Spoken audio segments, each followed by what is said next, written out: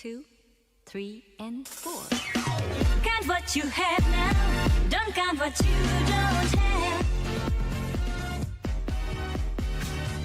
Count what you have now, don't count what you don't have. Find that you have so much. 頑張りすぎる自分に疲れてふと泣けてきた真夜中のバスルームでまだ手にしたことのない幸せがどこかにある気がして焦るのは年のせい一人楽しく生きてきたの何一つ悔やんでないけど曇った鏡のように明日が見えない Can't you see, can't you see 自由と孤独は二つでセット気ままなこと寂しさもついてくる Don't you know, don't you know 隣の芝生が青く見えたらこの庭に花を植えればいい自分の心の中にあるのさ You can find, you can find 足りないもの数えるくらいなら足りてるもの数えてごらんよ Count what you have now, don't count what you don't have.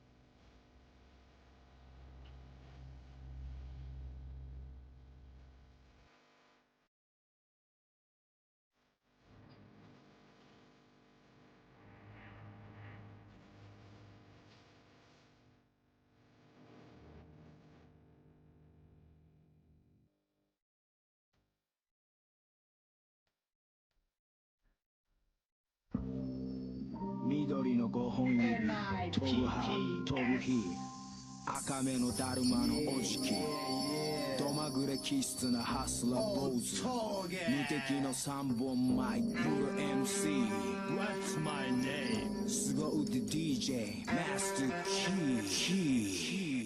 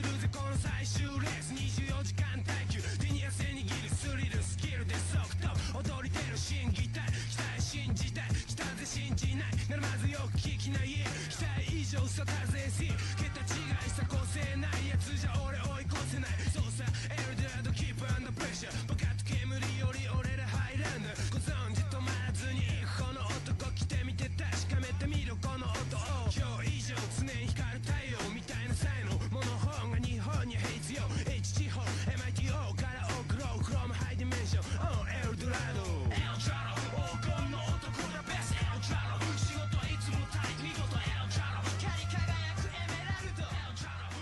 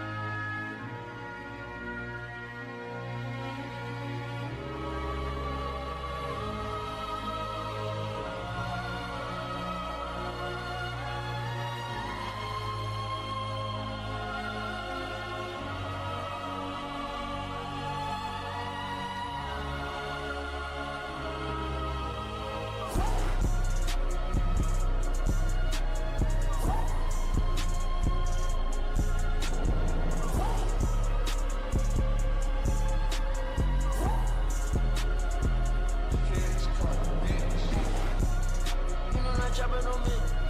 You know that chopping on me. I get that motherfucking lick. Double C all on my sheet. Yo, she get better my beach. Cushion me or I buy sheet. That ain't gon' fuck on my drip. Yeah, shawty ain't love my drip. Yeah. I get that drip, you get drip. Yeah. 220 all on that red. Yeah. I get that drip, you get drip. I'm for that bitch, I'm a pimp. I'm a little boy, we not simp. I'm for that bitch, she get big. Yeah. We ain't that bitch with no teeth. Run a little bitch, you get hit. Give me that bit with the stick. Give me that bit with the key. I get that money like blow. I'm in that bit with little meat. I do this shit in my sleep. Shawty saw me, she so deep. What is love? Baby, don't hurt me. Don't hurt me no more. Baby, don't hurt me. Don't hurt me no more.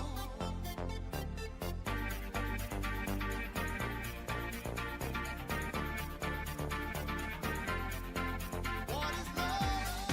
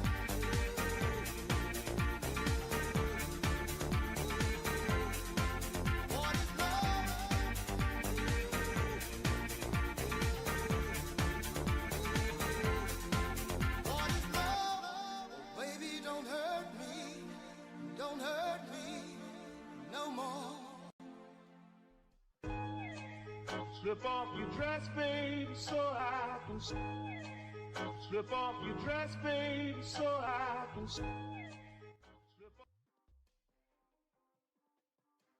It's my show, ding dong.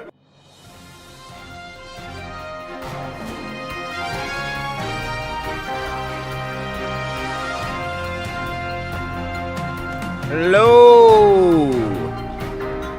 It is February 19th, 2025. I'm LHSHumpDayNewsDump. Welcome to the Wednesday show. Hope you're all having a good day. Hope you're all enjoying your week so far. You can slightly see through the green screen. Pay no attention to the bedroom behind the green screen. This is the multi-million-dollar Left-Hand Stew broadcasting studio coming to you live from the top of the Peace Tower in Ottawa. Hope you're having a good night. We got a good show. We got a lot of stuff lined up. First, we got a new interview. Shout out to the folks at Backbench. Specifically, Newer's last name. Newer Azria, new host of the show. She got a good interview with Jagmeet Singh. I don't even want, because I don't want to, that's the thing, where it's funny, all the vitriol, and, I got roasted. That was a fairly tame, yes, it got a little contentious. But I thought it was a fairly tame, sort of, back and forth between a reporter asking a question and a politician responding in the way they chose. I'm just glad my voice didn't crack, because usually it does that when I get, excited. And there's, exciting things happening. We can go to because I thought this was funny. But, oh, wait. Oh, yeah. Shout out Michael Barrett. So, a reporter from a newspaper that receives massive tax dollars from the Carney-Trudeau Liberals pretends not to understand why carbon tax Carney must disclose conflicts of interest to Canadians. That's not what I was asking. You'll hear what I was asking. Do you think unelected party advisors and unelected candidates should be subject to the same disclosure rules as candidates? What's the difference? That's where I screwed up. When I said candidates there at the end, I meant the same disclosure rules as public office holders, because that's the act that we're talking about. Because since he's not a public office holder, he is yet to be required to make any sort of ethics or financial disclosures to make sure he doesn't have any conflicts of interest. I pulled up the Carney campaign. They released obviously a statement in response to this, and I had it saved. Let's see if I can find it.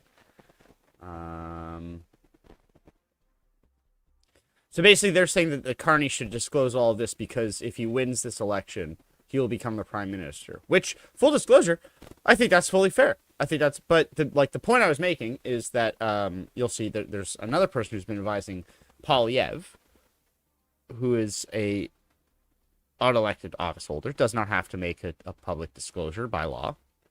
But if the Conservatives win the next election, she would potentially be in the same position they are criticizing Carney for, which is being a unelected advisor to the party advising the prime minister.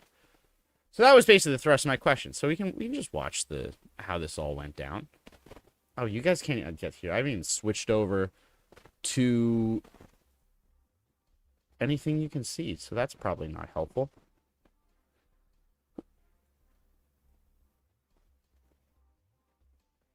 It's the United States of America. Where is it? Oh, there it is. Do you think unelected party advisors and unelected candidates should be subject to the same disclosure rules as candidates? What's the difference between Carney advising Trudeau and someone like Jenny Byrne advising your party's leader? Okay, I'm happy to explain to you the difference between someone sitting in the Prime Minister's office and someone not sitting in the Prime Minister's office. So Mark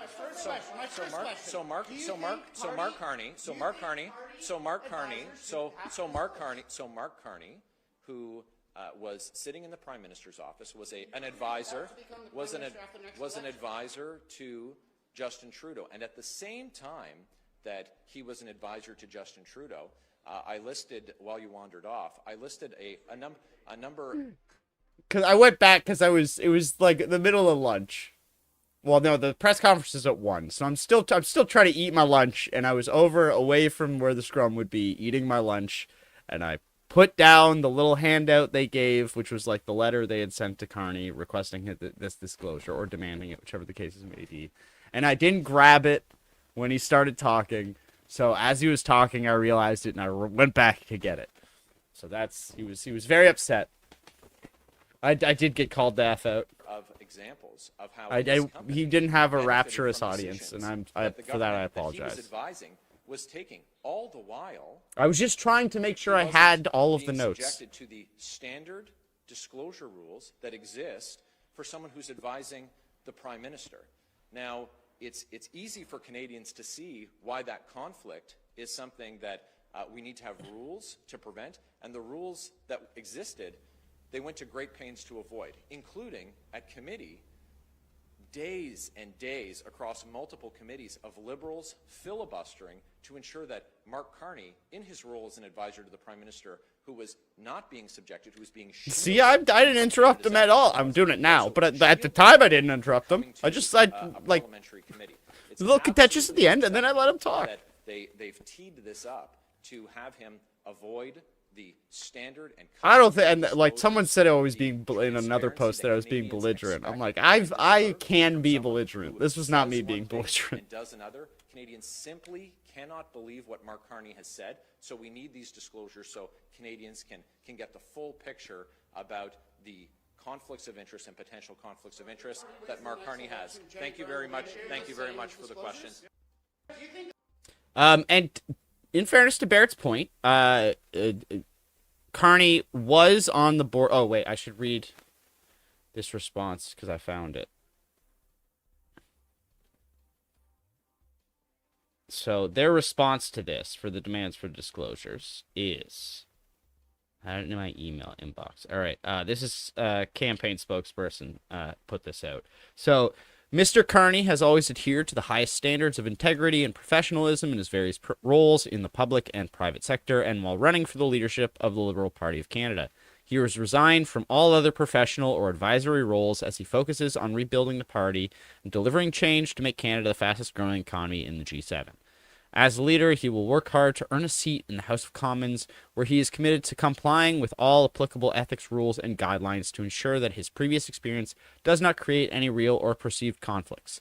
If Mr. Poilievre had any experience outside of partisan politics, we would call on him to meet these same standards. Got a little spicy there at the end, but that's sort of what it is. Now, one of the points they're making is that Brookfield Asset Management, which was the thing that Carney was on the board of, owns a company, and I believe it's called HomeServe. It might have a different name in Canada, but its name is HomeServe in the UK, and that's an important point. So, if you don't know, Canada. Oh, there it is. So, I believe this was, yes, so 2 Octobers ago, so in October 26, 2023, the government announced that they would be pausing the fuel charge on heating oil. That's not part of it. Where was it? Yes, so this was the part. So make the average heat pump free for low to medium income Canadians and provinces, territories that have agreed to support the delivery of enhanced federal heat pump grants, and incentivize the switch to heat pumps with $250 upfront payments for low to medium incomes Canadians. So that's sort of the connection they're making. Now, Carney did not become Carney tapped. He did not become the sort of chair of this advisory board of one for the Liberals until this was in September of 2024. So a year after they made this change to the heat pump thing. But Carney, UK, there it is. Carney was advising. He was a labor advisor, lobbied the I believe the Labor government on to relax the rules on heat pump subsidies, and what that he was apparently lobbying. So there's a changes to the government's $450 million boiler upgrade scheme. I love that the British call all of their things schemes. Like that's like the normal term for it. Whereas like I just think of like it's oh, we got scheme for heat pumps. I'm like, okay. Why are you calling it a scheme? It just seems kind of just a weird word. So he's apparently lobbying the government to try and expand this. At the moment, such grants, typically worth £75,000 each, can only be claimed by householders when they replace boilers with heat pumps or similar low-carbon heating systems. HomeServe, that's the company that Brookfield Management apparently owns, wants to introduce a rental model for households who can't or won't pay the upfront costs of installing a heat pump. Mr. Harper said, "We want to offer a heat pump rental model over 15 years." Mr. Harpen said Mr. Carney had used his access to seek a change in the law and had also co-signed an open letter to the Department of Energy, Security and Net Zero setting out the proposal and its benefits for the UK's attempts to reach net zero. Mr. Carney has also been pushing for similar changes in France, where Brookfield oversees a separate company involved in home energy upgrades. He recently used his contacts to secure a similar meeting with France's President Emmanuel Macron, said Mr. Harpen. Brookfield said Mr. Carney had not raised the issue of the boiler upgrade scheme with the Chancellor. It added, Mark Carney has advised the Chancellor on a number of macroeconomic and investment topics, including in his personal capacity as a member of the National Wealth Fund Task Force. A Treasury spokesman said it did not give a running commentary on the Chancellor's diary, but added, as part of general engagement with the industry, officials meet with representatives of HomeServe back in April, before the election, where this was the topic of conversation. No further meetings of the kind have taken place. The grant scheme remains available only to private householders. Spokesman for HomeServe said, alongside our other industry leaders and experts, HomeServe believes that increasing the take-up of heat pumps is critical to decarbonizing UK homes. As an industry, we are ready to support the government in delivering a workable residential decarbonization transition plan.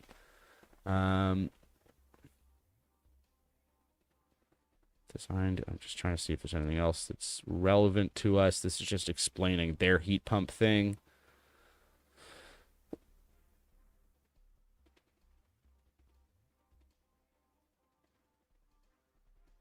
So it doesn't look like the actual changes he was looking for were made, but that's sort of there's that's kind of I think the realm. There's some other stuff. I think Stripe. He was on a board of advisors.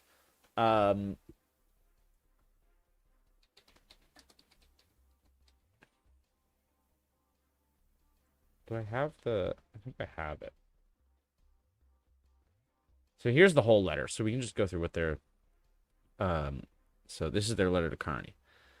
I'm writing regarding your failure to commit to submitting your ethics disclosure before potentially taking office as Prime Minister or before a potential election this spring. It's not a failure because he's not required to do it. But I'm nitpicking. We already know that so far, Justin Trudeau has managed to protect you from ethics disclosure by appointing you to a board consisting only of you, which provided him advice on economic growth.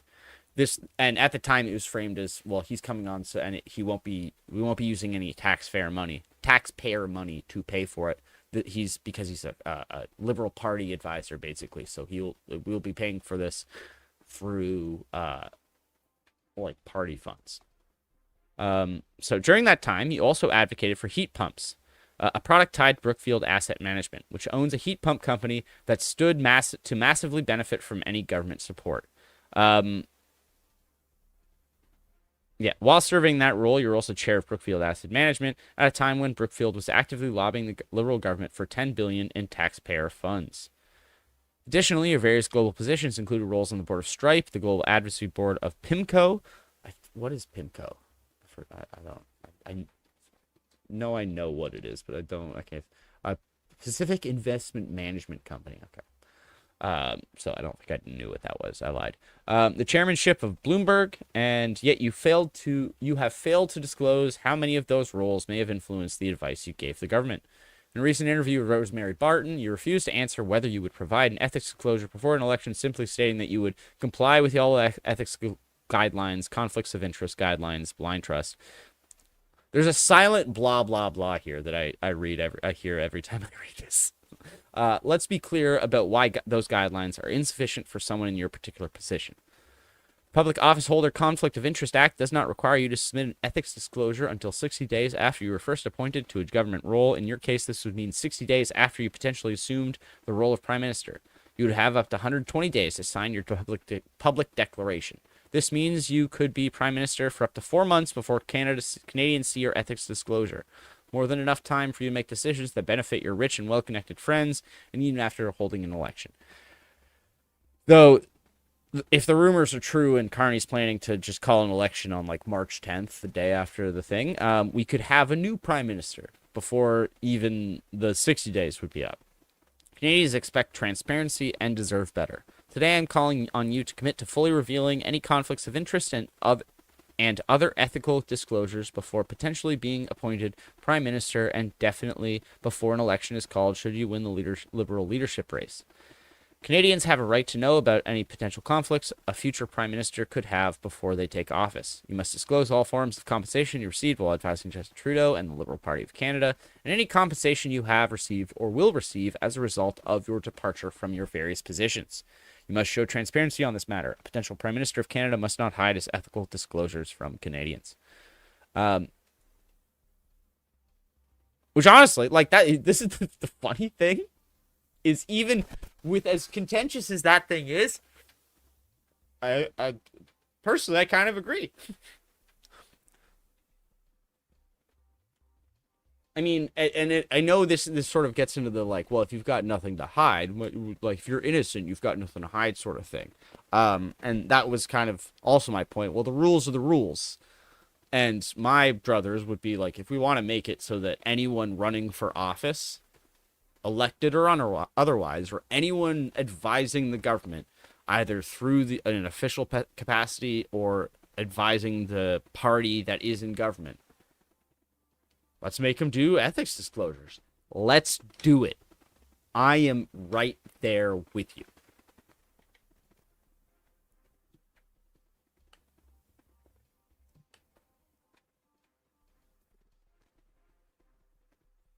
Because I'm like, I love digging through that shit. It's my favorite. I think I'm going to be mad. Well, that was our little detour. Because we got a lot of stuff to cover. So we'll get right on to the next thing. This is Jagmeet Singh on the backbench. Or I believe they're rebranding to just being Canada Land Politics. You see that right down there. I think they're changing the name. Be real with me. Yeah. Let's. I'm always real. Let's engage on this one. Yes. Mark Carney's made it his business to make a lot of money for big corporations, but often ignoring, neglecting, and hurting working class folks. You know when someone's your friend when you're in a fight. That's when you're not going to see Pierre Poilievre. I want to know about you, though. That's why I care so much about public health, because my dad, when he was in the worst of his addiction, is that a drink with a moose? When you stop eating food and you just drink. On Valentine's Day, I had a date with Jagmeet Singh. He waltzed into the Canada Land studio, munching on banana bread. He shook everyone's hand and hung up his coat and assured me that he could handle any hot seat. Look, I've watched a lot of interviews he's given. He's kind of always sounded the same. Dental care this, Galen Weston that, and I was absolutely determined to learn something new. I wanted him to be real with me, to address reality, because things are not looking good for him or his party. And boy, I was not Yeah, where is the I think it's Angus Reid. That was the one that released today. You want to see a wild chart? I don't think I've ever seen a line do that. What? They're at, like obviously the not great for the NDP. They're at 10%. Just not great. And they were ahead of the Liberals in this poll as of December. But good googly moogly. This is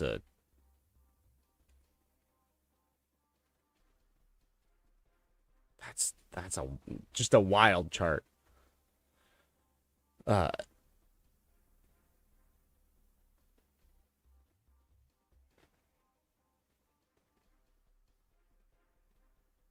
That's surprising. Is it this must be just because he's fairly new. Plus 43 net favorables from the NDP for Carney? What?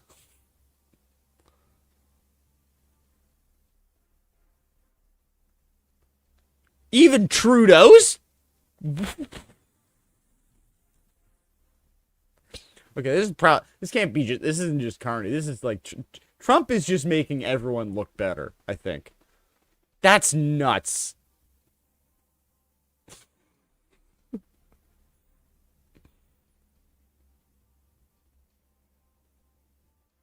Well, Poilievre's holding steady.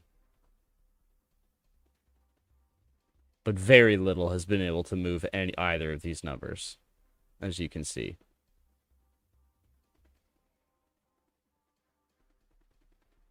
Carney's plus 18 with Zoomer men? How the fuck did he pull that? I'm sorry for swearing, but how the hell does Carney pull off plus 18 with 18 to 34-year-old men?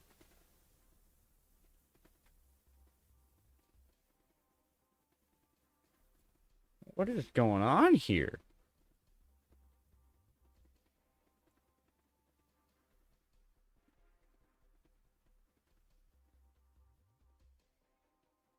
Cost of living still way up there. Just a whole new relations with the U.S., including tariffs. Just a whole new thing, and now it's third. Environment, climate change, 15%. Ooh, that's not good for... The Greens aren't going to like those numbers.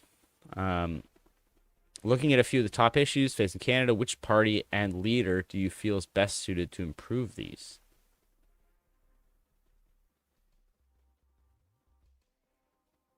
Oh, this is nuts.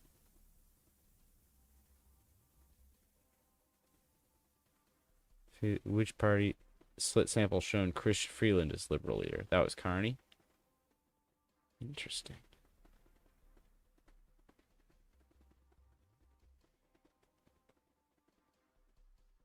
NDP almost wins on healthcare with Chrystia Freeland as leader. That's interesting. I don't know. That's trying to think of why people wouldn't think Freeland would be good on healthcare. Interesting.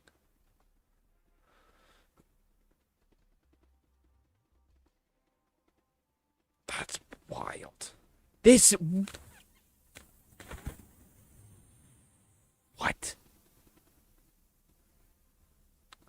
I think that's as close to vertical as you can get in a chart. Good Lord.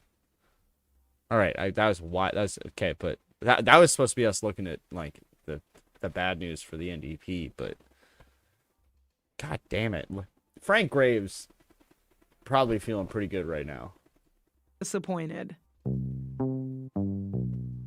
last week, an internal NDP memo was leaked, and it said that the NDP is gearing up for an election, that they think it'll happen on March 10th. So that's where I started, only after I gave him a little Valentine's Day gift. Let's get into it. Okay, Jagmeet, I have a gift for you. Oh my goodness. I know you like fancy cars. Oh my goodness, do I ever? I saw. I know it's not maybe your taste. No, this is the best. Hot Wheels are the best. Hot Wheels. I popped by the Dollarama. Okay. Yesterday. I appreciate that. Thought, What would be ideal is if you just put the car out somewhere and I just walk by beside it, and we have someone take a picture of that, because then that will be very on brand. So. Yeah. I saw the memo. March 10th. Mark Carney. Yes. You're just walking Feels like past that's right around the corner. Maserati. Do you know something we don't know? Yeah, that's what we're getting, that's when he's going to call it. Interesting, when the question was put to him, he didn't deny it. So if it was not going to happen, he'd be like, no, of course not. And he didn't deny it. So we're preparing for that. And we're ready for an election. We're ready for that. And I think Mark Carney is really showing Canadians what his real priorities are. And he's got a long career to show who he's prioritized in his career. He has made it his business and his career to make a lot of money for big corporations, but often ignoring, neglecting, and hurting working class folks, everyday folks. And I think we're already seeing a bit of that. He said that giving Canadians a break on their GST was a bad idea, but he thinks it's a good idea to give a tax break to millionaires, to do a flip-flop on the capital gains thing. So he's really showing you like, oh, capital gains? Yeah, I'm going to flip-flop on that and give millionaires a big tax cut. But for working class folks or everyday folks, no, they don't deserve one. So I think he's giving you his priorities. You said Mark Carney's hurt working class people. Maybe elaborate on that. Yeah. One of the things that he did was he was a part of a company. He was one of the heads of the company, leading this company that was going to go public. And right before it went public, he fired over 1,000 workers just to jack up the initial public offering, the IPO, so they could have a bigger IPO. They were profitable. They had no issue. Like sometimes a company has a downturn, they got to restructure because of a downturn. They were highly profitable, doing really well, but just to bump up their shares, he fired over 1,000 workers. Hey, it's Future Noor here. We looked into the accusations Jagmeet made about Mark Carney. The company he's referring to is called Stripe. It hasn't IPO'd yet. He's also not the head of the company. He's on the board of directors. Peace out. The other one was when he was the head of Brookfield. This is a company, it's a corporate landlord, and Torontonians know this really well, where Yes, I'll have to figure out what the hell Stripe is now, too. Corporate landlord, and basically rent evict. So you kick out the tenants that are there, slap on maybe a new marble counter, and then put that home back onto the market for a lot more and make a lot more money for the shareholders, but you're rent evicting. Lapins du Soleil, thank you for Floors following. are like coming apart, yeah. Exactly. I've seen those. Yeah. So that's it. So he's done that. As okay. the head of Brookfield Place. I think I kind of know what Stripe is. Done that again and again. He's in it for that. It always blows my mind that like the U.S. doesn't have just like a free e-transfer system amongst all its banks. It's just nuts to me. A big corporation. I want to know about you though. Yeah, tell me. Like I can like if I have someone anywhere in Canada, like I'm at RBC. That's the bank I have. And I live in Ontario. If someone in BC with like TD Bank or whatever, or Scotia, if I owe them like $25, I can just send them that money from my like banking app. I don't need like a separate service to do that. It's so wild to me. You guys don't have that. Am I wrong? Like, do you guys actually do have that, and you just have all these other things for no reason? Like e-transfers. I have heard the billionaire stuff. But those not free for Americans? I want to know if they don't call an election. I'm a politics journalist, so I need to like plan my vacations, obviously. Yes. Are you calling an election? It would be... But it's still like a separate thing that has no way for you have to any use, opposition leader to call it even early. if it's inside like your bank if offers it for you. And there was a vote in Parliament, but I don't think. Would you vote? Yeah, I don't think that's going to happen because Mark Carney's made it pretty clear when he gets elected, quickly afterwards he's going to call an election. But would you? Yeah, well, this is what I've said. I want to see Parliament get recalled now.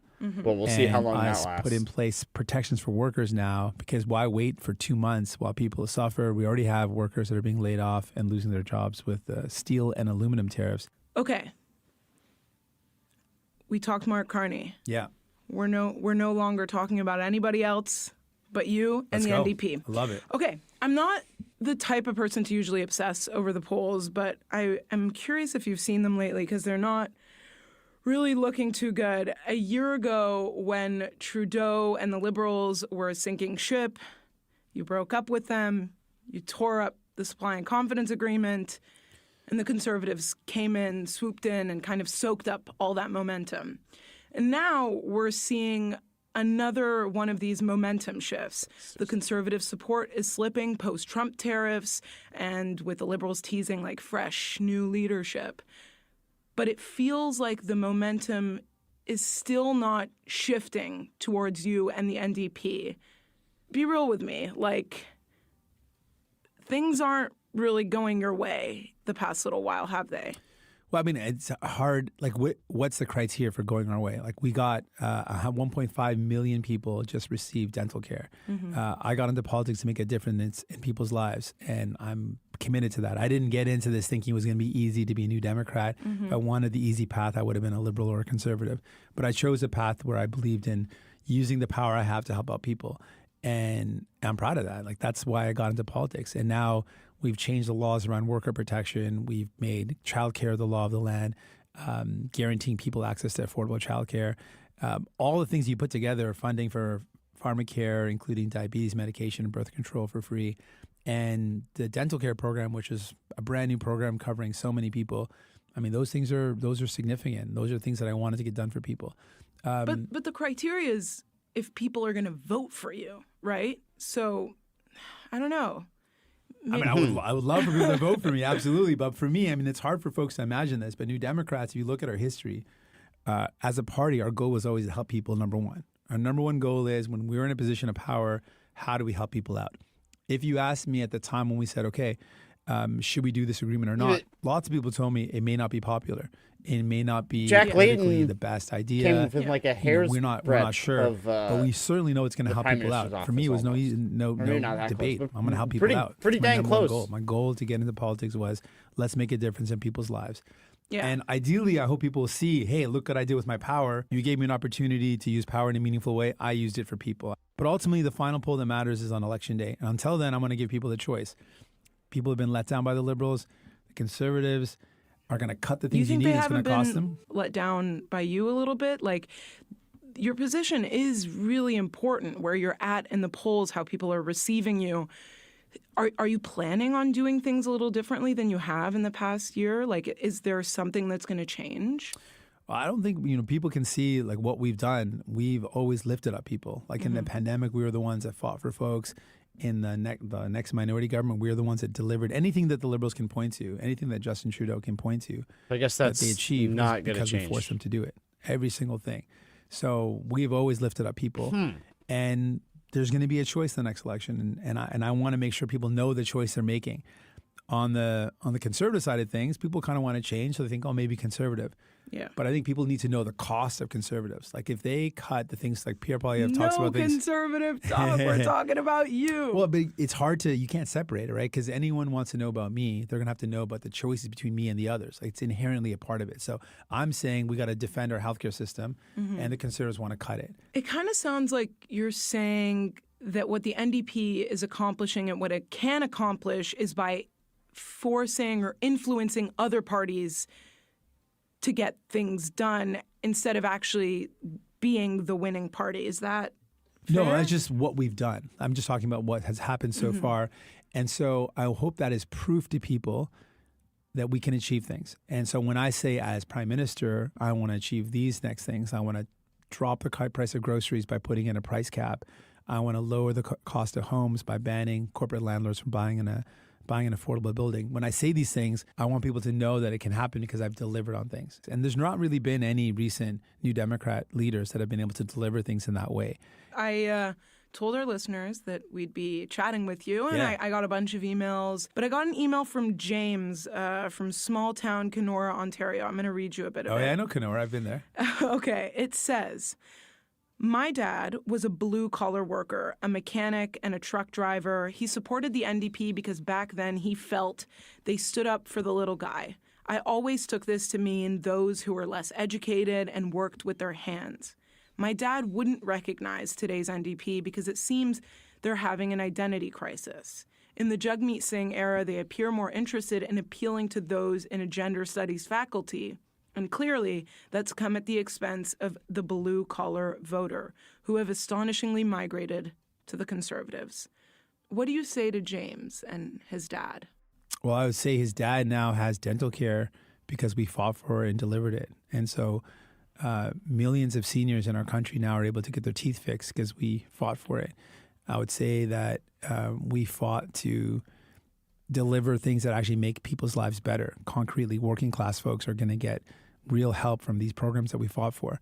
And that's our roots. Okay, whenever there's been a strike in the past year and workers have been on strike, and there's been a Bring fight up between the big anti-scab bosses and the legislation. workers. We're the only ones that showed up. I've been to every major strike, whether it's the rail workers, the postal workers. Because of or the us, if port you go workers, on which were the three strike, major your strikes in the bosses past can't year. send in Every one of those replacement protests, every one of workers. those strikes, I've been with. I don't know those why that's workers not on the ground. opening salvo. You didn't see Pierre Poilievre show up to a single one of those strikes. Well, he You was didn't at see. 60 local unions and toured 40 different But unions. never showed.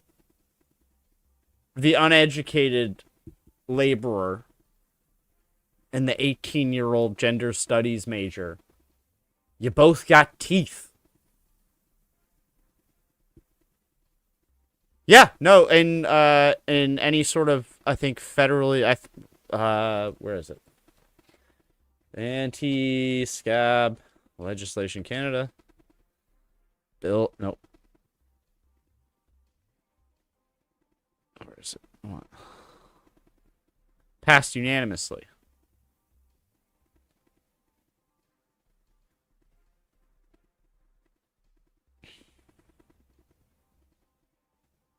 Although it's just in, like, federally mandated strikes.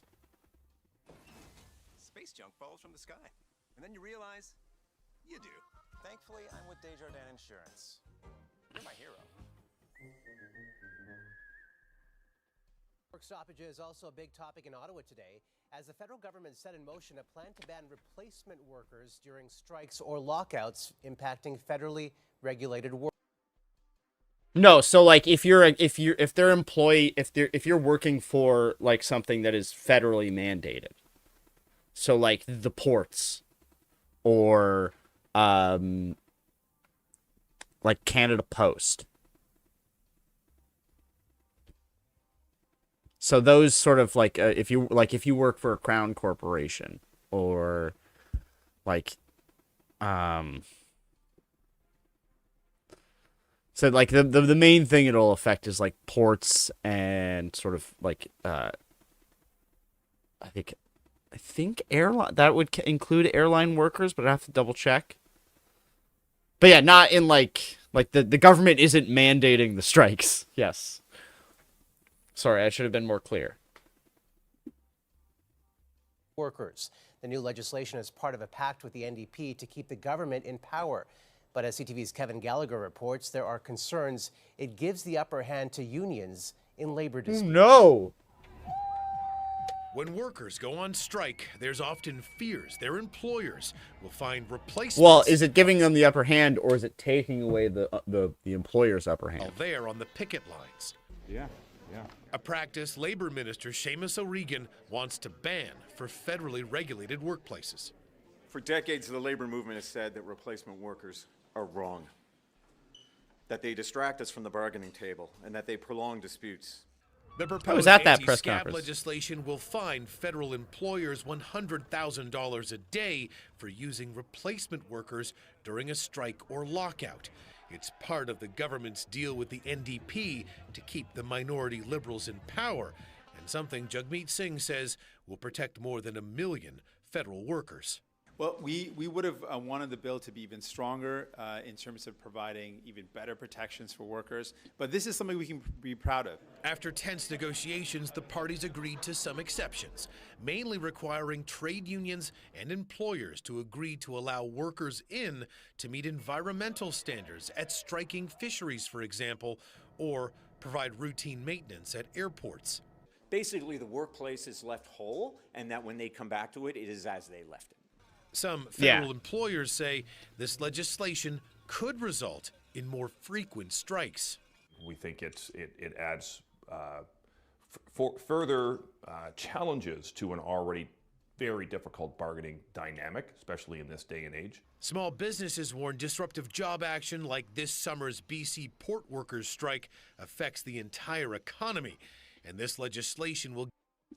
I'm surprised Minion Death Cult wouldn't have known about it. Someone's your friend. Not in times are good. You know when someone's your friend when you're in a fight.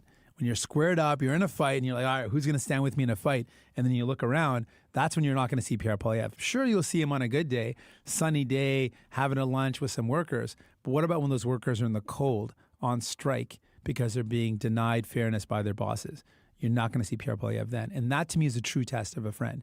A friend is not someone who's there on sunny days. A friend is someone with you when it's tough and it's cold. It's minus 15 out there in Ottawa, and we showed up for the postal workers that were on strike. So then why do you think there are people who have this interpretation of you and your party of like abandoning the working class? Is it a comms issue? Is it a campaign issue? Yeah, why do you think so? Conservatives have lots of money, and they've been spending that on ads, and those ads go right to people's phones. They outspend us by $1 gazillion to 1. Like, they have way more money than us, and so it's effective. Like, ads work, and they've made a lot of ads attacking us for not being there for people, when the track record of the Conservatives, like evidence-based, is they voted against minimum wage. They voted against unions being able to fight for fair wages. They voted against workers again and again. Pierre Poilievre made himself out. Rogan, do you know the guy in that podcast? As an MP, as the first federally elected person to bring in right to work laws in Canada, which are anti-union, anti-worker. So here's a guy who's clearly anti-worker. But if you run a lot of ads and say, hey, I'm on your side, it's compelling, and people see that. But it's not the truth. So we brought in concrete things that actually make working people's lives better. He has done none of those things. Post-media leisure poll I'm hoping that has when I get the a chance in a NDP campaign, when the 11% field as is a well. bit more level, I can show folks, hey, this is what I've done with my time. This is what I'm committed to. These are my priorities. And what has he done with that same minority government? Nothing that he can show. I want to go back to James's email. There was a specific complaint that you care more about these university-educated gender studies students than workers. I think there's a notion there that you can't be for both. Yeah, I mean, I think there's an attempt to separate kind of working people and there you go, more middle Rogan. class, and pit kind of folks against each other. And it's kind of the conservative way to try to. Oh wait, were you calling me Borat? So their goal is to try to pit someone who's in a gender study class against a person that's a worker at a factory or a mechanic. Both of those folks are going to be working class, unless the person that's taking that course is like going to inherit $1 billion from their parents. Most folks are going to be working class. $1 billion. You trade your time for money, and all of us are in that struggle together. Unless you're the elite that don't have to worry about those things. And we are better off when we're together. When a mechanic and a nurse and a university student all realize that we're all our condition of life, our realities are far more similar than the realities of a CEO, of Galen Weston, who runs Loblaws. Like, his life is completely different from the life of these working class folks. And the more we understand that, the better. And my goal is to get the anger not against someone who's taking a course in university. My goal is to say, let's get angry at Galen Weston that's ripping you off. Let's get angry at... It took us 15 minutes to get to Galen Weston. Oh, yeah. I was waiting. I'm definitely going to get there. But anyway, I mean, the head of Metro, the head of Sobeys, the Walmart, Costco, all these corporate grocery stores are ripping us off. That's what we should be angry about. Okay. Let's add in Bell, Rogers, TELUS, like the cell phone companies are ripping us off. But this division, it's working, right? It really does suck it's so not many great of these that issues that Newer had to be the one to make that point label. or sort of lock him to it. and it becomes this kind of like political poison. But that's where we're at right now, unfortunately. So if you're actually trying to win, do you pick one? No, we try to unite people and make the argument, like kind of the original workers of the world unite. That's like the original kind of socialist slogan. But the idea is, we should unite together. Who is really the threat to that mechanic? Is it a person taking a course in university, or is it a corporate landlord that's going to buy up all the affordable homes in Kenora? Who's really the threat to a person that's working on a factory line? Is it someone that looks a bit different from them, or is it a corporate grocery store that continues to rip you off by, in the past, bread price fixing, literally fixing the price of bread, colluding together to rip us off? Or now, more recently, with the price of meat, they've been found again to do another scandal where across the boards in a systemic way, big corporate grocery stores were weighing the packaging along with the meat. And they were found guilty of doing that. Like the Competition Bureau came out very recently in the past couple of weeks and said, hey, this is a practice that's going on. So again and again, we're seeing examples of people getting ripped off by these corporations that want to make money on them. That's who we got to go after. That's where I want to direct the anger. Let's change and protect Canadians better. Let's protect consumers better. And let's put in place rules that actually give people a shot at building a good life. After the break, I asked Jugmeat about his fancy-ass watches and those fancy-ass cars. I'm going to ask you a question. God damn it. I'm going to go to the bathroom. But I have gotten a lot of comments about. Wait.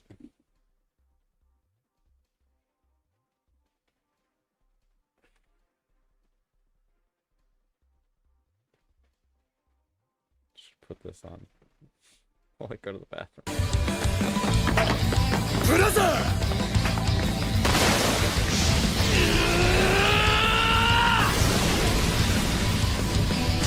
そのレベルで満足していると、俺とお前は親友ではなくなってしまう。この呪霊もすでに国戦を決めているという。今置いていかれているのは俺。 再びブラザーを一人にする気か東堂葵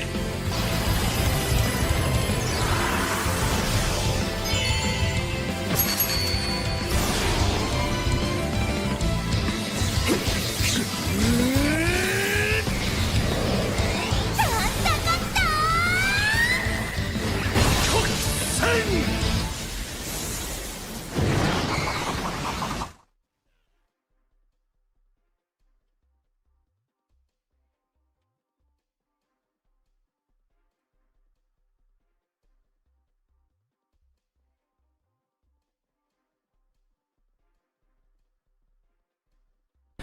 俺たちの人生がその因果のうちに収まりきることはない。それでもお前は何を託された？今すぐ答えを出す必要はない。だが答えが出るまで決して足を止めるな。話は終わったか、ちょんまげゴリラ。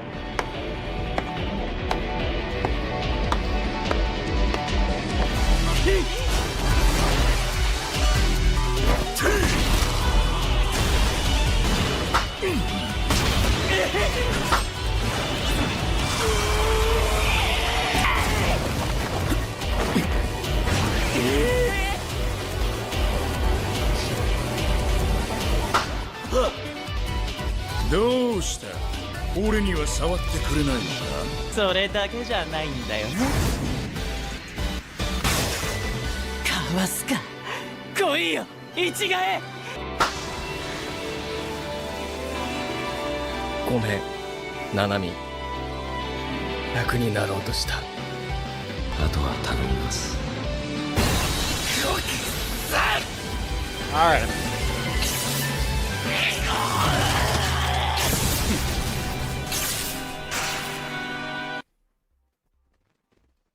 Of emails. It was probably the most commented thing on Reddit. You've gotten a lot of shit for being a flashy guy, for wearing nice watches, having nice cars, and look, I like a nice watch too.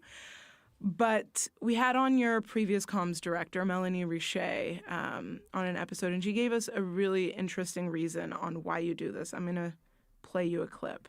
Jagmeet has spent a lot of his life wearing the expensive suits, driving the expensive cars to show that he belongs, to show that he should be taken seriously as a lawyer and not the defendant, to show that, you know, he shouldn't be stopped by cops, to show that he's a serious politician. She went on to say other things like it's kind of like an armor for you. Yeah, that's the. What do you think? Well, I would say suits were definitely an armor for me. I got into law school and I graduated, and I wanted to work in the field, and I needed to look the part. Like I need to look like someone that you could say, oh, this guy knows what he's doing. This is a good lawyer. So wearing a good suit was something my dad also was a physician and still is, still practicing. And he kind of taught me that, you know, people aren't going to take you seriously unless you look the part. So he would always, you know, polish his own shoes and try to dress sharp when he went into work, because people would second guess him. He had an accent and say maybe he's not educated, maybe he's not actually qualified. So he really wanted to show that he was ready for the job. So he'd always take a moment to care about the way he looked. And so that was part of what I did to try to take a moment to dress well so that I could be taken seriously in the role. But I mean, a lot of it's like I don't actually own any fancy cars at all. I have no, like, this is kind of like a made up thing now. Like when I was a lawyer, I had a BMW that people reference. I don't own that anymore. That's been sold. And so I don't actually own any fancy car at all. And watch? I was gifted a watch my dad. And so, yeah, I have gifts from my family. But my real reality is when I was 20, this is who I am. When I was 20, that same my dad who I love, who's amazing, who I look up to, I admire to this day. I think he's incredible. His story is like, it's a movie. The learning on a dirt floor in a village school and becoming the head of psychiatry in a hospital in Canada. Like, that story is incredible. But that same person that I admire also struggled with an addiction and lost his license and his ability to practice, and became very scary and violent and dangerous. So much so that when I was 20, going to university, my kid brother, who's 15, had to come live with me. Mm-hmm. And I remember having that tough chat with my mom that, hey, like, I don't think Ruthan's safe at home. And she, as a mom, had to admit that her baby boy, because no matter how old he gets, he's still her baby boy, wasn't safe at home. And so I'm 20, going to university, taking care of a kid brother, helping him go to school, helping him with his homework, registering his classes. And then I got a call from my mom saying, Dad's taking a turn from the worst. We can't send any money to support you. And as the eldest sibling, I had to give her confidence. Like, don't worry, Mom, I got this. You take care of Dad. I'll take care of Ruthan. And then I panicked and went out and got 3 minimum wage jobs as a 20-year-old going to university. I worked in Aldo's, stocking shoes in the back. And I wasn't cool enough / I was all dusty to be in the showroom floor. So anytime I peeked my head out, they'd be like, go in the back. And I had to run back and keep on stocking shoes. I worked at another jean store. I worked at another clothing store. So I pieced together more than full-time hours. And I worked hard to be able to keep my brother, make sure he was fed food and that I had food on the table for him. And so that's the struggle that I lived. And then my parents had to go through bankruptcy. We lost our home. So I've experienced those struggles, those worries. And I think about how today I made it through those tough times. But people right now, with the cost of living as high as it is, groceries as expensive as they are, homes and rent as high as it is, I would not have been able to make it. Well, I made it through that time, but people today couldn't make it through. So that's what I think about. That's where I come from. That's my reality. And I ask people to consider what Pierre Poilievre was doing when he was 20, what was Justin Trudeau or Mark Carney doing when they're 20. I'm sure they weren't taking care of their kid brother, working 3 minimum wage jobs to try to keep food on the table. Why have you never shared this or addressed He has, though. I've heard this before. Champagne socialist Or, I mean, I guess this is why not address it like that. I've shared this story. He has shared this story before. It's a big part of my life. Like, we quite a bit. Went through lots of financial difficulties. I was the eldest and I had to support my family. There was a number of years, maybe I haven't talked about this in the next part as much, but from the time I graduated law school into my 30s, I was the sole income earner. Took care of my mom, my dad, my kid brother. I was the one that paid the bills, paid the mortgage, took care of everything. Until my dad, actually, one of the first things I did as a lawyer was to help him get back his license. He had, that's why I care so much about public health, because my dad, when he was in the worst of his addiction, end stage alcoholism is when you stop eating food and you just drink. And so he was only drinking, not eating, and he got hospitalized a bunch of times. And some of his friends were the physicians that were treating him because he was a doctor in the same circles. And they're like, if you keep on doing this, you're going to die. And he had been hospitalized multiple times in 1 month. And then something happens, and this happens if you've ever met someone that's gone through an addiction. He had this moment, he's like, I want to live. And in that moment, we scrambled, and we didn't have money. He didn't have private insurance anymore. He didn't have anything. So we had to find a public rehab center. And there was one spot by chance that had a bed available in Windsor. And to this day, I'm thankful. I'm a donor of that place. I appreciate them so much. So they took him in. He was able to turn his life around. He beat his addiction and then worked to try to get back his license. And one of the first things I negotiated was him getting back his license with the college. And then he was back on his feet and he said, listen, I'll take it from here. And then took a lot of weight off my shoulder. And that's actually around the time when my brother convinced me to run in politics. So I wouldn't have otherwise done it because I couldn't have afforded to take that time off because I was paying all the bills, supporting the family. I appreciate you sharing that. And you're running. You're running to be the next Prime Minister of Canada. Yes, indeed. I get you're running. What's plan B if you don't win? Oh, there's no plan B. It's all plan A. What do you mean there's no plan B? No, plan A only. You can't go into an election thinking anything other than I'm running to win. And I want folks to know that. I believe in it. And honestly, this is why I believe in it. You play to win the game. I completely, but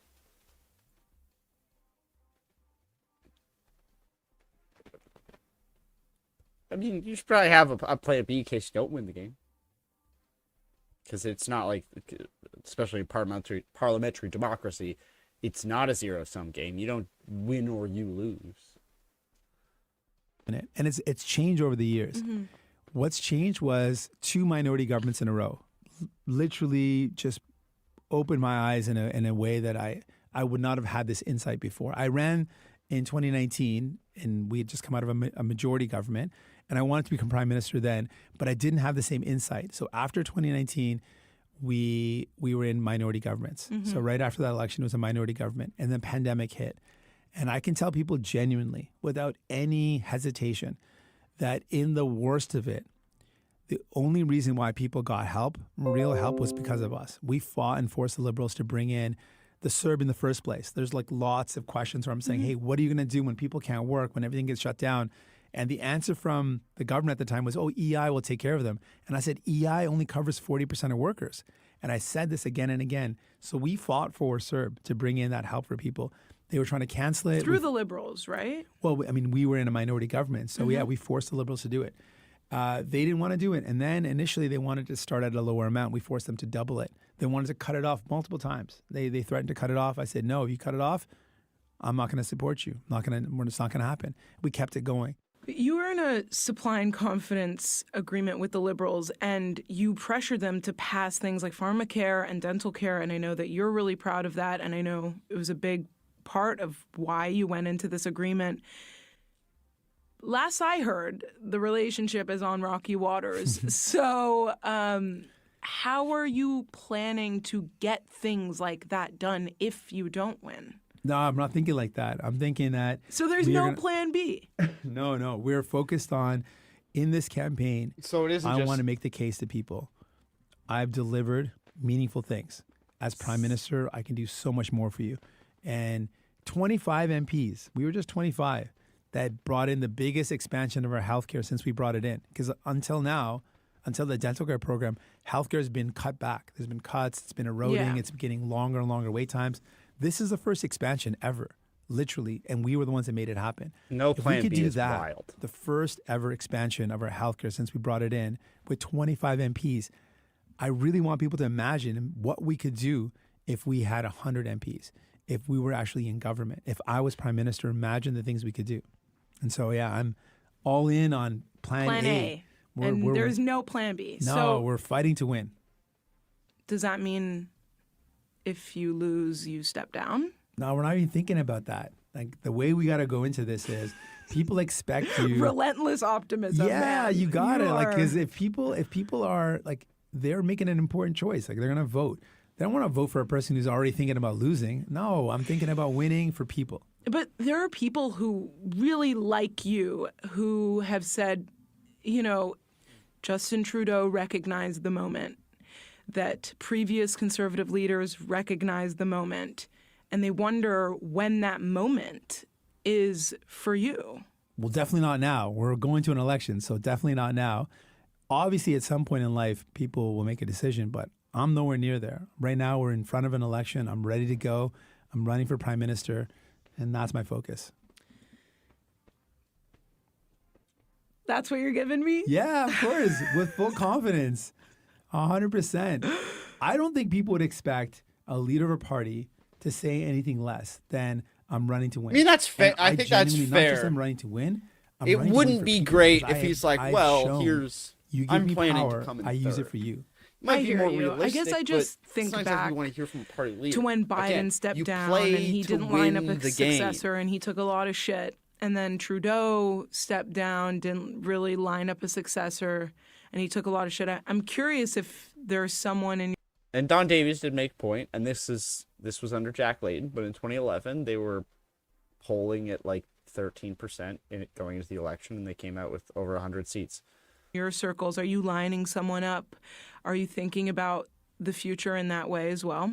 No. Because right now we have an election that's going to happen like this year. So I'm focused on the election, and that's it. The focus is on giving people a real choice in this election, and that's got to be my focus. Otherwise, I'm doing a disservice to the position I'm in, to the people who trust in this position, and to the electors, to the voters. Like, they got a choice to make, and I'm all in on that choice.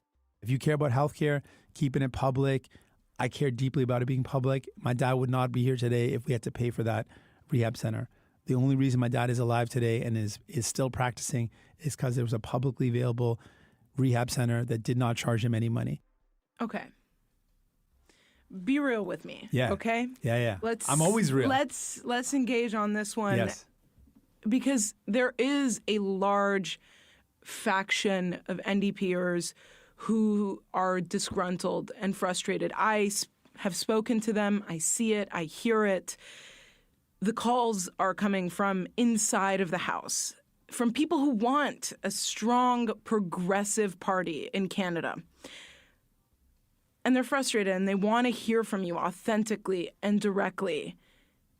What do you say to these people other than, trust me, bro, I'm going to be prime minister? Well, I would say we have given a track record that no other leader in recent history in the New Democrats can offer. A track record.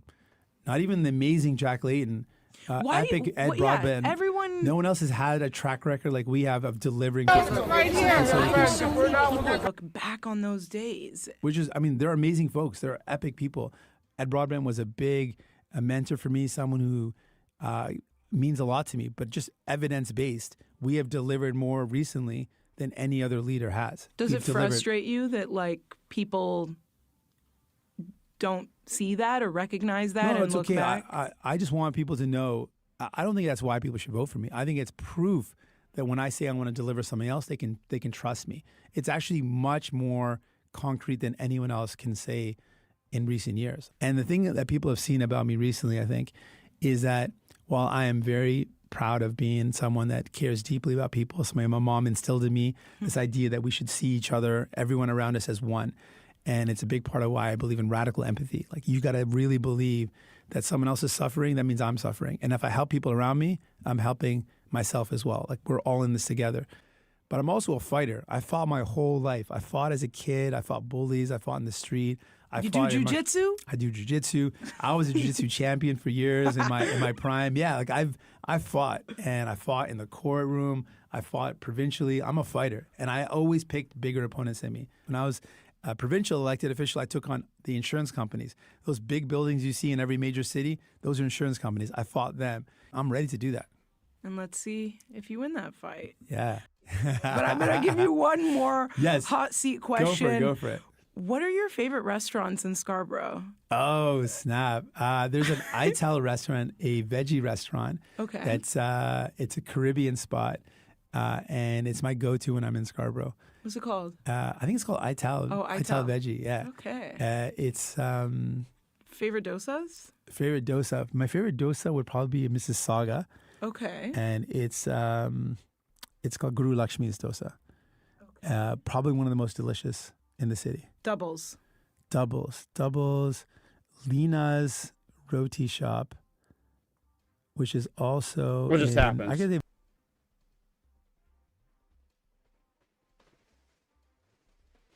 Are we still streaming?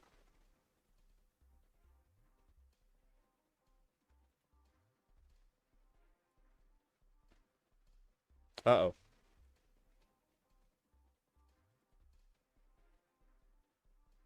Multiple locations. The one I go to is off the 401. I think it's in Weird. Mississauga as well. Yeah. Okay. Lena's doubles. I mean, I love doubles. I had that doubles in Trinidad and some yummy stuff. Damn. I would love to have doubles in Trinidad.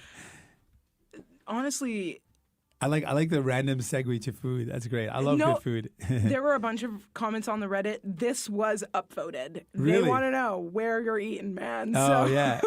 I love pizza. I'm obsessed with pizza. Okay, pizza spot then? I like Descendant Pizza. It's a Detroit style. I grew up in Okay. Windsor, so Detroit style is actually very close to my heart. Jugmeat, thank you so much for making the time. My pleasure. You can't forget your car, though. Oh, yes. You can't forget it. No. Thank you. I'm going to get in trouble. This looks like a very fancy sports car. It does. Have you driven a car like this before? No, I don't think so. Me neither. I've had maybe like not as fancy, but I've had a Hot Wheels similar. This This is is giving going straight to my serious. daughter. I think she's gonna love it. That's very cute. If you like this episode and like the fact that you can see my face, it's kind of creeping me out. Hit the like, comment, and subscribe button. And thanks for sticking around. Interesting interview. I already opened it up. Stop. Is that too soon? Don't you like pull it back, or does it? No, it doesn't do that. But it's gliding really smooth. The wheels look really All right. nice. Yeah, it's like a Let's look at some liberal fundraising kinda numbers jealous. now. The fundraising numbers are in, and one candidate appears to be leaving rivals in the dust. The CBC's JP So Tasker much joins money. us now. So, JP, this is some of our first hard data in the leadership race. Walk us through it. Yeah, candidates are always boasting about how well they're doing, right? And there's lots of claims being thrown around during an election campaign. Now we have some actual hard data as to how well these candidates are doing in the race to replace Justin Trudeau. And it's very clear Mark Carney has what is probably an insurmountable lead in terms of fundraising at this point. He is outpacing all of the other candidates in terms of the amount of money that has been hauled into this point. Let's bring up the chart. Though he can to only show spend all our $5 viewers million. where people are at as of this point, as of really Sunday when they had to submit this data. Although the data likely dates Karina back to Gould raising the last week. second So Mark most Carney's amount at is $1.9 wild. million from Little engine that 11,260 could contributors. really Karina Gould, earning the nickname. 236,000 from 1,375 contributors. Frank Bayless, 227,000 from 188 contributors. Chrystia Freeland, 226,000 from 332 contributors, although there is a major asterisk there. We'll get to that in a second. And Ruby Dalla, $144,000 from 109 contributors. So why did I say there's an asterisk there next to Chrystia Freeland? Well, her campaign tells us that the data that is with Elections Canada right now is incomplete, that it does not tell the whole picture. Essentially what happened is that some of their money was routed through the party itself. So the party was holding on to some of their campaign funds. That money was not released to the campaign before this data was presented to Elections Canada. So they say the numbers that have been reported today really undercount just how much money they have pulled into this point and how many. Oh, everyone refresh.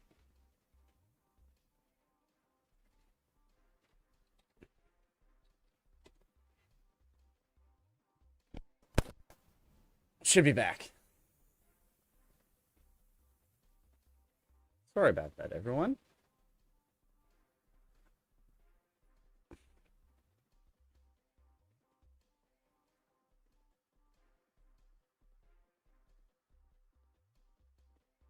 There we go.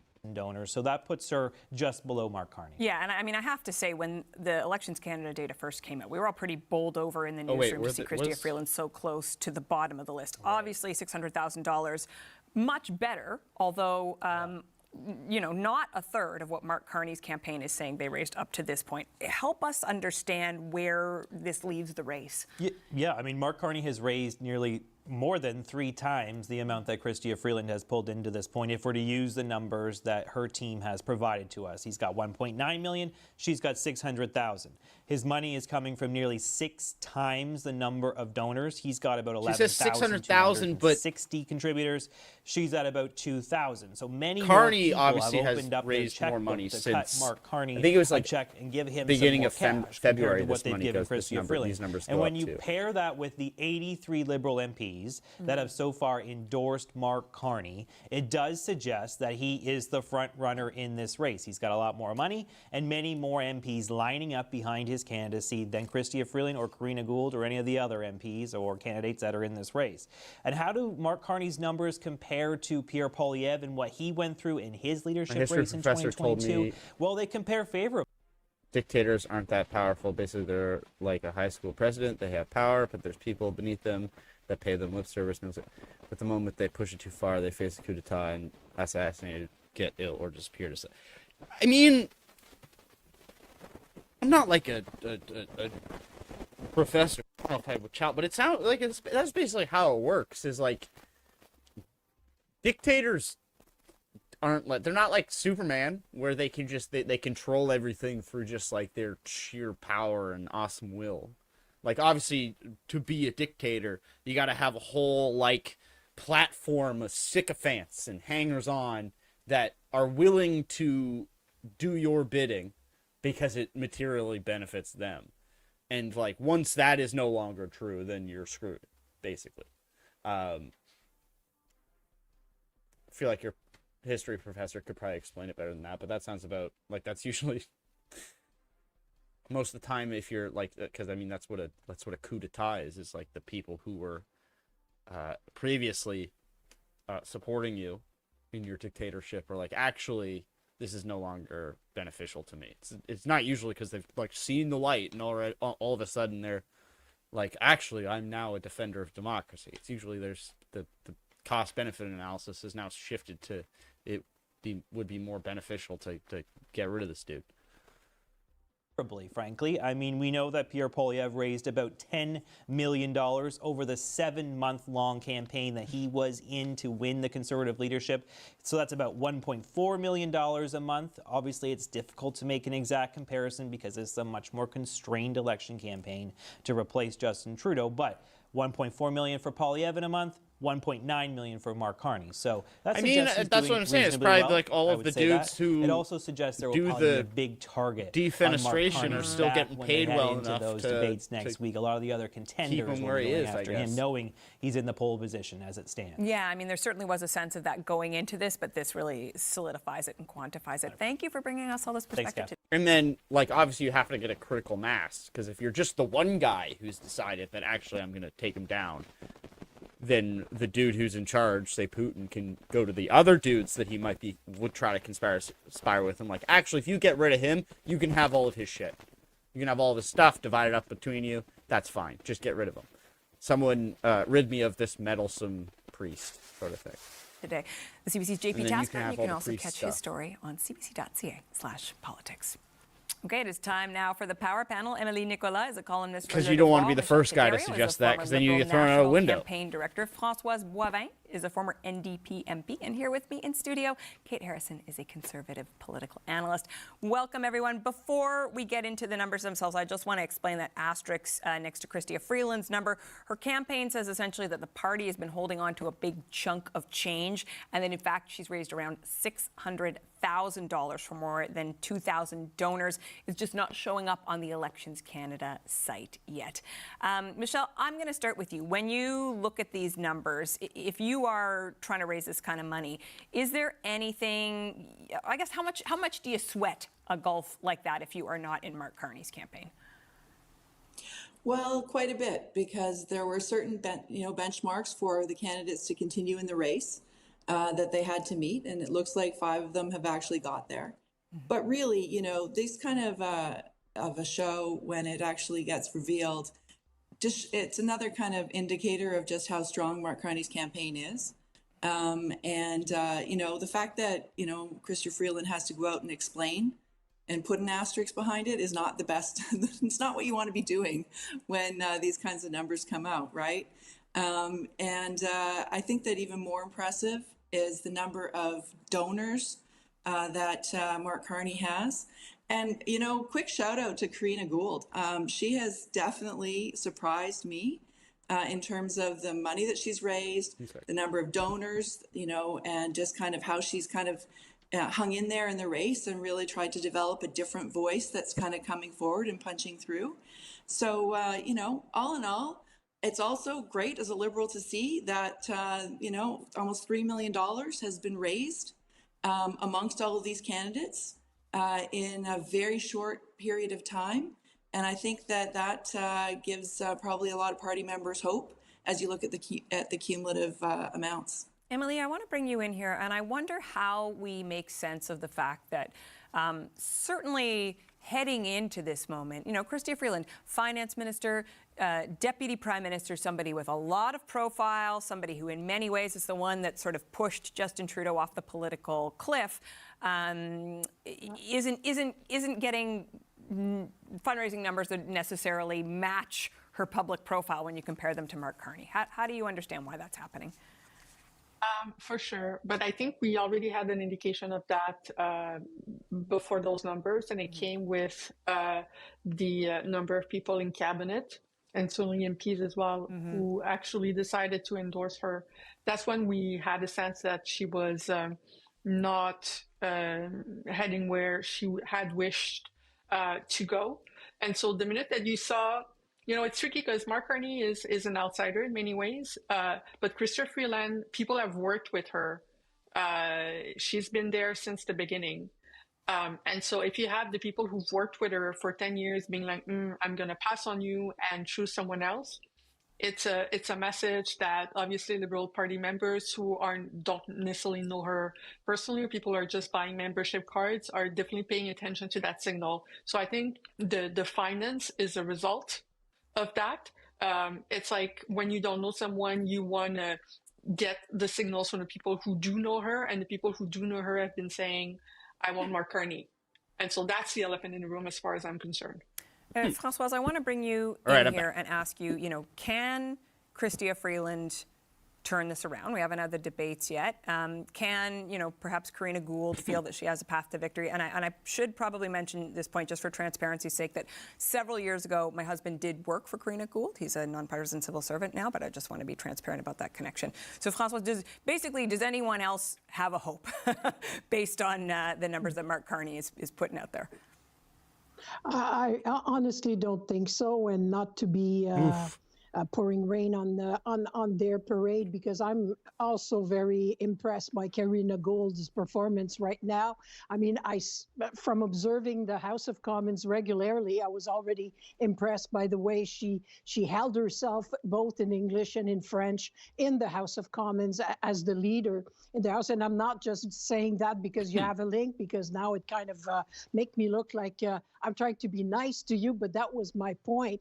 So I think it's just giving her a national platform to shine. I agree with Michelle that to have to put an asterisk and explain why your team, and you know that it's going to come out from Election Canada, and money talks, so it's going to have an impact. The headlines will be Mark Carney ahead at 1.9 million. The rest is in dirt. So she knew that. So it would have been less dirt if she had been at the so-called 600,000 that remains to be seen.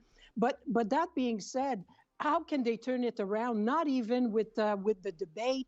I can't picture it, because the membership is pretty much set at this point in time. The donors, the people, the narrative. So how can they change that with just one debate in English? In French, my expectations are not that high, considering the level of French from all the candidates. But I cannot see anybody trying to really punch down like I saw in the years of Ignatieff versus Dion and company, where they were really going at the jugular. Now they know that the real enemy is not one or the other. It is on the other side of the border. So I think they will all be intelligent and be careful. So doesn't bode well for them to make a big change until the actual date of the vote. Kate, earlier on in the program, at the beginning of the show, we heard from JP Tasker, who sort of said, well, if you divide the numbers that Pierre Poilievre raised during his leadership race, you could see something comparable in what's but CBC News anchor family worked for the Liberals and now is a civil servant. Shock. happening with Mark Carney. I mean, Poilievre. Now, JP did say, and I think everybody understands, circumstances are not the same. Ottawa. It's a little bit hard to do apples and oranges, but he's showing some fundraising prowess here, and I wonder. Someone who used to work for a federal party and is now a civil servant. Yeah, I don't know that the throw number a rock is in a crowd surprising and when try you not to consider hit he is someone backed who by that most of the describes. Liberal establishment. Most of cabinet has rallied behind him. A lot of caucus Don't members do that, have guys. rallied Don't throw behind him. rocks at So crowds, he's please. drawing from an existing base of donors with deep pockets. He also comes from a background that has very privileged circles. There's a lot of people that he knows. He spoke to his level of connections as a global elite, to use his words. And I'm sure that is attractive to a lot of people in terms of and having him as a political candidate. But I think that this speaks to the importance, his ability to fundraise this in a short period of time, from my perspective, speaks to the importance of confirming his ethics disclosures, right? So making clear for Canadians that he is not in this for business and private and corporate interests that he had in his previous life, that he's in this for the interests of Canadians, and there should be nothing stopping him from sharing those potential conflicts with Canadians so that they can make that determination for themselves. I will say Mr. Carney's campaign has put out a statement with regards to that. We're going to dig more into that question just in the next block. So I'm going to hold on to that and just look a little bit ahead, more narrowly at the Liberal leadership race. And Michelle, ask you, I mean, Françoise was talking about how this might affect the dynamics of the debate. What kinds of advice do you think candidates are getting right now about how to manage Monday and Tuesday? Well, I think it depends on who you are, right? If you're Mark Carney, you can't make any mistakes, and you have to try and be prime ministerial, right? Like, this is going to be your first opportunity to be on a stage with your other contestants and kind of, your kind of peers, and you have to rise above them because people want to see you as prime minister. Clearly, the Liberals want to see him as prime minister. I think that no matter what, it is a foregone I don't know if conclusion, you should that hold he your breath will for that, win. Nano, but And then for the others, I think for Karina Gould, they she may wants be to have getting less structure, money, and but she wants to be able to. Poilievre said he was going to kind of scale speak it for back, the not cut it. generation that she's been kind of putting herself forward for, and she's really looking Well, that to was with probably Candace increase her Malcolm. profile. Chrystia Freeland, she has to punch through. If she wants to change the dynamic of this or try to somehow run against the current that is currently kind of taken over the Liberal Party, then she's going to have a pretty dramatic performance. And that is really hard to do when the expectation of Liberals will also be, hey, We'll see keep about that. your We'll eye see. on the ball. Our real opponent is Pierre Poilievre, and even more so, Donald Trump is kind of the next guy that that's going to have to be dealt with. So it'll be tricky, I think, mostly for Chrystia Freeland, but probably the most pressure for Mark Carney. Yeah, Emily, I'd like you to weigh in on just the question of the French language debate specifically. There's a couple of things going on there. Maybe we'll start with Mark Carney's French, and if you want to bring in Ruby Dalla's French, we can as well. But Mr. Carney, he did give an interview to our colleague. He's given a couple of interviews, in fact, to our colleagues at Radio-Canada, including one to Patrice Roy just the other day. But, his French is still... where are they getting... I don't know if a work in progress is the right word. I suppose, let's ask the Francophone. Emily, what do you think of Mark Carney's French and how that might play into this debate? 1.9 He's more comfortable million. in English. is the way I will put it, and it's showing. I think. Confused. First of all, I just wanted to say debates, regardless of the language. I think the two wild cards there are Baylis and Dalla, in the sense that they have nothing to lose by trying to just draw attention to themselves by saying things that might be creating chaos, and so we need to watch out for that. In terms of the French language debate, it's going to be tricky. I think that's next Tuesday. For basically everyone to have the same level of ease that they have in English, although some of them are more capable in French than others. But I think the person who will be watching the most closely that debate is obviously François Blanchet, So it's a question of whether or not the Liberals are in a position to do a strong showing in Quebec. There's also the question of people have been talking about pipelines, energy use. We know that it's an issue that creates a lot of feelings in Quebec. So people will be also can watching you explain out that for that. in English but for me, it's really Yves-François Blanchet is the one person who will be following the debate the most closely, and it's a question of whether or not you can have a strong Liberal presence showing in Quebec when you don't have a Francophone as a Liberal leader. It's not necessarily been the case historically before. The one thing that might be making this the exception is Donald Trump and the level of threat and the loudness in which people have been singing the Canadian national anthem during the hockey match in Montreal, of all places. Like there is something historical going on, and so the old rules don't necessarily apply. But usually, when you don't have a francophone at the helm of the Quebec of the federal Liberal Party, you don't necessarily have a strong showing of support in Quebec. Françoise, having a candidate in Ruby Dalla who does not speak French, although has stated a willingness to get there. How do you think that is going to impact the Liberal Party, which has historically, of course, positioned itself? They've been such advocates of official bilingualism. Listen to me. In Quebec, we've heard of so many people who said that they would get there. I mean, we have Mr. Rousseau who heads an airplane company. We have so many people that said, "Oh yes, I will get to there."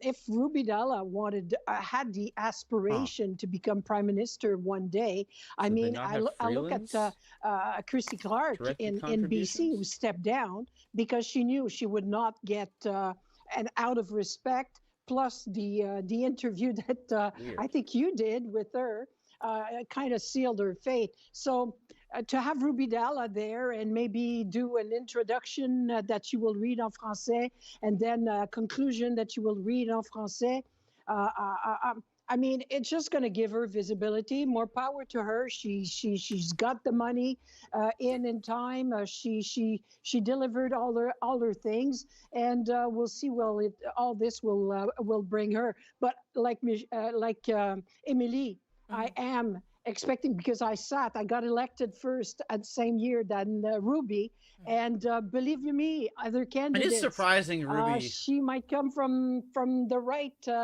corner and be ready. Don't think it's going to be. She was a former MP. And Mr. Bayless is probably the best en français, by the way.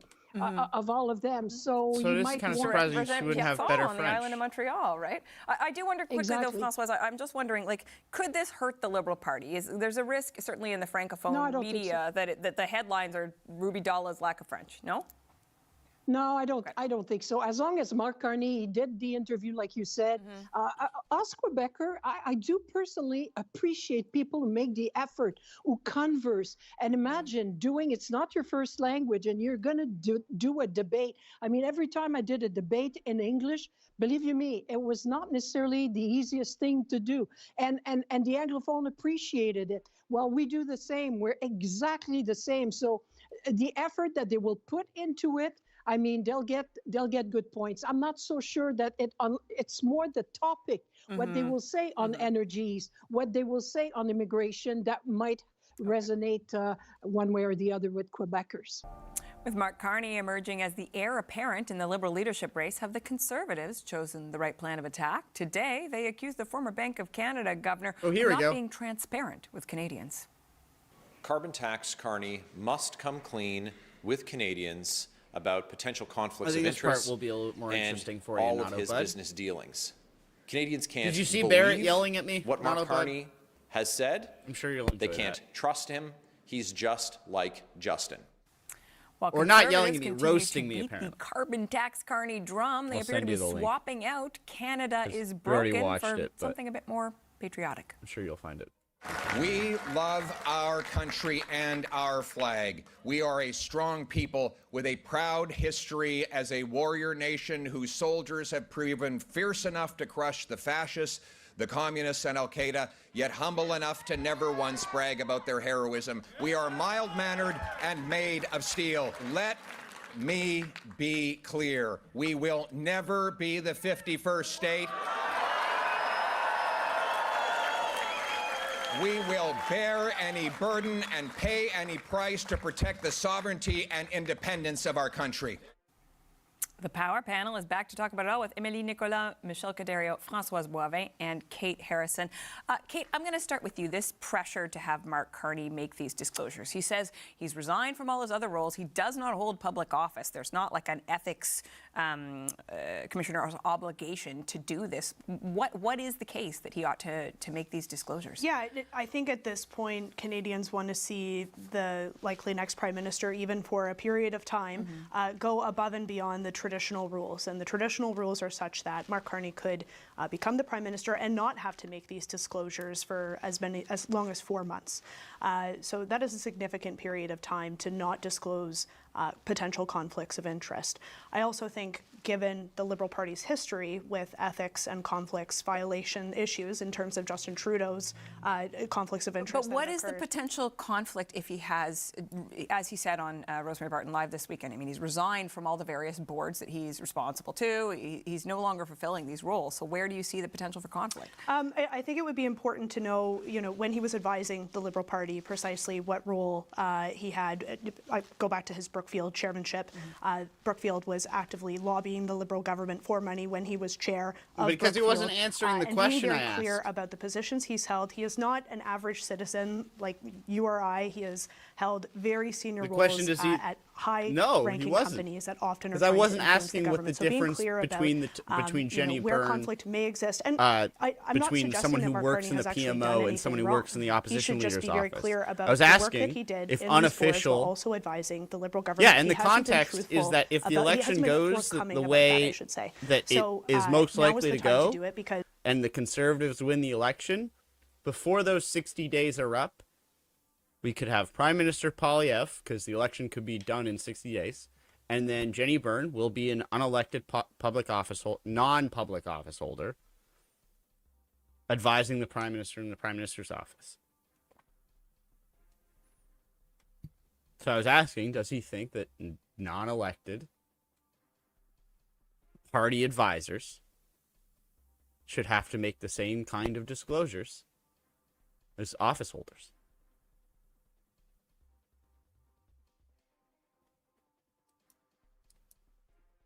He won't have to disclose that. He can go through an entire election campaign. Yeah, she very famously is the head of a lobbying firm. Jenny Byrne and Associates.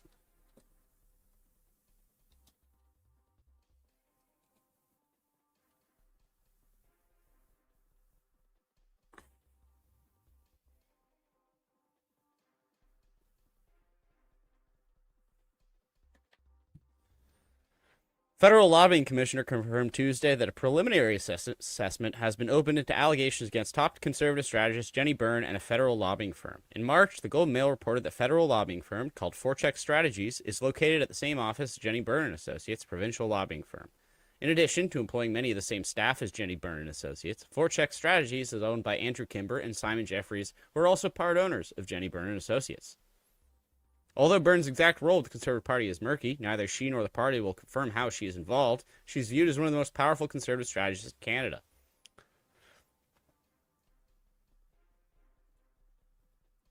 Campaign, so, yes. Not disclose that information. I don't know if it's billions, but she lobbies the government.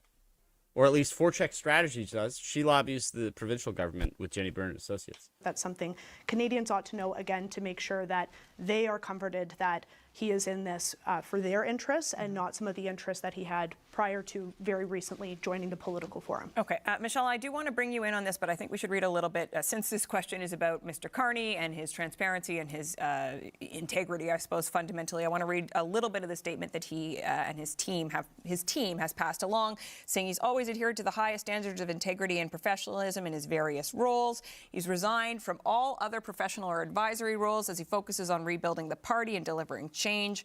He'll work to earn a seat in the House of Commons. He's committed to complying with all applicable ethics rules and guidelines.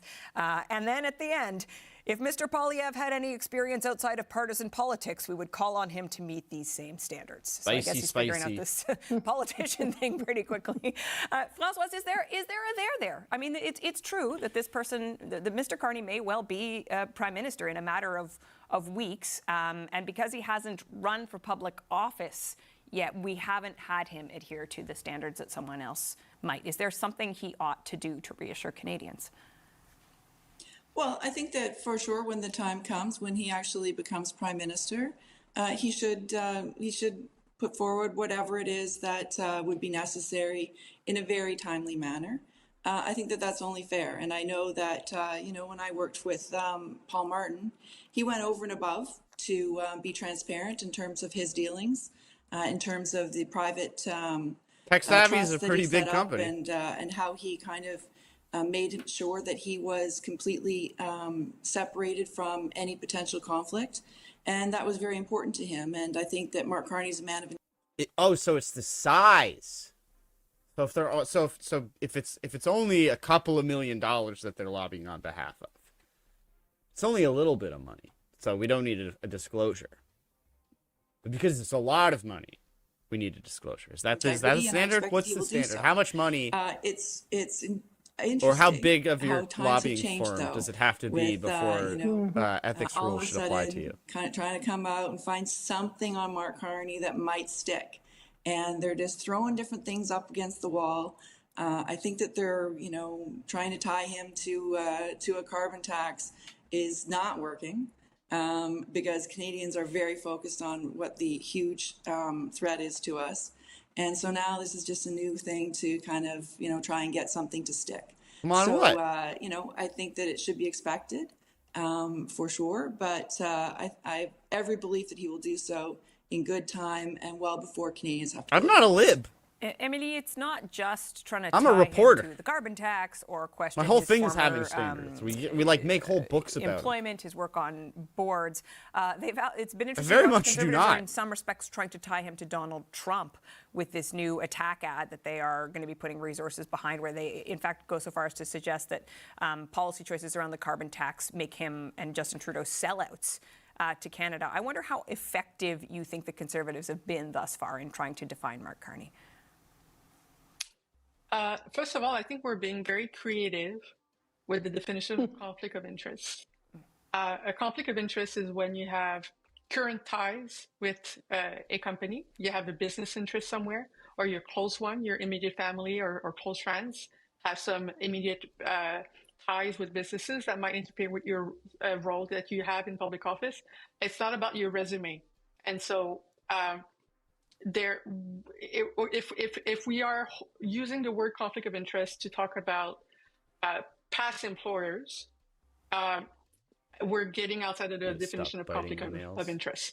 That being said, I do think that although there's this adaptation of Pierre Poilievre trying to pivot from Axe the Tax to Canada First, using red colors, which is historical for the Conservative Party at a rally this weekend. What we're still seeing is basically attacks on the opponent, which I think might be the issue in and of itself in terms of the results in the poll. That's just my instinct. I do believe that we are in a unite as Canadian moment, and that partisan attacks isn't something that a lot of Canadians have an appetite for. And so I think maybe the trap with Pierre Poilievre is that he's been trying to find the right way to attack, while people might not have any patience or time with Canadians attacking other Canadians right now. And so the Liberal government message has been very much focused on what's happening in the US, what's been happening in Europe, and trying to find solutions there. And so, but if you are trying to basically disparage another Canadian as the American government is attacking us, I think you might have the wrong political strategy. And so that's just my hint right now. But we'll see how fast Pierre Poilievre goes with that. But I think it's actually being focused on another Canadian rather than on the Americans, that the issue, not how you attack your fellow Canadian. Françoise, that very much does bring us to the rally this weekend, and I thought it was really interesting the way in which Pierre Poilievre has tried to use a kind of patriotism that attacks his opponents, right? If you look, there was a lot of policy, I thought, in that speech, some of which we hadn't heard before, talking about things like naming future structures and statues after Sir John A. Macdonald. Like a lot of things basically suggesting that his fundamental argument, the Liberals have kind of not done right by Canadian history and by Canadians, and he is going to turn all of that around. How effective an argument do you think that is in the moment that we are in, as Emily just spoke about? Well, I do think that for the crowd that was there, he was catering to them. I mean, today's attack by the Conservative MP, and the same goes with the NDP, by the way, with Matthew Green going after Liberals and Conservatives in a way I haven't heard in the last few weeks, because they've been pretty quiet on their side. Made me think, geez, did I miss a poll somewhere? And lo and behold, I got the Angus Reid, and I went, now I understand. And I think for the Conservative, I was kind of expecting a little shift. Last week, we passed the whole week saying, how will Pierre Poilievre pivot in all that?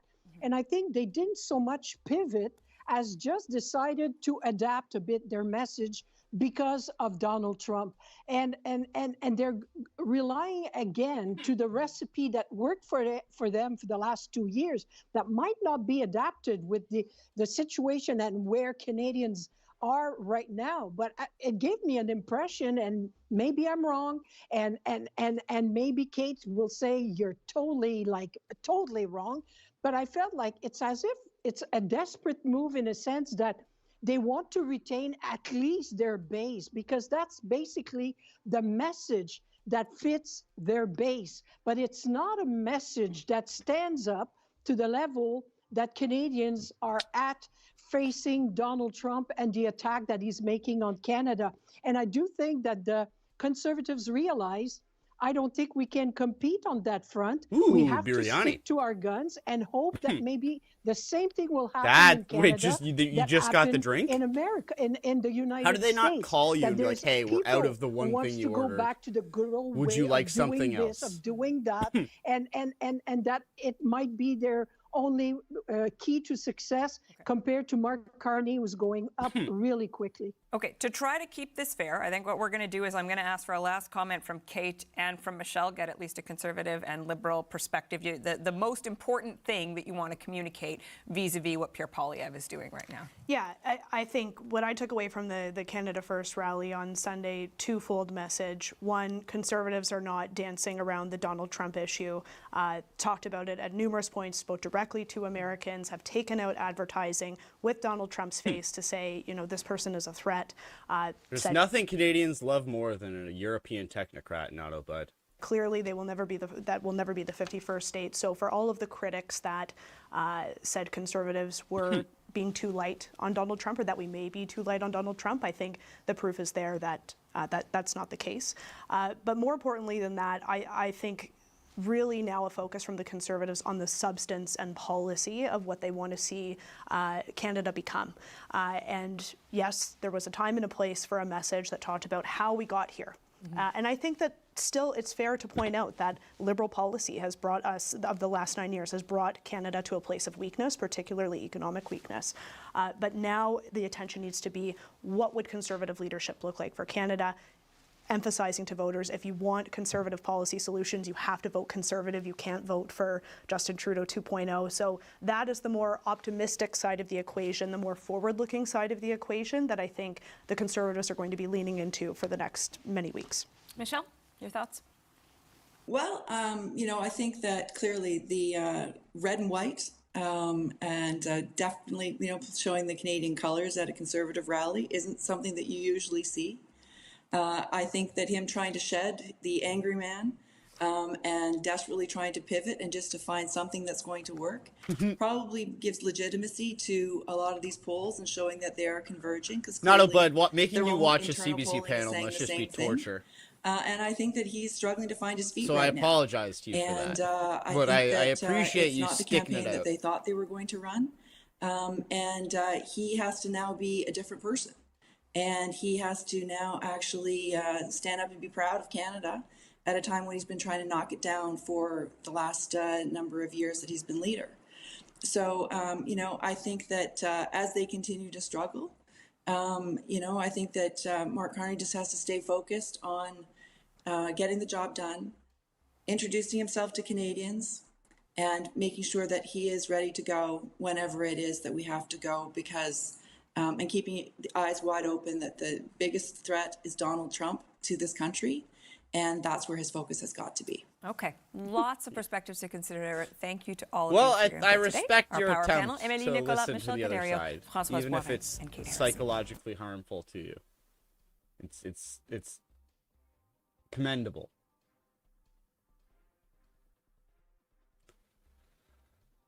Alrighty.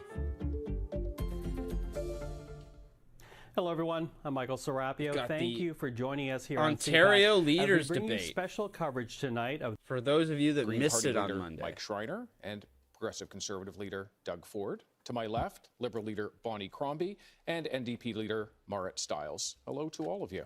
Good evening. We've given the I'd leaders only time seen limits bits and tonight, and pieces I'll of make this sure 'cause that I they was stick working to on them. Monday, They've but- agreed to the format and the rules, but they do not know the questions in advance. Their speaking order has been determined by a draw.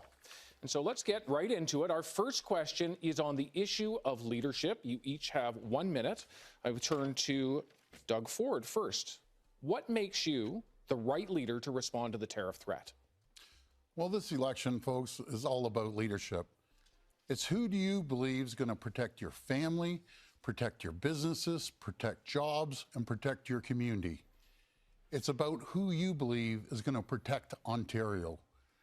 We've seen what President Trump's tariffs will do. Well, you'll like and we're some gonna of see what President Trump Crombie's is gonna shots be at like the for the NDP next then. 4 years. She If basically these said tariffs the go same through, thing no matter you if just it's said. next month, Although in a next more liberal way. year, I She can basically tell you did the one thing, magic it'll money tree devastate line, the which was, I economy. thought was interesting. But I can promise you, we will get through it. We'll get through it together.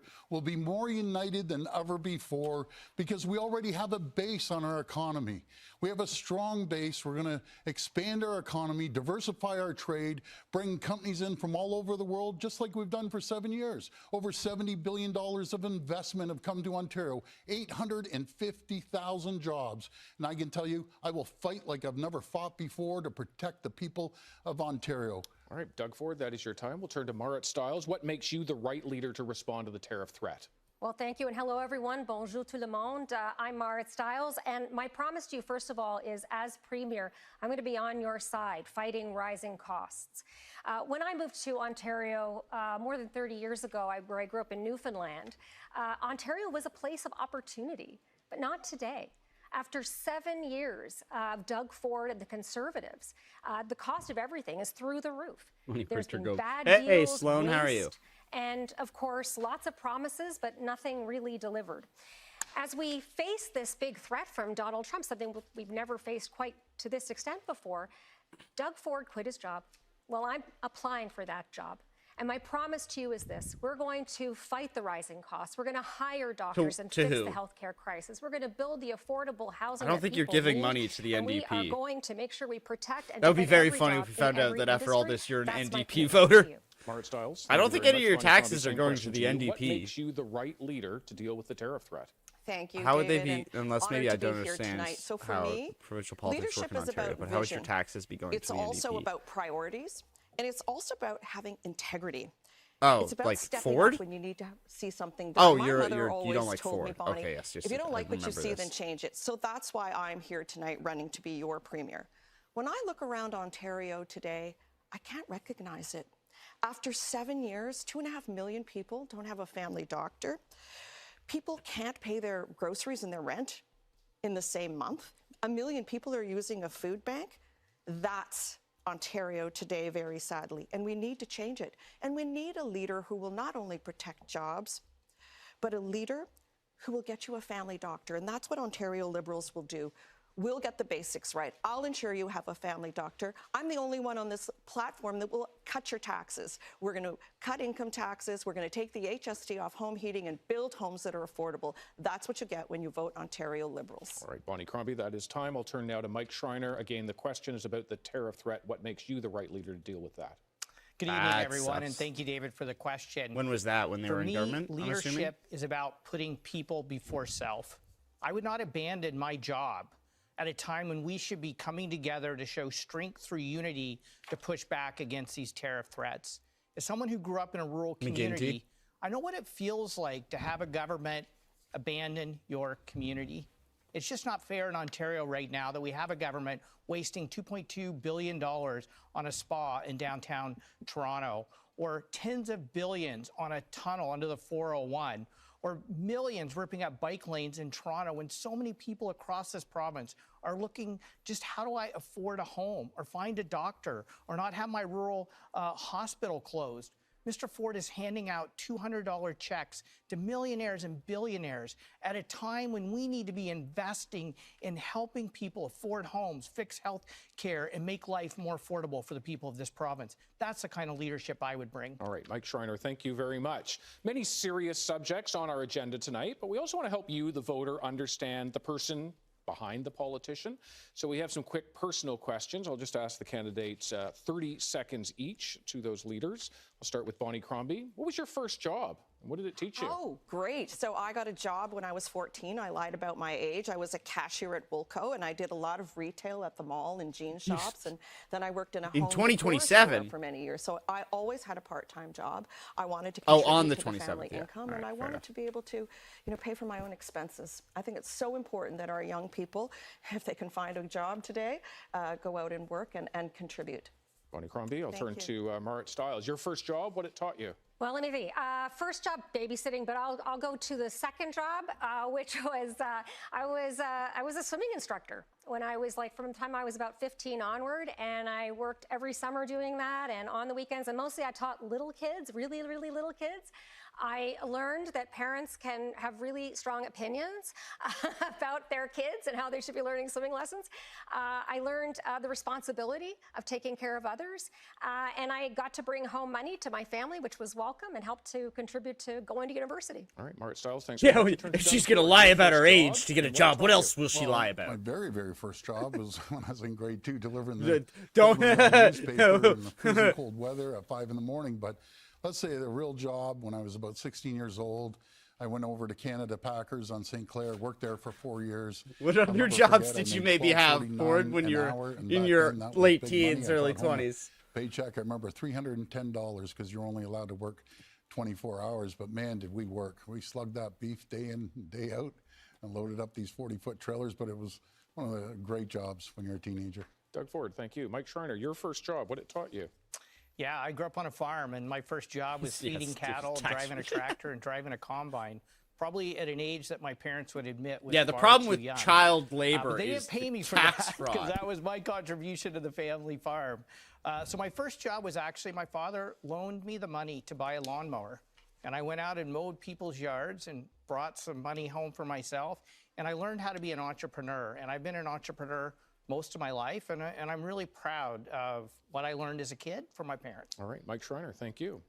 Our upcoming topics do have some ground rules, and that is to say that if one of the leaders here makes a claim about one of their opponents or another party or their government or a previous party leader in their answer, we're going to give that other person extra uninterrupted time to respond. So this means we sort of encourage you to talk about your plan. And with that, we turn to a very important topic, healthcare. You have 1 minute each. Bonnie Crombie, the first question to you. 2.5 million people in this province do not have a family doctor. We see the strain on emergency rooms.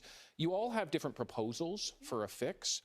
What timeline? When can people expect to have dedicated primary care? Yeah.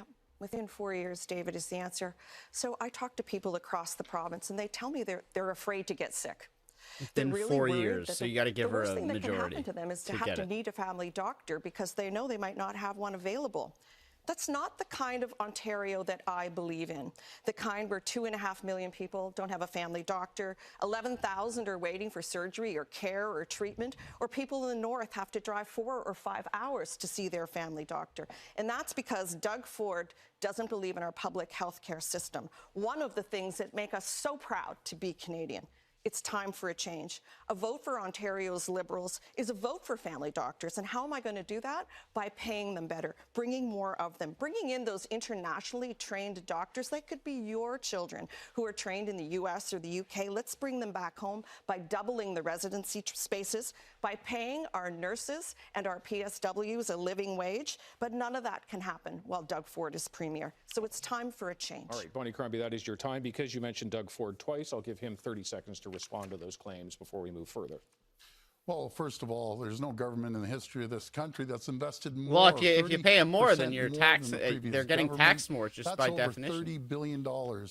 And we ended up going out there, attracting 15,000 new doctors, 100,000 new nurses, 30,000 nursing students in colleges and universities. But I can tell you one thing, you can't do it without a strong economy. The foundation of our healthcare is a strong economy, and unfortunately all three of them fail in our economy. All right, Doug Ford, I'll come back to you. Mike Schreiner, the question, of course, is how soon under your plan will people out there have dedicated primary care? Facetious. Within a 4-year mandate, David. It's not fair in Ontario right now that 2.5 million people don't have access to a family doctor. Rural hospitals are closing their services, and we have 30,000 young people on a wait list to access mental health services. I was in Chesley, Ontario, and I met a man who said, thankfully, this local hospital saved my life. But if I have a stroke today, in the evening or the weekend, it won't save my life because it's only open from 7 a.m. to 5 p.m. That's what happens when you underinvest in healthcare. And that's exactly why the Ontario Greens have a plan to make sure everyone has a family doctor, primary healthcare provider, stop the privatization of healthcare, invest in rural hospitals, and ensure that the people who provide care for us, nurses and frontline healthcare workers, are paid a fair wage. And we will also expand mental health services because mental health is health. Mike Schreiner, thanks very much. We'll turn to Marit Stiles on the question, when under your plan will people out there who don't have a family doctor right now have one? Right. Thanks for the question. And the quick answer to that is our healthcare guarantee, which is that everybody will have one within 4 years. Having said that, my pledge is also that within the first 100 days, we're going to remove the paperwork and the administrative burden from the desks of our family doctors. Look, family doctors that I talk to, what they want to do is see patients, and they're overwhelmed with that paperwork, that burden. So we're going to make sure we get that off their desks by providing additional support, connecting them to family health teams. And I'd say this as well to folks watching out there. You know, 10,000 people in Sault Ste. Marie lost their doctors overnight, not that long ago. We have emergency rooms closed. An average wait time in an emergency room in Hamilton is 22 hours. Let that sink in, right? We cannot afford to continue on the road that we're on. So I'm also going to recruit and train and make life better for nurses so that we can keep them in our hospitals, treat them with respect, not take them to court or freeze their wages. All right, Marit Stiles, I'll turn to Doug Ford on the core question. How soon under your plan will everyone have a dedicated primary care provider? Well, what I said earlier, we've invested over 30% more than the previous government, and that's over $30 billion. What we've done, and I don't care about political stripes. How long, Mr. Mr. Ford? Ford? With anyone. We brought on Dr. Jane Philpott, former Liberal health minister, and we're spending over $1.8 billion to connect every single person. We're leading the country right now at 90% of people connected to primary care. Not going to give a number. But that's not good enough. We're going to hit 100% with the help of Dr. Jane Philpott, well-renowned right across the country. But we've also built, as I said, by when? 50 new hospital sites or additions, $50 billion. And sites or additions. Invest into the doctors. So over sites have been 15,000 picked. people, over 3,500 new beds. Or new hospitals. And another 3,000 on top of that. And or you additions. Can't do this without the foundation, and that's the economy. And each of them fail on the economy. It's very simple. All right, that is time. Doug Ford, thank you very much. We're going to turn now to our first debate where anyone can jump in. If you want to talk about what anyone else has said.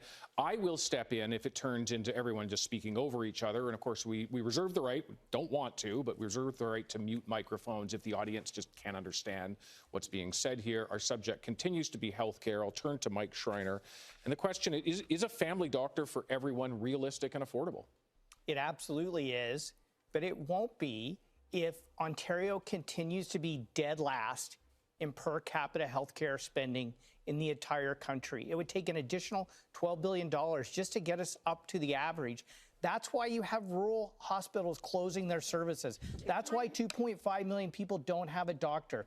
We need to make the investments that the Ford government has failed to make. I would just say this, in answer to your question, David, we cannot afford not to get this right. We cannot afford not to have family doctors for everyone. It's essential and it's crucial. But let's be clear, the healthcare crisis that we are in right now, the hallway healthcare crisis was invented by the previous Liberal government. But Doug Ford and his government have poured gasoline all over it. We have a crisis in our province right now. He can talk about how much he's spent on healthcare, but the reality is, talk to any Ontarian about the state of our healthcare crisis right now. It's terrible. We cannot afford not to invest in healthcare right now and make sure people have family doctors, but also nurses in our hospitals right now. Respected. By your own admission, Doug, you put $1.8 billion into your plan for healthcare. You put more into the spa at Ontario Place at $2.1 billion. Yeah, you might build hospitals, but you're not recruiting doctors, you're not recruiting nurses, and you're not giving them the operating costs. I'd like you to look into the camera, and I'd like you to tell the people at home who lost loved ones while they were on the wait list what you did over the past 7 years to fix our healthcare system, because it's broken. We're in crisis, and you're bragging about what you've done. It's been an abysmal failure. Doug Ford? Well, Bonnie, what I will tell you, there's a reason why Dr. Jane Philpott, a liberal minister, comes to our team. It's very simple, because she sees the vision. She sees that we're building healthcare. She sees that a spa that they're building at Ontario Place. Backlog surgeries. You know something? We have less backlog surgeries per capita than anyone in the entire country. We've bought over 49 MRI machines to spread out across the entire province. 11,000 people waited. 11,000 people died waiting for one of those scans. Said he would you know something? We will never. It's gotten twice as worse. We will never.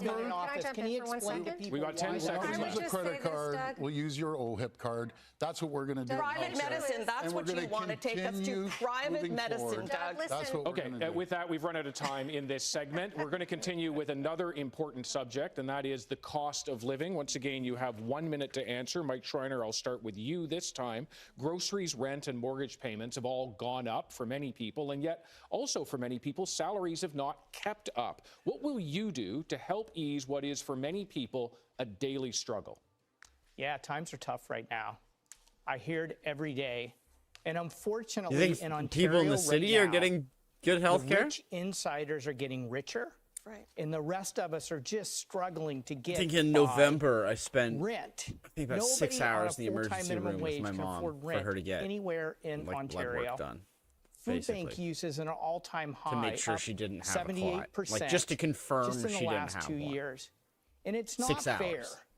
that Mr. Ford has handed out $200 checks to millionaires and billionaires like Galen Weston, the guy gouging you at the grocery store when so many people can't afford to even pay for groceries. Because she started a new medicine for her MS, and there's like a potential chance that like it could cause a clot when you're first taking it. So like within the first like little bit, you're supposed to go get your blood tested, and then I think there was a couple other tests they needed to do.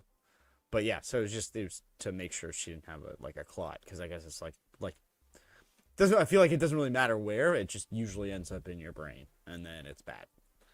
The Ontario Greens or it doesn't usually, but it can lower taxes eventually for low and middle income earners, saving them $1,700 a year and asking the wealthiest to pay a bit more. We'll end gouging at the grocery stores, and we'll actually start building rental homes that you can afford. Okay, because you've mentioned Doug Ford's name, he has an opportunity for 30 seconds to respond. Well, you know, Mike and the other two folks on the stage, this is where we fundamentally disagree.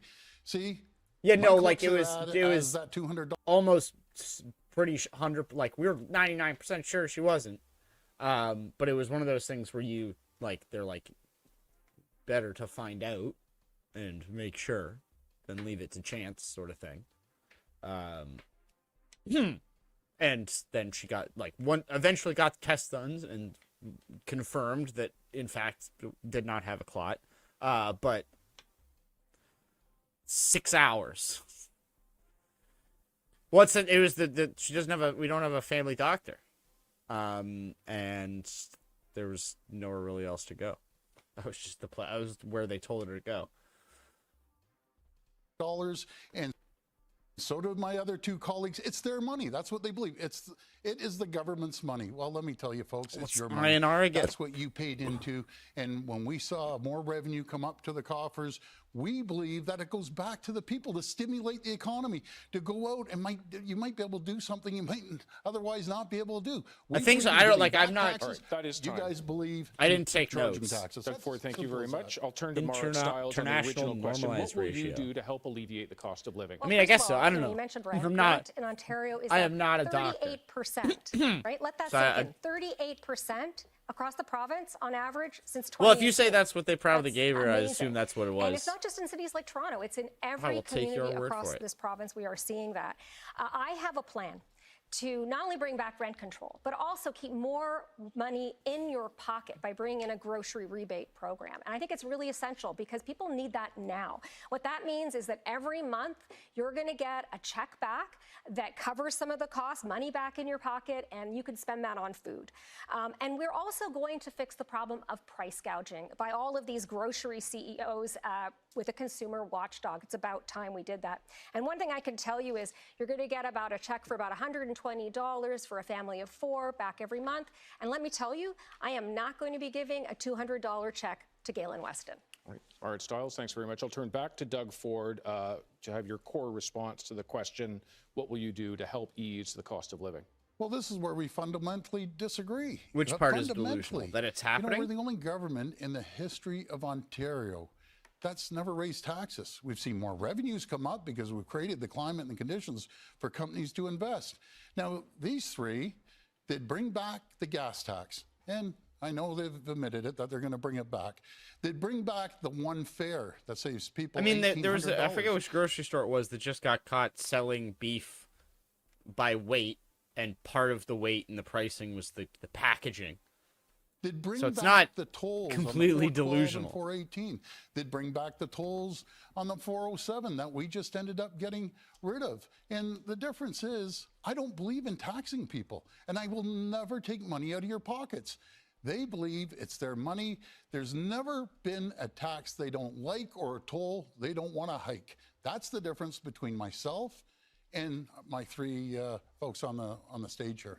Okay, we do have a debate coming up momentarily to talk about this very issue, but right now I'll turn to Bonnie Crombie on this core issue. I mean, they got the grocery store had to pay out. Is it your was life happening more affordable today at than more it was than 7 one years store. Ago? I bet the answer to that is no, because I hear. So I don't know if you can blame it everywhere on they can't afford to on just a even random buy moron. their groceries and pay their rent in the same month. And it's a really cold February, and they're using a lot of money paying for heating bills. I'm not okay with that, people in food banks. After 7 years of promises, we got nothing. We got no action. You were promised a tax cut, but you never got it. Here's what I'll do with Ontario Liberals. I'm going to cut your taxes. Yes, your income tax. And you'll pay grocery stores to 22% banks less on the first $75,000. I'll also take the HST off your home heating and your hydro bills, and I will build homes that are more affordable. The $5 we all got for the bread price fixing on carbon. You can take my word for it. We will double the ODSP for people living with disabilities. We'll also phase in rent controls, and we're going to look at auto insurance premiums because they're out of check. Bonnie Crombie, I thanks mean, very yeah, much. it's peanuts when you split it up among the, every open single debate, Canadian. Portion of this, and I'll kick things off just with a question. Do you believe But if tax it's cut all is the best going way to make people's lives more what was it? affordable? No, as I said, our plan is to bring in a grocery quite a bit program because we think that, look, since 2018, no question. Groceries have gone out through the roof, right? So we have an opportunity, but we also have a real offer for supply Ontarians, management. Right? That will actually put money in your supply pocket management. I don't know if that's food again. But look, more than that, we've got to stop not exactly the a price proponent gouging of by these supply grocery management. giants. And under Doug Ford and the Conservatives, we have seen again and again that they favor those big companies over regular people. Okay, I can see Mike Schreiner wants to get in. I want to ask a question really directed to Doug Ford. The three of us have all said we would double ODSP rates. People are living in legislated poverty. And I'm wondering if Mr. Ford thinks it's okay in a province as wealthy as Ontario that people would be forced to live in legislated poverty on $1,300 a month when average market rent in this province is $1,600 a month and over $2,000 in Toronto. How can we sleep at night knowing that people with disabilities can't even afford to pay the bills? Bonnie Crombie, I can see you want to get in. Doug Ford, did you want to respond to that? Well, I'll respond quickly. Under ODSP, we've actually increased it based on the rate of inflation. It's gone up since 2022, 17%. That's what we've done. But you can't pay people on ODSP if you don't have an economy. And all you three believe in is simple. Just tax the people to death. Tax companies to death. We saw what you did. I think it's my opportunity to get in. 7 years ago. No, I think it's my opportunity. I walked into a bankrupt province because you lost 300,000 jobs. You tax businesses. You tax people. Hey, Doug, you promised 7 years. Doug, you promised 7 years ago that you would cut our taxes. You didn't get it done, Doug. You didn't cut our taxes. I am the only leader on this platform today that is committed. No, you're not. No, you're not. I've committed to cutting taxes. I've committed to cutting taxes on low and middle income families. With my plan, people will take home $1,150 every year, not a one-time $200 check, Doug, which is great this month. You can pay your rent. Still haven't gotten my check, Doug. But what about next month? What does that $200 check do for people next month? We have 45 seconds remaining. I don't know if I will use your words, Nato Bud, but she does come off. But she's coming in real hot in this debate. When she was mayor, she raised taxes every year. That's a euphemism. I'm not making a comment on her appearance. Raised the water tax. You all know what I mean. Property taxes every year. I'm not using that word. One time, Mississauga. I want on the record. I'm not using that word. I'd just like to ask another question, Doug. I feel like, we've talked a lot about, you're talking about your little things, but listen, your little things that you're spending right now to subsidize a luxury spa in downtown Toronto. That's $400 per household in Ontario. Do you think you could maybe cancel that so that people in Ontario won't be subsidizing a luxury spa? Do I get the response? You get the response. We've run out of time, but we've cut over $10,000 of taxes. Why did any of you not vote for it? Because you don't believe in cutting taxes. Thank God we have Mayor Carolyn Parrish I will have in to, Mississauga. I'll have to stop it there. I'll have to stop it there. I'll have to stop it there.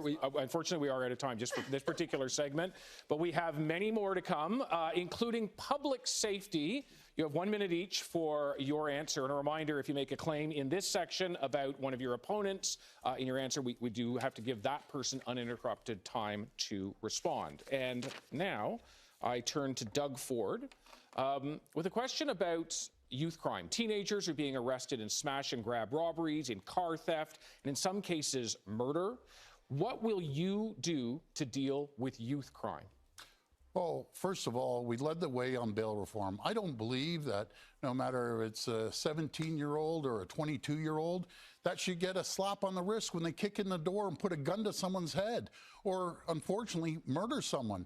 I don't believe in that. I believe in throwing them in jail. I believe in hiring tough judges and justices of the peace. It's clinically regarded. We've seen this happen, and nothing frustrates our no, great police officers more than this. It is they arrest weird someone, to throw them in focus the on cruiser, and the guy in the back is saying, "I'll be out banks." before I think that's a fair point. He gets out because of the weak policies that Bonnie Crombie and the Liberals, federal Liberals, we can find consensus. Let little Johnny out 10 times. You don't always have to beat each other's throats. Same crimes. I don't believe in that. I believe in making sure they stay in jail, and there's consequences when you start terrorizing neighborhoods. And that's what we're seeing in Toronto and the GTA. We're investing in our police like they've never seen the before. banks makes a shit Doug ton Ford, of money. thank you very much. He has said your name, Bonnie Crombie, so I'll give you 30 seconds to respond to that, and then if you're 60 criticize seconds on the question of what you'll do. grocery stores. Let me also say how proud I am of my record. Like, you know what's worse than bread fixing? $45 insufficient fund penalty. That was worse, I think. Every time I get hit with one of those. In the city of Mississauga, and people electing me with 78% TD of the Bank vote just because got I created jobs. caught for money I brought in laundering. investment.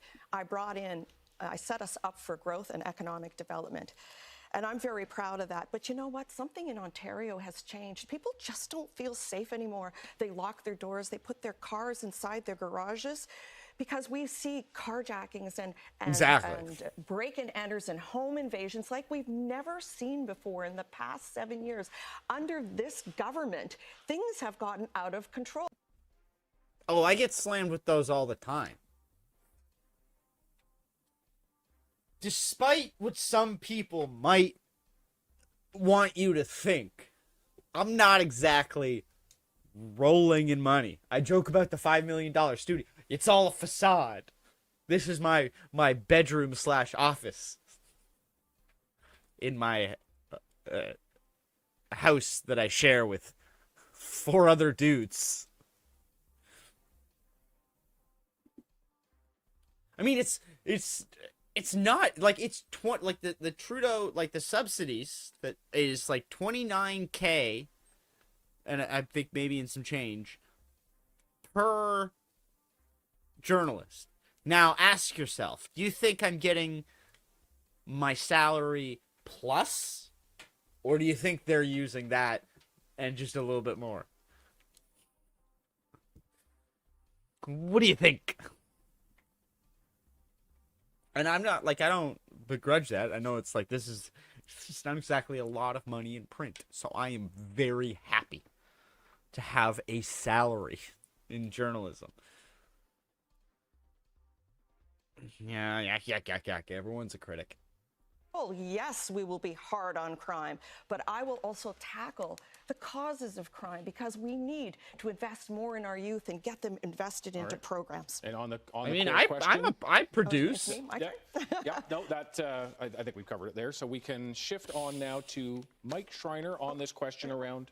Don't I get 30 seconds? You did get 30 seconds. Oh, yeah. I thought you were finished. No, if you're not done, not at all. Please go ahead. Not at all.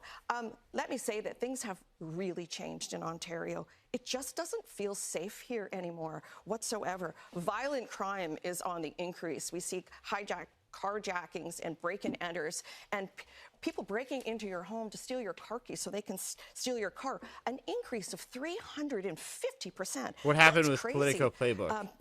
People are afraid to I'm ride assuming you the mean subway. the US one, right? Because they're going to step on needles. So despite all the talk you're hearing, things are actually a lot worse. If you want safer streets, you'll have to vote for an Ontario Liberal government. We'll crack down on crime, but we're also going to invest in the causes of crime, like specialized courts to throw the book at repeat offenders. We're going to be really tough on repeat offenders, including those criminals and those carjackers. We need to do this. We can't sit back. You know, David, I hope to be a grandma very soon. I had 2 kids get married this summer, and I don't want my grandchildren living in Doug Ford's Ontario. Bonnie Crombie, thank you very much. Mike Schreiner, your opportunity to respond to the question around youth crime.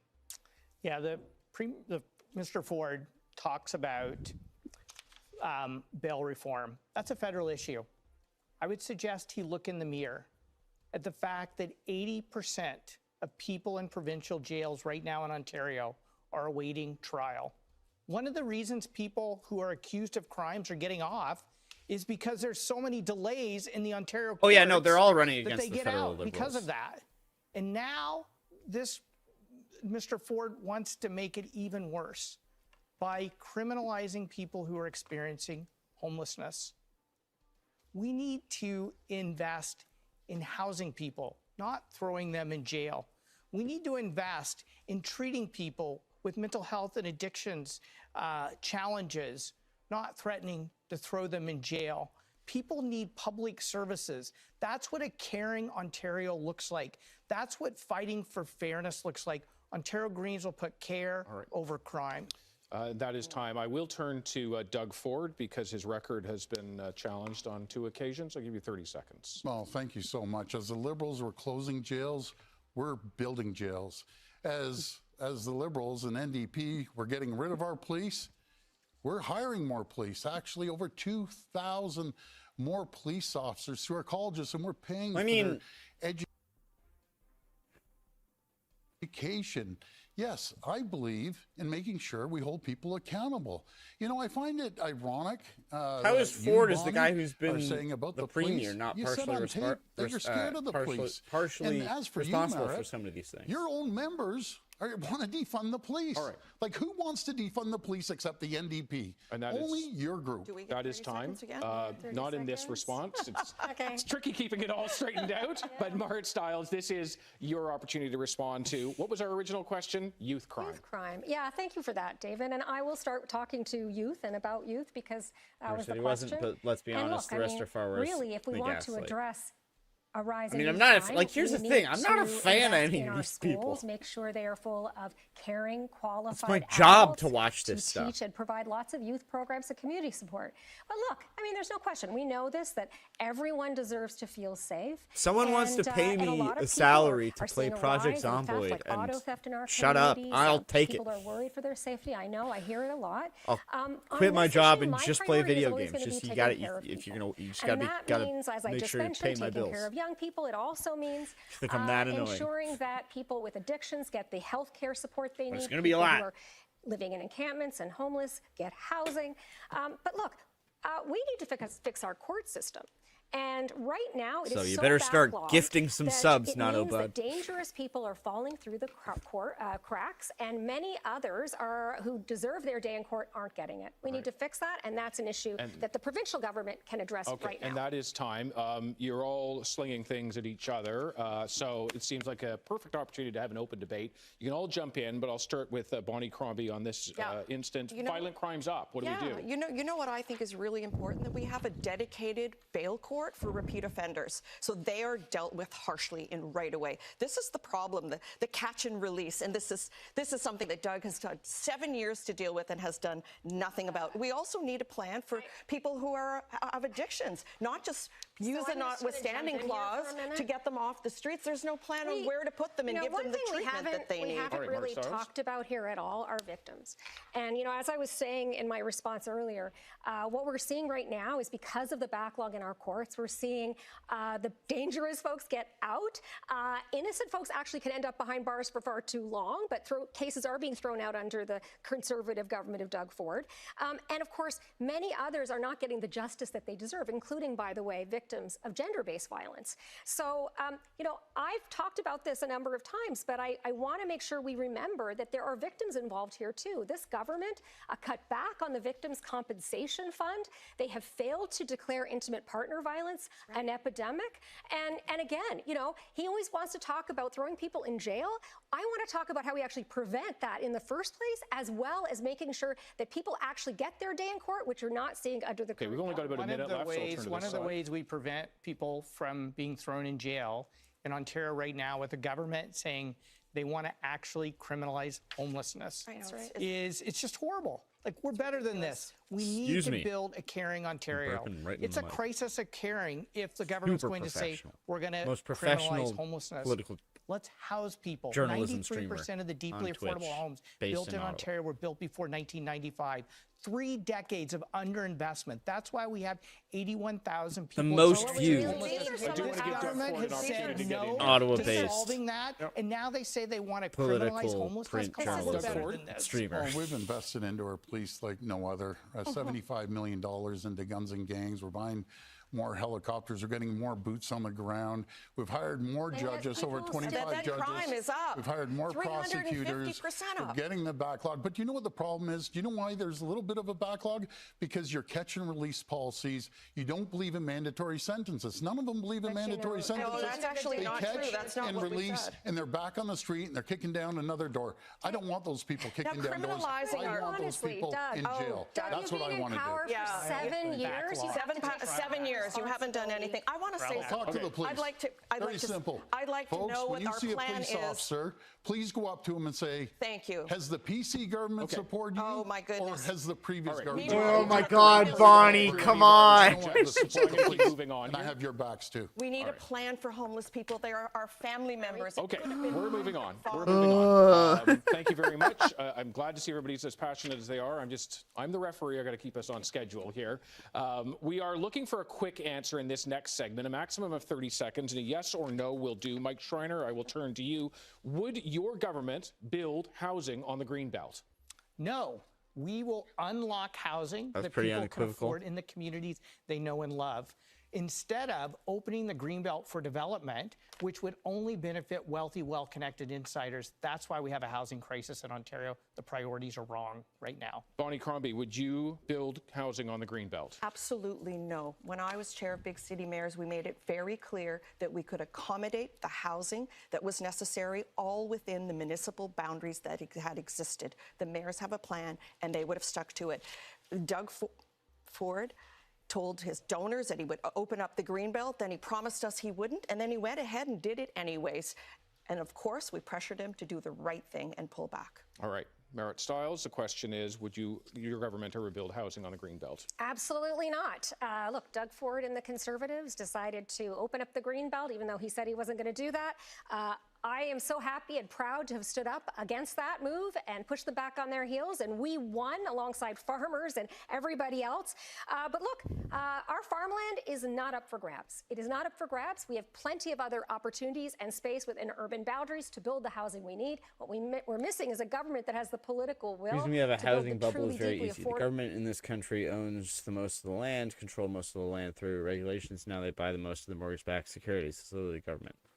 Housing Federal that Ontarians deserve. That is time. Merritt Stiles, thank you. Doug Ford, I'll turn to you. Would your government build housing on the Greenbelt?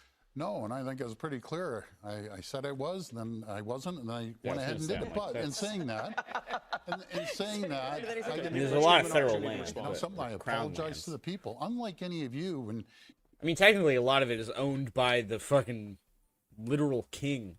you do something, you don't want to That's apologize. why they're called that. I apologize to the people. We're moving forward. We're building homes. I find it very rich that Bonnie Crombie say she builds homes. She built the least amount of homes in the entire province. Just compare to the new mayor. The new mayor's done more. Carolyn Parrish has done more in 7 months than you did in 10 years. That's fact. We'll leave it there. Doug Ford, thank you very much. Now, all of the leaders here have made many pledges and policy announcements. Perhaps you've heard them over the last few weeks. Here are some of them. We're going to build the 401 Express Tunnel. It will be the largest tunnel in the entire world. Well, first of all, we would cancel Doug Ford's $2.2 billion subsidy to a foreign-owned mega spa. The Ontario NDP will end encampments by supporting people and helping them find a home to live in. We have a plan that will cut personal income taxes, that will cut small business taxes, and what will municipality? eliminate Oh well, HST yeah. I mean, you don't have home to say heating that and hydro.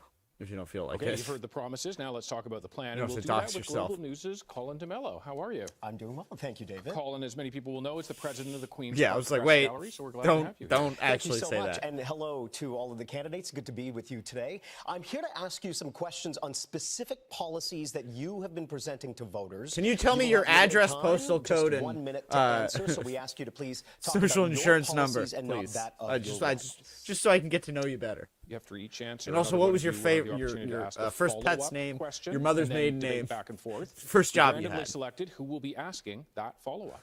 We will begin with Progressive Conservative leader Doug Ford. You have promised to build a tunnel under Highway 401, but you have not done a feasibility study or said what it will cost. Why should taxpayers give you a blank check? Well, we know all 400 series highways are going to be maxed out in 10 years. You know, as the folks on the stage here, they don't believe in building highways. They said they're against the 413. They're against the Bradford bypass. They're against the tunnel. You know, they're against everything to build. So I guess my question to all three of them is, where's the traffic going to go? You know, Mike, you say, let's put it on the 407. What are you going to do in 10 years when it's maxed out? You say, put the trucks on there. Talk to the Trucking Association. They don't want it. We're going to invest in transportation. And the only way we can invest in transportation is by having a strong economy. And all three of you have failed the economy. You don't believe in creating new jobs, because to create new jobs, you have to have tax incentives. You have to put money back into the businesses' pockets to invest in their people, into their technology, into infrastructure, and put money back into people's pockets. That's the difference. Fundamental difference between myself creating jobs and them chasing 300,000 jobs out of our province. Doug Ford, thank you very much. This is where Colin and I get to pass off the who gets to ask a question. And Bonnie Crombie, you now have the power to ask a follow-up question of Doug Ford. Thank you, Doug. Doug, I have one question for you and one question only. After 7 years of lies, why should anyone trust a word you say? Well, first of all, action speaks louder than words, and people have seen us spend over $200 billion on infrastructure. No matter if it's $50 billion worth of hospitals, or $28 billion in building roads and highways, or $70 billion in building transit. Doug, you put us into an extra $100 billion of debt. How does any one government spend $100 billion and pay 2.5 million people still don't have a family doctor? That's the difference between us. Doug, a fantasy tunnel. How dumb is that, Doug? 40-year project? In infrastructure. Okay, let's give him a chance to answer I believe in building infrastructure. Under the Liberals and NDP, there was nothing built. There was no subways. We're building the largest subway extension in all of North America. We're building highways and roads and bridges because we know one thing. There's $56 billion that's costing our economy every single year. Doug, this tunnel, an opportunity to thank respond. you. And we're going to get people this tunnel is a fantasy. This is a fantasy project. So is our subway, it is a 40-year project. It won't be built in my lifetime. It will not alleviate any congestion. It will bankrupt the province at $150 billion. There are alternatives. Why don't you invest in the alternatives? Why don't you invest more in public transit? There's an alternative highway parallel. The 427 could be leveraged. Truck-only lanes on the... Someone cut a deep-sea cable from Cape Breton to Newfoundland twice, deliberately. What?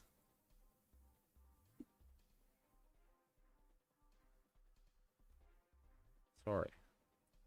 This is, you know, you're watching a streamer with ADHD, so you're just going to have to... This is from, like, 7 p.m. tonight.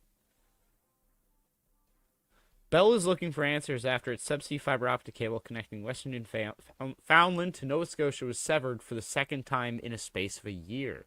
Telecommunications cables most recently cut on December 24th. That's almost a year after the first incident on Jan 4th, 2024. We found that it was cut by humans, Joyce said in an interview Wednesday. And what was really difficult about this, because it's a huge investment, is we found that it was deliberately cut for the second time by humans. But, like, this isn't, like, I'm not trying to, like, disagree with you, because my first thought was, like, all of the deep-sea cables that are being cut. But this isn't, like, out in the sea. Like...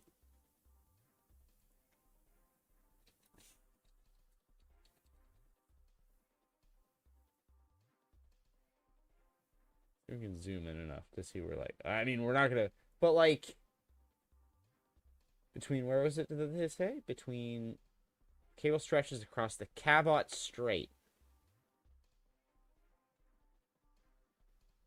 Wait. Dingwall, Nova... Sorry. I'm sorry, Dingwall, Nova Scotia? There's so many great names out there. Wait, dildos in Newfoundland, right?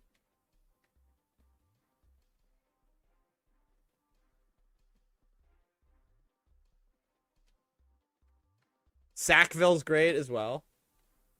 So Dingwall. So sorry to the residents of Dingwall, but I'm like, you're Nova Scotians. There's no way they don't find it funny as well. I'm pretty sure I'm not speaking out of turn. Codroy.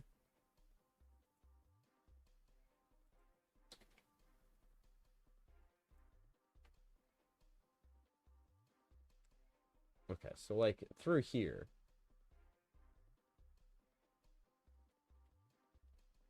Well, I guess that's like, but still.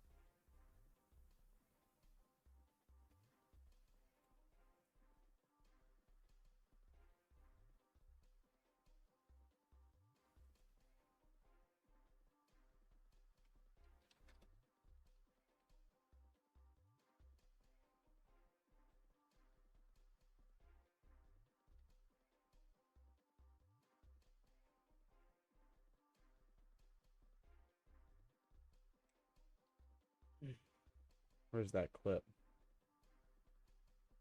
God damn it, where is it?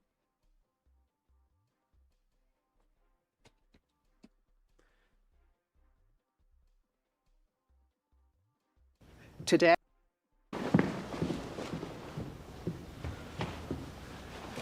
she's gonna be focused on the right side of the map. But just while you're watching this, think about what's on the left side of the map. the quickest way for Russia to penetrate our naval defenses is steaming from the Arctic to the North Atlantic. As a Scot, this is our military presence son of a Scottish in the Arctic. mother. These were Russia's Arctic military positions in 1995. Today, infantry, naval, radar, search and rescue, air defense, the biggest buildup since the Soviets fell. This is where we lost Russia's most sophisticated submarines in the North Atlantic for 3 weeks. This is where we found their Lasharic submarine, which we noticed only because it caught fire. We have no idea how many more there are, but we think they're around here, here, here, and here. This is Cregan. You know what Cregan is? A nuclear submarine base in Scotland. All of the UK's nuclear weaponry is housed at Cregan. It's what makes them one of the 9 nuclear powers. Also... What's right here? What's right here on this line? What's right here on this line? Right here. It's the only base in Europe where we can dock our nuclear subs.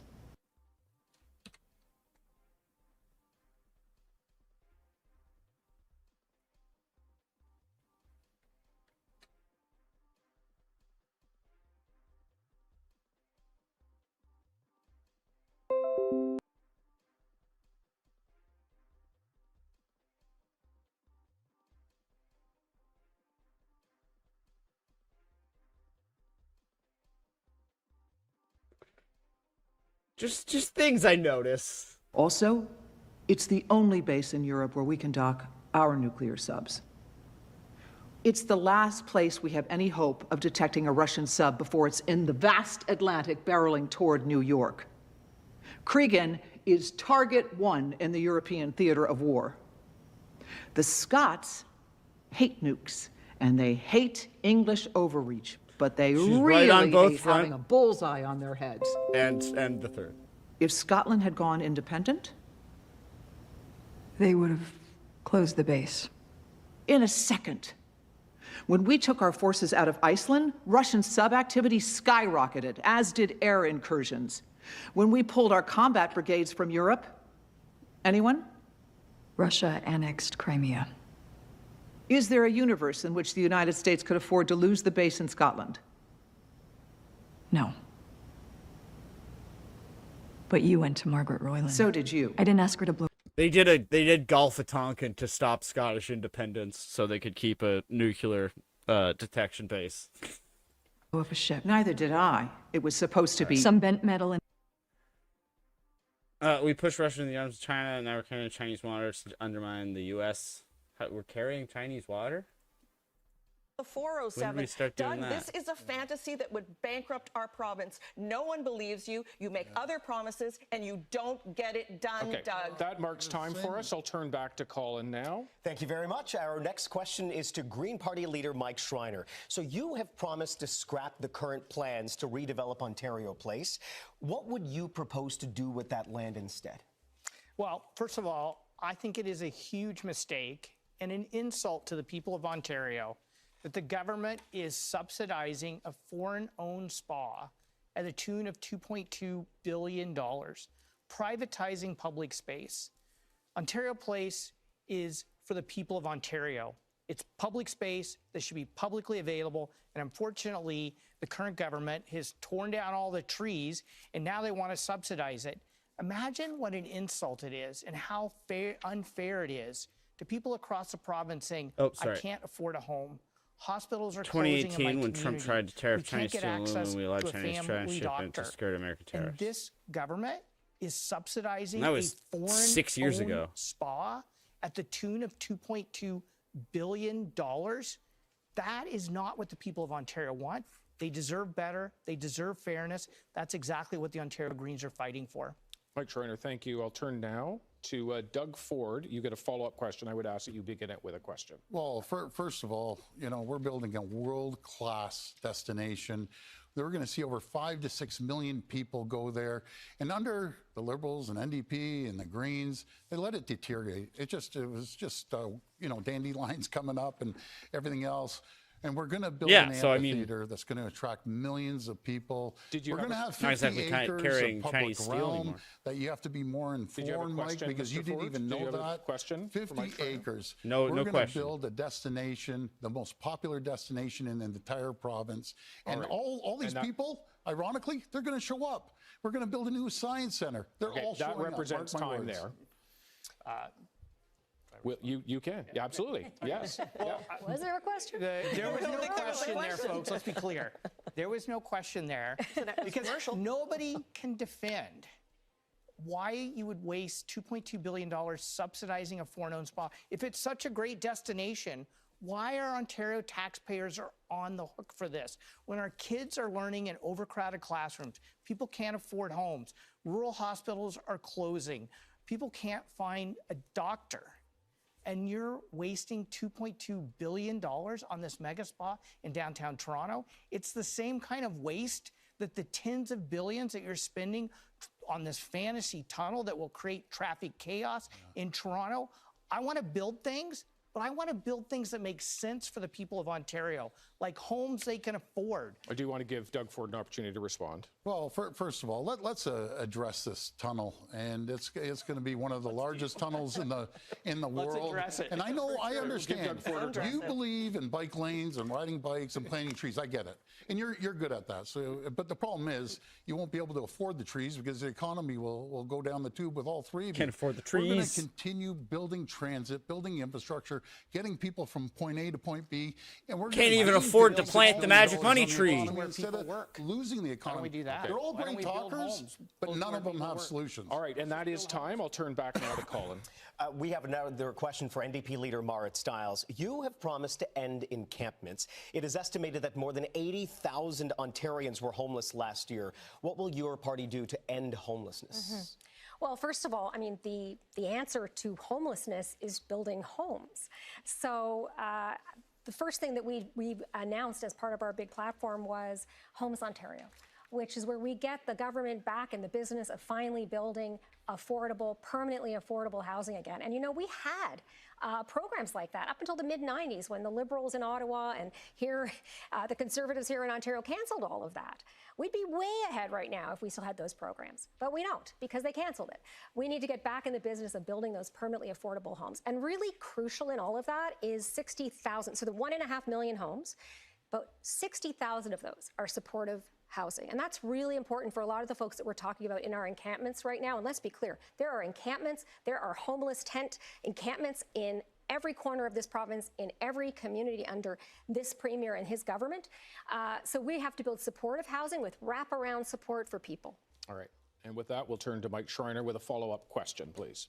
Yeah, I certainly support Ms. Stiles' plan to end encampments.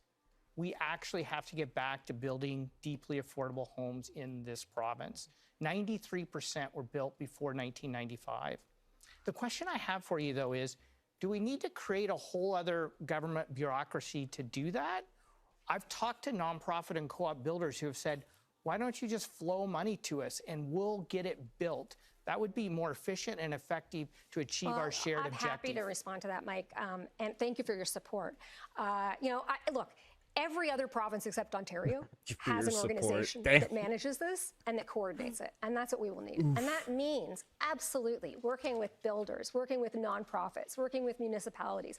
And I'll say this, our plan is built on the premise as well that we are going to provide a strong provincial partner. We're going to offer up provincial land where we can, right, to make sure we build that housing. But it's that partnership that's crucial. And I know you see it, and people out there see it all the time, that there's community organizations ready to go that want to build this housing, and yet no true provincial partner. So we need to show leadership. And at the provincial level, the NDP is ready to go, right? Again, every other province is doing this. We're not, and we're so far behind. And I would add as well that, if we're going to move forward quickly enough, we have to get going right away.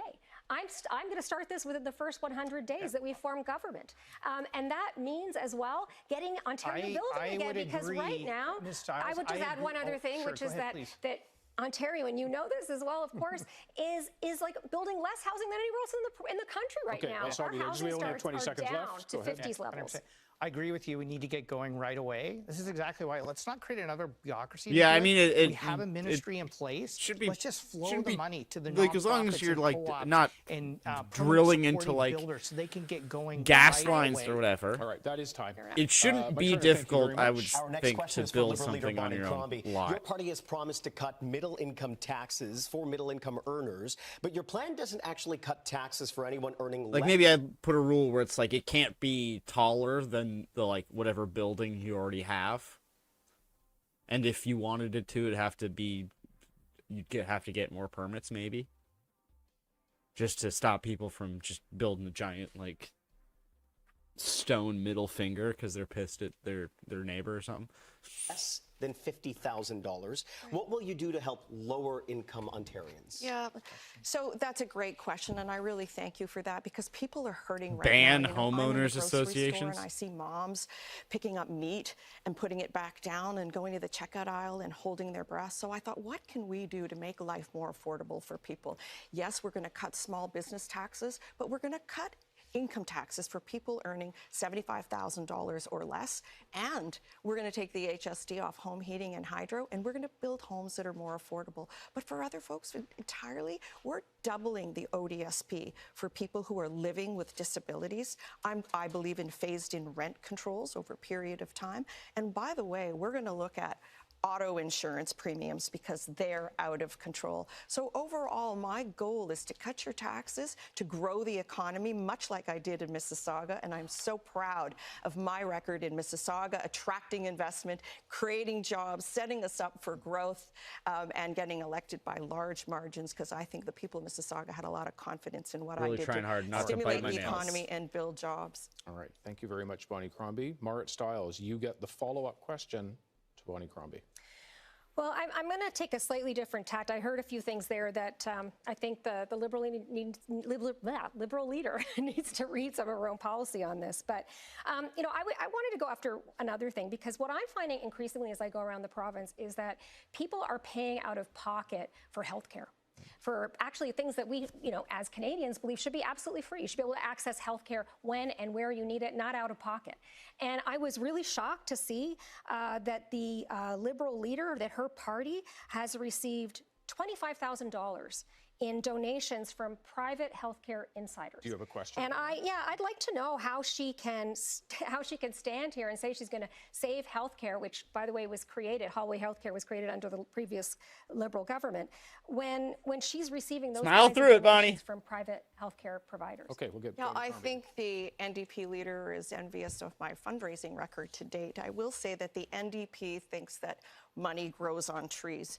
You just can't There it is, promise magic money everything tree. to everyone all the time. Okay. That's She's just not jealous a serious of my plan. fundraising It's not a serious numbers. plan. When I was the mayor of Mississauga, After I had taking to a shot balance at her my for budget. bringing I in never hallway ran medicine. a deficit. You're I answering my did that question. for the past 10 years. I balanced my books for 10 years, I'm just asking- like people have maybe to I need do to be at more home. clear. They have to balance their budgets at home. They know that they have to save in bad times. That's the difference between me I think I need to and ask this you. question a little bit more clearly, maybe. You said that you are going to fix the healthcare crisis, that a previous Liberal government, I will argue, started the whole hallway healthcare crisis, right? You don't take responsibility for that, but you also will not take responsibility for the fact that you have collected $25,000 from private healthcare insiders at a time when we are seeing people literally having to pay out of pocket under Doug Ford's government for healthcare. You know, Ontarians are very clear. They do not want to head in that direction. Certainly, we follow the rules to the T. Absolutely. And So I have a plan that will invest $3 billion, not the 1.8 that the Premier is going to do. How do we know it's not going to go $3 billion to private ensure that healthcare? everyone in Ontario has a family doctor. That is my pledge. That is time. Colin, thank you very much. Thank you, David. Good to see you. Now, we asked some voters what issues they have not been hearing leaders talk about during the election campaign. Car theft, crime on the streets, the drugs, and the guns. Never used to be like that. The waiting time at the emergency, it's like hours and hours. I'm talking from my own experience. I think they need to talk about health care, and I think they need to talk about education so badly. A lot of people are suffering here. Right now there is a situation with the food bank. That shouldn't be happening. This is Canada. Well, for this next segment, Siobhan Morris joins us. She is the Queen's Park Bureau Chief for CTV News. Siobhan, hello. Hello, thank you, David. Hello, candidates. I want to ask you some questions about things that are not in your platform. You'll have 1 minute to give us your position. There is no open debate in this section. We will begin with Marit Stiles. No open debate. You have vocally criticized the government's closure of supervised drug consumption sites, but you've given no details about how you will respond to the addictions crisis. What is your plan? Well, first of all, look, as I've traveled around the province, without question, addiction and mental health care crisis is rife. It is in every community, in every corner of this province, and it has certainly gotten much worse in the last 7 years. You go to Sudbury, for example, you see that corner with all the white crosses that was built by a woman who lost her son Miles to an overdose. The answer to addiction is healthcare. Right? That means that you do not take resources out of communities without actually putting back more and better resources. And that's not what we've seen under Doug Ford and the Conservative government. We saw them take away supports and not replace them. And I like the healthcare hub idea. That came from communities. But it is a drop in the bucket what Doug Ford and the Conservatives are proposing. It will not address the addiction crisis. When somebody needs help, they need it right away, not 2 months later, not a year later. They need it immediately. All right, Marit Stiles, thank you. The next question is for Doug Ford. You promised in 2018 to end hallway health care, but overcrowding in hospitals now is worse than it was then. Why should voters believe that you will fix the problem now? Because we've invested more than any other government. We've invested over $33 billion, over 30% increase. We're actually building medical schools for the first time in some areas over 100 years. As the Liberals got rid of medical school seats, we're adding hundreds and hundreds. We've registered over 15,000 doctors, 100,000 nurses. And the way we do this, the foundation of healthcare, is very simple. You have a strong economy. That's why we've been able to invest in building more medical schools, having more doctors. We're paying for their tuition, by the way. All doctors, if you stay in primary care, you get your tuition paid for. We're paying for all the nurses right across the province for their education that none of these parties have ever done. Nurse practitioners, we're taking care of them on their education as well. We're doing everything we can to build the system, along with bringing Dr. Jane Philpott in, that will connect every single person to a primary caregiver. All right. Doug Ford, thank you very much. Siobhan. A question now for Mike Schreiner. For 10 years, you've been vowing to get rid of Catholic school boards, merge them with public boards. Your new platform doesn't mention that. Why not? Yeah, because right now, we have a crisis in our public education system. The Ford government has cut per pupil funding for education by $1,500. The priority for people right now is to shore up our public education system. And that means supporting both our public and Catholic boards to hire more teachers, educational assistants, special educators, and just caring adults, social workers, so our students have the supports they need. I think coming out of the disruptions from the pandemic, we need to shore up our public education system. And unfortunately, the current government has failed to do that. Ontario Greens are committed to reversing the $1,500 per student cut. We will invest in clearing the repair backlog, and we will ensure that we can lower class sizes because we would hire caring adults in our schools. All right, Mike Schreiner, thank you. Siobhan. We turn now to Bonnie Crombie. You have opposed building new highways in the GTA, but you haven't talked really about how you would address the issue of traffic congestion. What is your plan to tackle gridlock? So certainly there are a lot of alternatives, and I will say this government has not acted on any of them. We need to invest more in our public transit systems. Look at the GO train lines. London, town of London, has been promised a GO train line. It wasn't delivered. All-day two-way GO train service on the Milton line. It was promised again. It was never delivered. We're talking about $150 billion fantasy tunnels. Rather than utilizing existing resources like leveraging the 427 or truck-only lanes on the 407, there's a lot more public infrastructure that can be built, public transit that we need to invest in. Right across the province, look at the highways in the north, twinning the 2+1 lanes in 11 and 17, adding the extra 68 kilometers on Highway 69 in the north, because those roads are so treacherous and we rely on them. But here in the GTA, invest more in public transit to move people around. Here is where the needs are. People need to get to their jobs, and they need to get to their appointments and to their school. Bonnie Crombie, thank you very much. And Siobhan, thank you very much. Thank you. Thank you, Siobhan. Thanks, Siobhan. Thanks, Siobhan. Ontario, of course, is a beautiful, vast, and varied province with unlimited options for leisure activities. As we step away briefly from policy to the personal, we're looking for an answer in 15 seconds or less. This is a tense room right now, I don't mind telling you, so we're just going with a little bit of something to break that tension. I'm going to start with Doug Ford and ask you a question I'll ask everyone here. If you have the weekend off from work, where do you go in this province? I never stop working. I return calls. I have a cottage that I think I saw twice last year for 5 hours to cut the grass and came home. That's what I'm consumed about. I really am. I'm wake up in the morning early, 5:30, 6 o'clock, and return calls, and people know it across the province. From dare midnight, he? I'll return calls. So I enjoy working. All right, Doug Ford, thank you. Mike Schreiner, same question. You got a weekend off from work. Where do you go in this province? Yeah, I work really hard, David, but I also spend a lot of time with my family. And my family and I like to go hiking in and around Guelph. We have amazing trails in Guelph. I love to hike along the Niagara Escarpment. I think it's really important to spend time with my family and nature. All right, Mike Schreiner, I'll turn to Bonnie Crombie. You get a weekend off, where do you go? Well, goodness, I love nature and I love spending time with my family as well. And my family are very physically fit and we're a little competitive about it. So my destination is going to be Thunder Bay because they have great rock climbing in Thunder Bay and I can't wait to go out and see it. And some of the other things we'll do is, of course, pickleball because it's so popular right now. I love pickleball. And that is time. Marit Stiles, a turn to you finally. Get a weekend off. Where do you go in Ontario? Well, I mean, we're all going to say we work harder than anybody else. So, there's that. But I will say I'm a swimmer and I just love swimming in Ontario lakes. You give me a lake, I will swim there. I have yet, though I will say honestly, ever swum in Lake Superior. So that is my next try, although I hear it's pretty cold. So I'm going to wait until the summer, obviously, and I'm going to swim a lot. It's a great place to swim. It is. I'll tell you, it is. I've done it. Karina Gould, wait. Karina Gould, I think, unveiling a new... Wait, the Gould campaign's doing... Oh, wait, never. This is from Real Talk, RJ. Never mind. I thought Karina Gould's campaign was doing YouTube shorts, and I was like, what? Let's see what the new nickname is.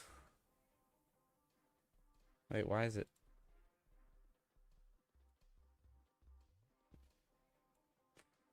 The last 18 months, it's been hard to be a Liberal, especially with the polls. Wise Kyle's watching us. He says the NDP has tanked and all that support is going to the Liberals. Conservatives have dropped a bit. Where we are getting support, it's from some people who had parked their votes with the Conservatives who are coming back to the Liberals. And there's a lot of legitimate frustration. We have to recognize as Liberals that we have to re-earn the trust of Canadians, that we had really lost it for a while. And I think Canadians were telling us what they were frustrated about. We weren't necessarily responding to those frustrations. When it comes to to Donald Trump, Canadians are looking at who do we want to protect Canada. They are overwhelmingly starting to choose the Liberal Party of Canada because what they've seen from Pierre Poilievre is give in to Trump as soon as possible. I mean, they hear him basically repeating Trump's lines and ripping off of him. I mean, he's like a little Timbit Trump. And in Canada, that's not what Canadians want. They want to have someone who's going to stand up for our sovereignty. They want someone who's going to protect our jobs, protect our industries, and protect our values and our way of life. And Pierre Poilievre is just, you know, following Donald. Points for creativity. Also, great segue, but NASA just now says there's a 3.1% chance that that asteroid is going to hit us in 2032, up from 2.6% yesterday. The highest risk assessment asteroid has ever received, surpassing 2.7% in 2004. And then someone quote tweeted it with that Huberman guy, and it's like, at the current rate, the asteroid will have a 1,200% chance to hit us. It will hit us on average 12 times. Very good, very good. Maybe we'll all meet up there. That joke pleases Let's me. turn back to policy with a look at education. Another reminder that if anyone here makes a claim about one of their opponents, I feel like in it's their probably going to answer, be pretty then that person nonpartisan, gets not extra about sports. Then Then they respond. You get 1 minute each to respond to this question, and I'll start with Marit Stiles. Colleges across this province are chopping programs, and they're doing this in the wake of successive provincial governments saying to them, go and get revenue from international students. We know the bottom's fallen out of that. A lot of that money is gone. So how do you fix what has become a crisis for many colleges? Oh, well, thanks for the question. Yeah, and you know, as I travel around Ontario, I got to tell you, I'm met almost everywhere I go by workers and students at our colleges, at That's our what I mean. I don't think it's going to very deeply worried. Communities that whatever if it hits whatever tsunami it creates is going to just go around Japan communities as we're or seeing Taiwan. Programs cut, programs that students Probably need, Philippines that are we screwed. need if we're going to have the skilled workforce that we need to drive this economy and make us more self-reliant, particularly in the face of Trump's tariff threats. So it's absolutely essential. We are funding at the lowest rate of any province in And San Francisco Canada is pretty thin, and then you got Nevada, Arizona, Utah, the answer is to Idaho, properly fund post-secondary institutions. Montana. And I will add that the reliance on international students breaks my heart. A lot of those young people wanted to come here to build a life. They are part of our future, but we have to properly fund our post-secondary institutions. All right, Marit Stiles, thank you. I'll turn to Doug Ford on the financial challenges facing many colleges. Yeah, when they saw the financial challenges, when the federal government cut foreign students, we jumped in there. We support them to a tune of $1.3 billion. We cut tuition the exact year we got elected. We cut it by 10%. We've never raised it. We're making sure that the students focus for jobs of the future. You know, what we did find out, a couple of classes. New Coffeezilla video. We're eating good tonight. We thought that's ridiculous, you know, like a basket weaving course. Let's focus on STEM. We graduate more STEM students than anywhere in the entire North America, over 70,000. Yeah, the STEM Libra students, coin. science, technology, Did you watch? engineering, Did and you watch the last interview or see any of those clips that were on Twitter of the one guy he was interviewing? This is why you always talk to a lawyer first. Hayden? Yeah, I think that's his name.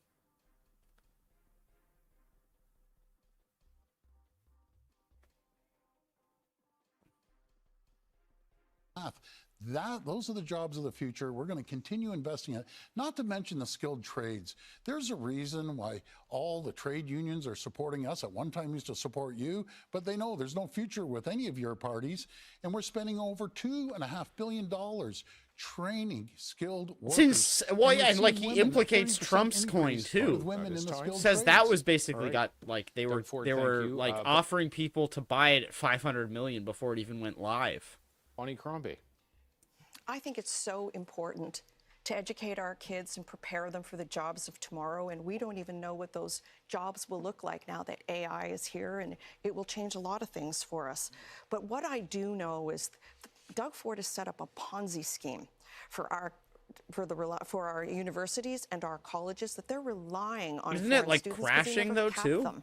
He never capped them as they should have. My plan would be to cap I don't foreign watch it students that at much, but that's 10%, what so that was our like kids the have more space and what reliance. I was I'm hearing. also going to increase OSAP for Well, I our thought students Bitcoin was and extend too. the amount of time that they have to pay Like it not back, and crashing, increase but the it's been threshold going in which down it kicks in when they have to pay it back. pretty steadily But let's for a fund while. our colleges and universities properly. They only currently get 30% of their operating funding from the province. Every I don't know other if that's good or province not. gives them up to 60%, and they're forced to Is rely that up on or down? endowments and their reserves. And of course, they're closing departments and laying off people because this government has created a Ponzi scheme, and it is not sustainable, and we need to cap foreign students. Bonnie Crombie, thank you. I'll turn finally on this to Mike Schreiner. Buy the hawk to a dip. Yeah, David, we have to have an honest conversation with the people of Ontario. We have the lowest funding for post-secondary education of any province in the country. It would take an additional $5 billion in Ontario just to get to the provincial average. So what are the real-world implications of that?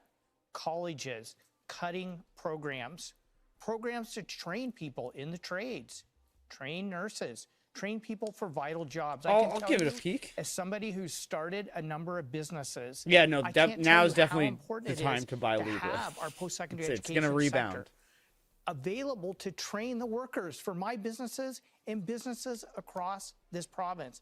Those programs are being cut. The $1.3 billion that was given to universities and colleges wasn't even enough to make up for the loss in funding from international students. We will not solve this crisis. We will not generate the trained workers we need for our economy if we don't fix this. All right, Mike Schreiner, thanks very much. I'm going to turn back briefly to Doug Ford because I didn't catch it. Bonnie Crombie, evidently, you said his name, and that gives him a brief time to respond. Well, first of all, just to inform Bonnie that it's the federal government, not the province, that cut the foreign students, just to inform you. But in saying that, we are training over 1 million students. Just think of this: Skills Development Fund, $2.5 billion.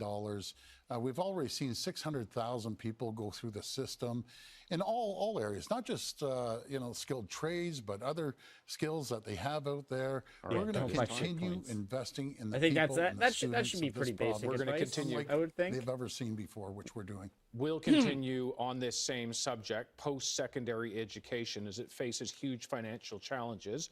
We're now going to have two leaders facing off one-on-one for 2 minutes. We'll turn to Marit Stiles and Doug Ford for this. First word to you, Marit Stiles. Well, I want to start with something that Doug said about the kids and the graduating rates. Like, we are seeing a lot of people graduating from STEM programs in universities and colleges, but I want to shift this a bit because I think that they're graduating in spite of this government and in spite of actually everything they've experienced coming up through our publicly funded education system in the last few years. And so I want to ask more specifically about that, because education is the reason that I first ran for public office. I think kids are our future, and I think the investments that we make now in our publicly funded education system are crucial to their success, but also to our success in Ontario. And so I want to ask Doug Ford why, after everything our children went through, everything they went through in the difficult years around the pandemic, why you cut $1,500 per student from our education system and drove education workers and teachers out of our schools.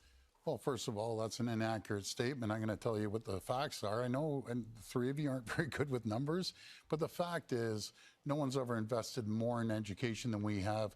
We've invested $40 billion in education.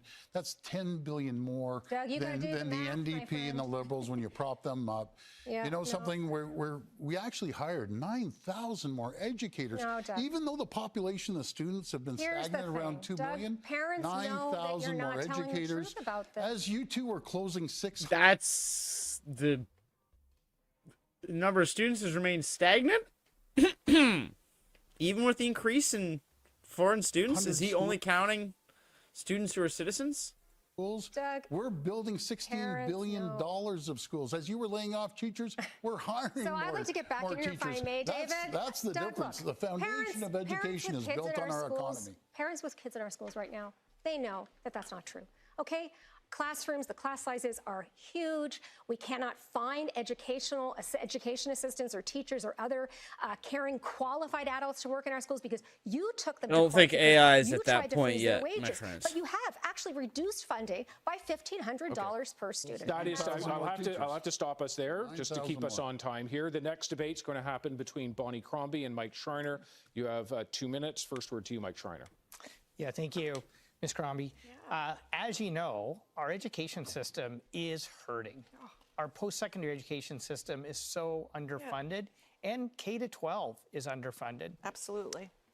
The Ontario Greens are the only party that's actually put forward a fully costed platform that shows how we can afford to reverse the $1,500 cut brought in by this government in K-12 education.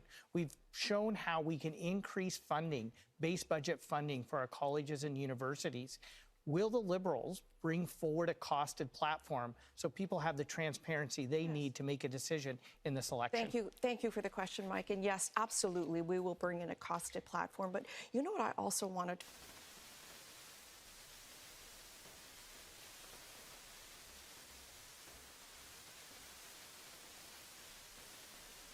I think we're back.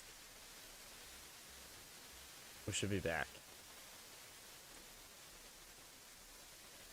All right. I don't know. And then 17% are unemployed. They can't find jobs. So I'm going to create 40,000 jobs for them through apprenticeship programs and other programs. Not through really our sure what the issue is. And we're going to get them back to work. That is my commitment to our young people, to create 40,000 new jobs to smash that unemployment rate in half. But you're quite right. Even in our elementary schools and our high schools, you know, they're overcrowded and the schools are crumbling.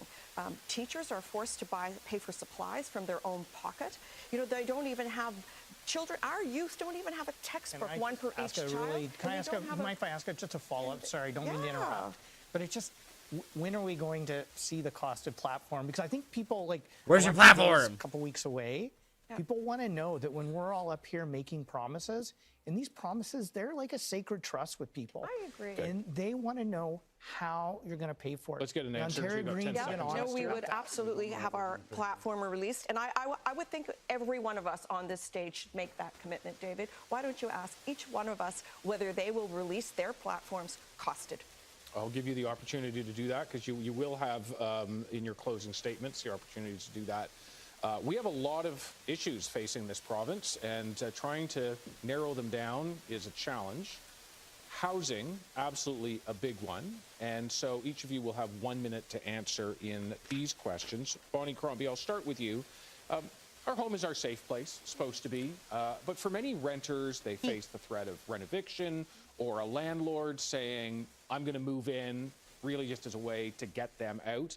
On the flip side of the coin, you have many landlords who have tenants who don't pay, and the system takes months to be able to try to get them out. What is your fix for renting in Ontario? Yeah, that's absolutely true. So the fix is to fix the landlord. You're really good at making an entrance, Katie, and that's what I appreciate. Aimbot Vinny. Aimbot Vinny just subscribed for 16 months. Good evening, ladies and gents. Hello, Aimbot Vinny. How are you? Yeah, we're watching the, you caught us got about 20 minutes or so left of the Ontario leadership debate. Or not the leadership, the Ontario leaders debate for the upcoming provincial election. I think voting day is the 27th, I believe, off the top of my head. Fair. Adjudicators haven't been appointed. My pledge is to fix the backlog in the landlord and tenant board within the first 3 months. There are 53,000 cases outstanding. I'm not sure what has happened over the Liberal past 7 leader, years, Bonnie Crombie. but certainly there are not adjudicators appointed to clear that backlog. But listen, I've got 3 kids. They can barely afford their rent. They're not putting any money away to hopefully buy a home one day. 2 of them got married this summer, and they want to start a family. And there aren't homes being built in Ontario, and not ones that our young people can afford. Alberta, BC, Quebec, they're eating our lunch. They have figured out home building. We haven't here. So I'm making a commitment that I'm going to reduce the price of your home by removing those hidden taxes called development charges, but reducing the price by $170,000. That is time. Thank you. Well, we'll have to leave it there. Bonnie Crombie, Doug Ford, I will turn to you. What is your fix for renting in I need to Ontario? see that. They should have led with the big monkey fight where he kills All she his did is increase taxes inner in child with a Mississauga. knife. And as I said before, Mayor Carolyn Parrish has done more Not the in 10 goddamn, months like, getting rid of the development dance charges, at sequence least where they're in the 50%, street. more incentives. Then I would have than seen you that in have theaters. 10 years, Bonnie. Is Isn't it Different Man on streaming, or did you like rent it? amazing when you have new leadership in Mississauga? Their taxes are going to be under control right now. But we did. We led the charge across the country in getting rid of the HST for purpose-built rentals. Now we have a record amount of purpose-built rentals. We're putting over $2 billion into infrastructure, the water, the sewers, I don't think there's a PPC. the pipes that are needed, and that's going Oh, right it's right. You can across rent the it on province. Prime. Yeah, I That kind will of. be able to I think build that's an definitely. additional- Here's the thing. I feel like a movie where it was good that it was in theaters and got that, and now when it goes on streaming, I think a lot of people are gonna watch it. Million homes. But that kind of just means that we might, like, if they do another one, it might not go into theaters. But that's what these communities want. They want infrastructure. But guess what? None of this can happen under their 3 watches, because I'll tell you, the economy would go down quicker than the Canadian bobsled downhill. And we're the only ones that have the economy moving. We'll continue to have the economy moving to generate more income. Doug to Ford, I'll build leave homes. it there with you. Thank you very much, Bonnie Crombie. You heard your name being said by Doug Ford. You get 30 over and seconds over again. to You know, respond. it's really funny because Doug Ford stood in the legislature and heaped praise on me and on my record and said what a fantastic job creator I was and how the economy was booming in Mississauga and that I had kept all my promises as mayor. And we've got that going out viral because I just want to remind him that, you know, he may think differently today, but back when I was mayor, he thought I was doing a pretty incredible job. Yeah, and I wanted to mention Bonnie Crombie's time. Please go ahead. Yeah. You have 5 more seconds. I have 5 more, sorry. Yeah. I wanted to add as well that we would phase in rent controls over a period of time. I think that would be really helpful to people who can't afford their rent today. And while we make it more affordable to buy a home, our kids are losing the dream of buying a home. Some of them even want to leave the province. Bonnie Crombie, thank you very much. I've got to turn now to Mike Schreiner. A reminder, the question is, what is your fix for renting in Ontario? Yeah, I just want to give a shout out to my colleague Ashlyn Clancy, MPP for Kitchener Centre, who put forward the most comprehensive bill in Ontario to protect renters, bringing back rent control, restrictions around... Wait. Sebastian Stan's in it?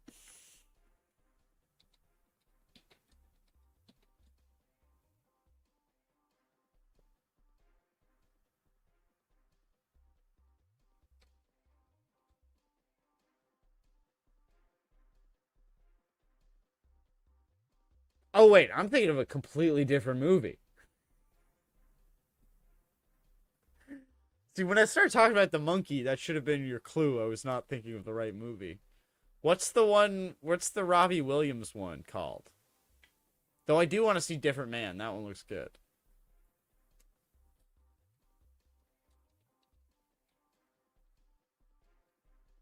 Better Man.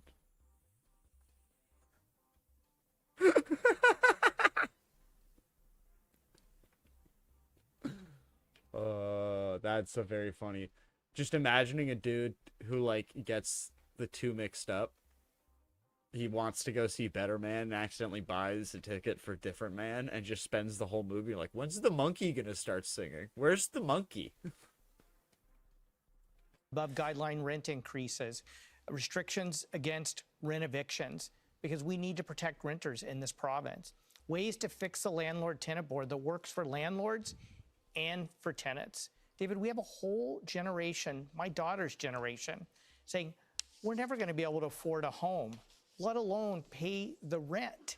That's exactly why the Ontario Greens have committed to building 2 million homes and removing the restrictions to build missing middle houses, 6 to 11-story multi-residential buildings in large urban centers. But unfortunately, the government said no to that bill, like they said no to my bill to build more homes that you can afford in the communities you know and love. We have to start getting back to building. We need a government that will say yes. All right, that's time. Mike Schreiner, thank you very much. You said Doug Ford's name. I don't think I did. No, I don't think you did. Well, let's pretend You said he the did. government. Excuse me, you said the government. The voices in my head are telling me that. Well, just, you know something, we've hired more adjudicators and landlord-tenant board. It's actually, the numbers are actually going down now. We're going to make sure we have some of the toughest laws to protect tenants. But as you were saying, Dave, some people abuse that and they stay in there for a year. We're going to make sure we clear up the backlog. But what this comes down to is where does Better Man fit in new the taxes, Planet of the any Apes taxes. chronology? That's what they believe in. And you've proved it. You voted against us every single time. That's Caesar's dad. That is time.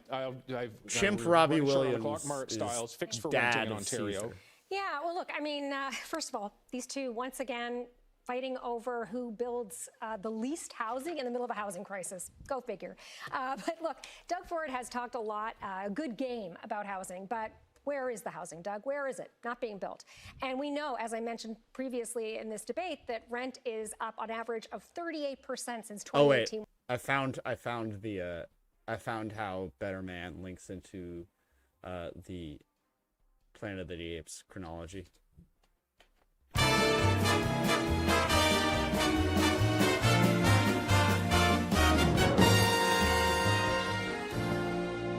Help, the human's about to escape. Get your paws off me, you dirty ape!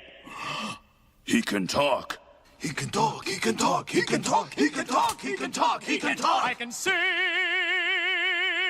Ooh, help me, Dr. Zayas. Dr. Zayas, Dr. Zayas! Dr. Zayas, Dr. Zayas! Dr. Zayas, Dr. Zayas! Oh, Dr. Zayas!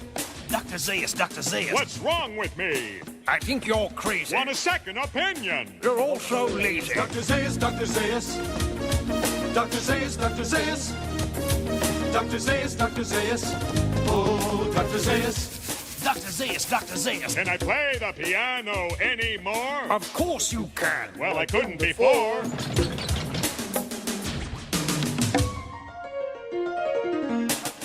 This plans everything. My favorite theory is I like, love legitimate theater. Put a damper on I any attempt to make hate a Planet of every the Apes ape musical. I see, from chimpanzee to chimpanzee.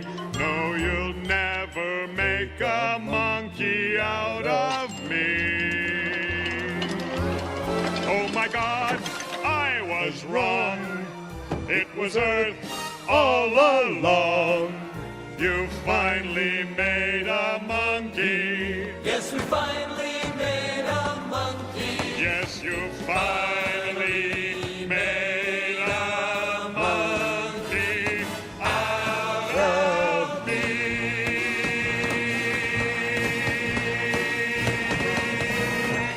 I love you, Dr. Zayas.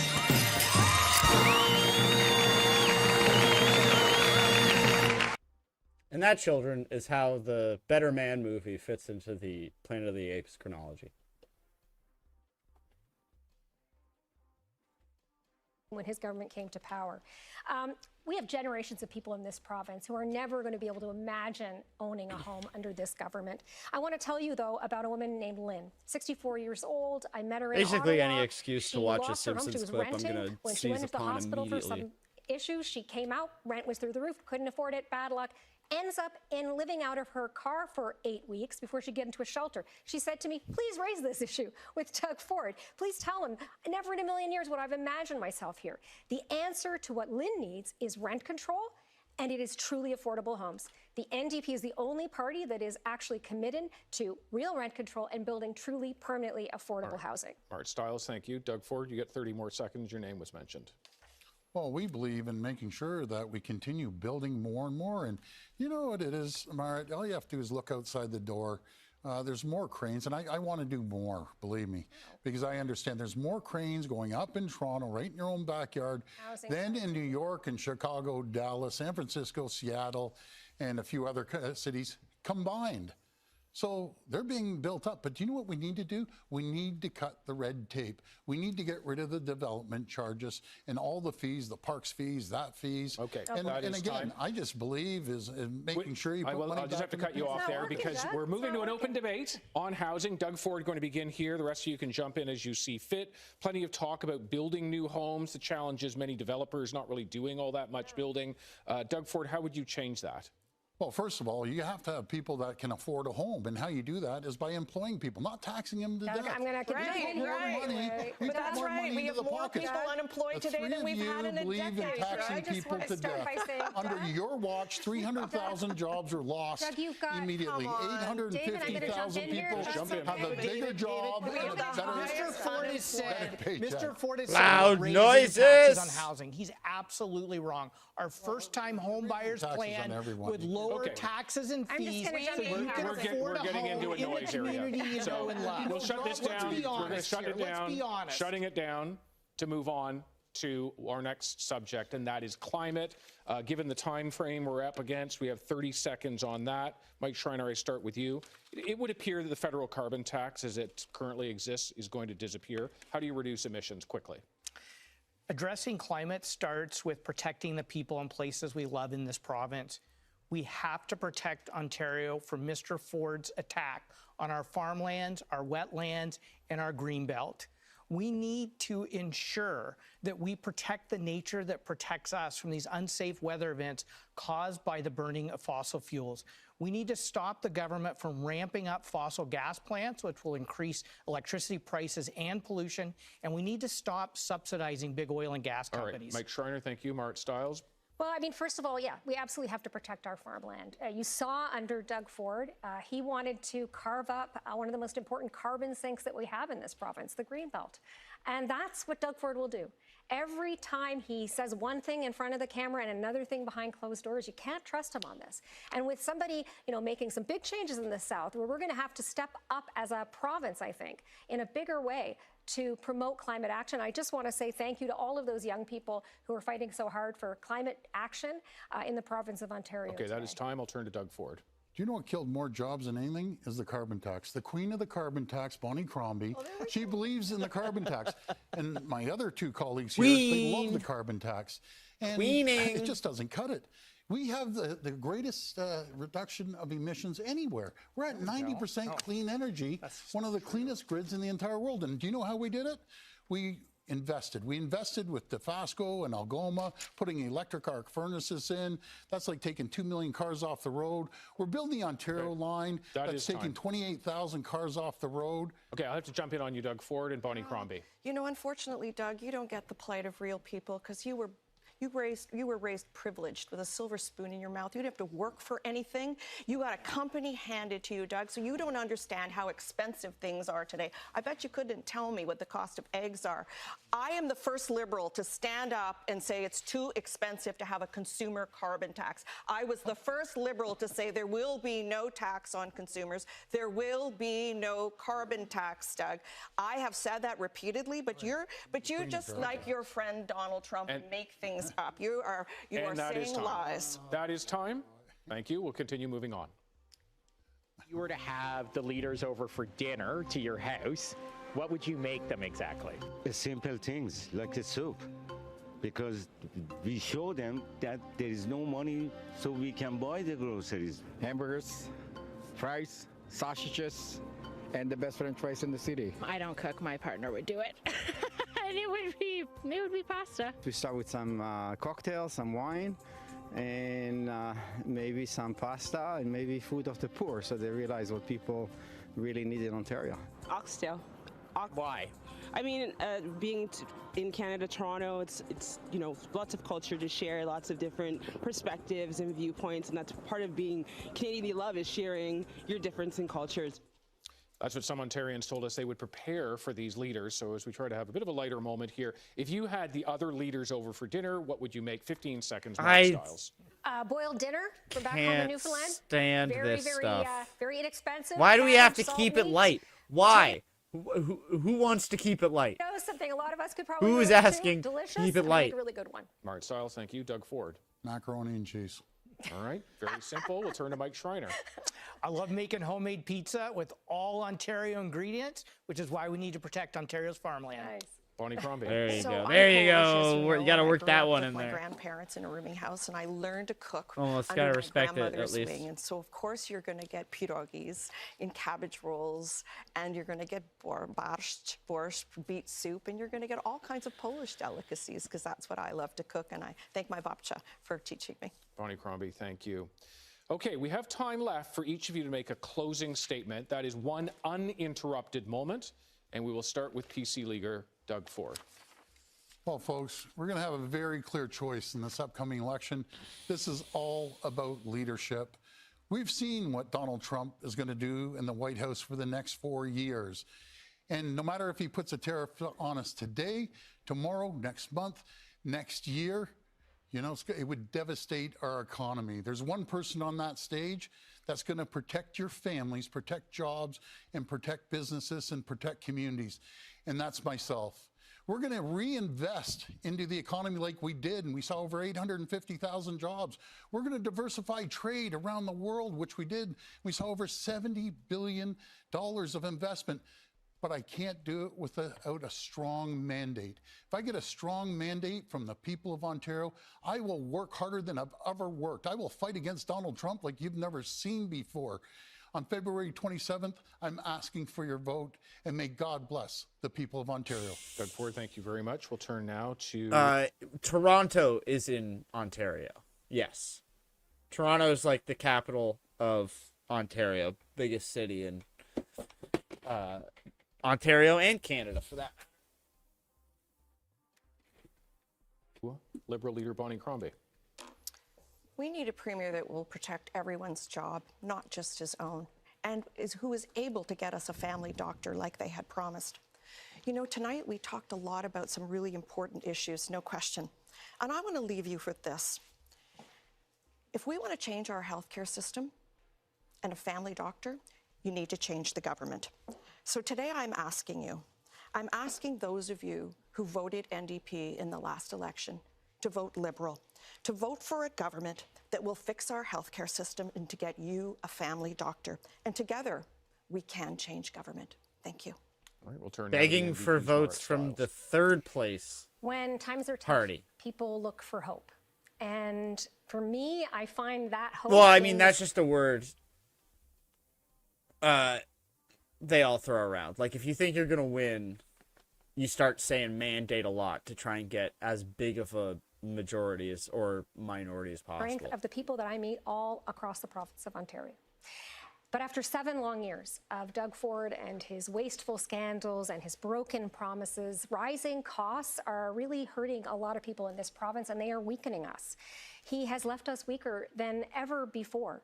A few weeks ago, while he was facing, and we were facing, the biggest threat that our country has faced in generations, he decided to quit his job. You have the mandate now, of heaven, most Vinny. people in The Ontario, mandate if you of quit the your job GTA. and then you didn't show up for work the next day, you wouldn't expect to be rehired. But Doug thinks that he deserves that. I got to tell you, you don't have to settle for this. You have the power to change things. And I want to offer you that hope. We can fix our schools. We can build truly affordable, permanently affordable homes. We can hire doctors and fix the healthcare crisis that these folks have contributed to. Right. And we can bring new leadership and new closing ideas statements to to go to the Ontario. bathroom It's time for and grab change. another drinky All right, poo, we'll and then turn we're gonna now do to the some, Green Party leader, Mike Schreiner. Well, I thank each and every one of you for tuning in tonight. My commitment to you is that I will fight to put you and your community first. I will fight for fairness. Right now, in Doug Ford's Ontario, the rich insiders are getting richer, and the rest of us are just struggling to get by. You have to ask yourself if it's any better now than it was 7 years ago. And it's clear when it comes to housing, healthcare, education, climate action, affordability, the answer is no. What separates Greens from every party up here is that we're running local champions who will be your voice at Queen's Park, not the leader's voice in your riding. I tell my deputy leaders, Matt Richter and Perry Salmuskoka and Ashland Clancy in Kitchener Center, that I'm not your boss. The people of your riding are your boss. And we need more of that in Ontario. And that's what the Ontario Greens will deliver as we fight for fairness. All right, Mike Schreiner, thank you. And as we wrap ourselves up tonight for this, the 2025 Ontario Leaders Debate, I would like to thank certainly all 4 leaders who are on this stage with me tonight and thank them for joining us on this family day. PC leader Doug Ford, Green Party leader Mike Schreiner. We also have the NDP's Marit Stiles and Liberal leader Bonnie Crombie.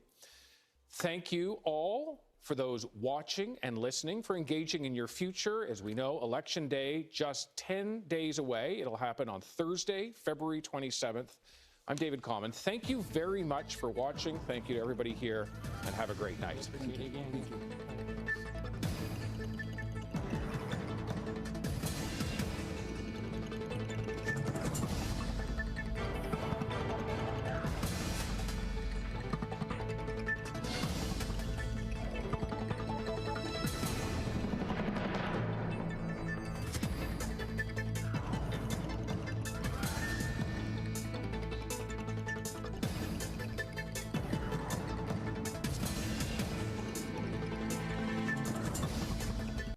Mr. President, it's strange for me sitting with you because we were both in Iraq together in 2003, but we were on different sides. I was part of the American-British occupation, and you were fighting for Al-Qaeda against the occupation. And I never imagined I would sit down like this to talk to you in this way.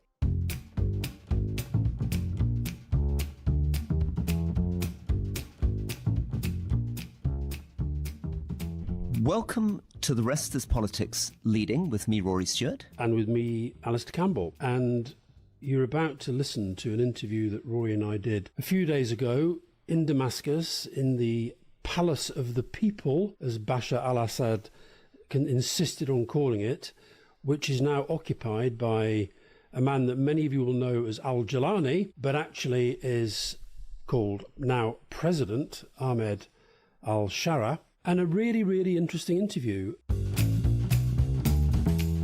You've just been in Saudi Arabia. Tell us what you were doing there, what you were hoping to achieve, and what you did achieve. In the name of Allah, the most beneficent, the most merciful. Welcome to Damascus. To begin with, Saudi Arabia is where I was born. And I had always dreamed of going back there. That's at a personal level. Speaking as a head of state, I wanted my first visit to be to a major Arab country. And so, when I received an urgent invitation from the Crown Prince Mohammed bin Salman, I took him up on it right away, because I thought it was a good idea for my first visit to be to Saudi Arabia. It's a country with a special status and influence in our region. Does it not feel very strange to be the president now? You're in this palace that Assad was in. You've been a fighter, you've been a prisoner, you've been a warrior, you've been a leader, and now you're president. Does this not feel very, very strange? I was a fighter, but it wasn't because I wanted to fight. And today, I am the president, but it's not because I wanted to be president. Syrians endured terrible oppression for 60 years. During the past 14 years, their society has been systematically destroyed. People were displaced, murdered, killed with chemical weapons, and tortured in the regime's prisons. The regime did not take up on any of the political solutions that were offered to it. It refused to meet any... Coffeezilla.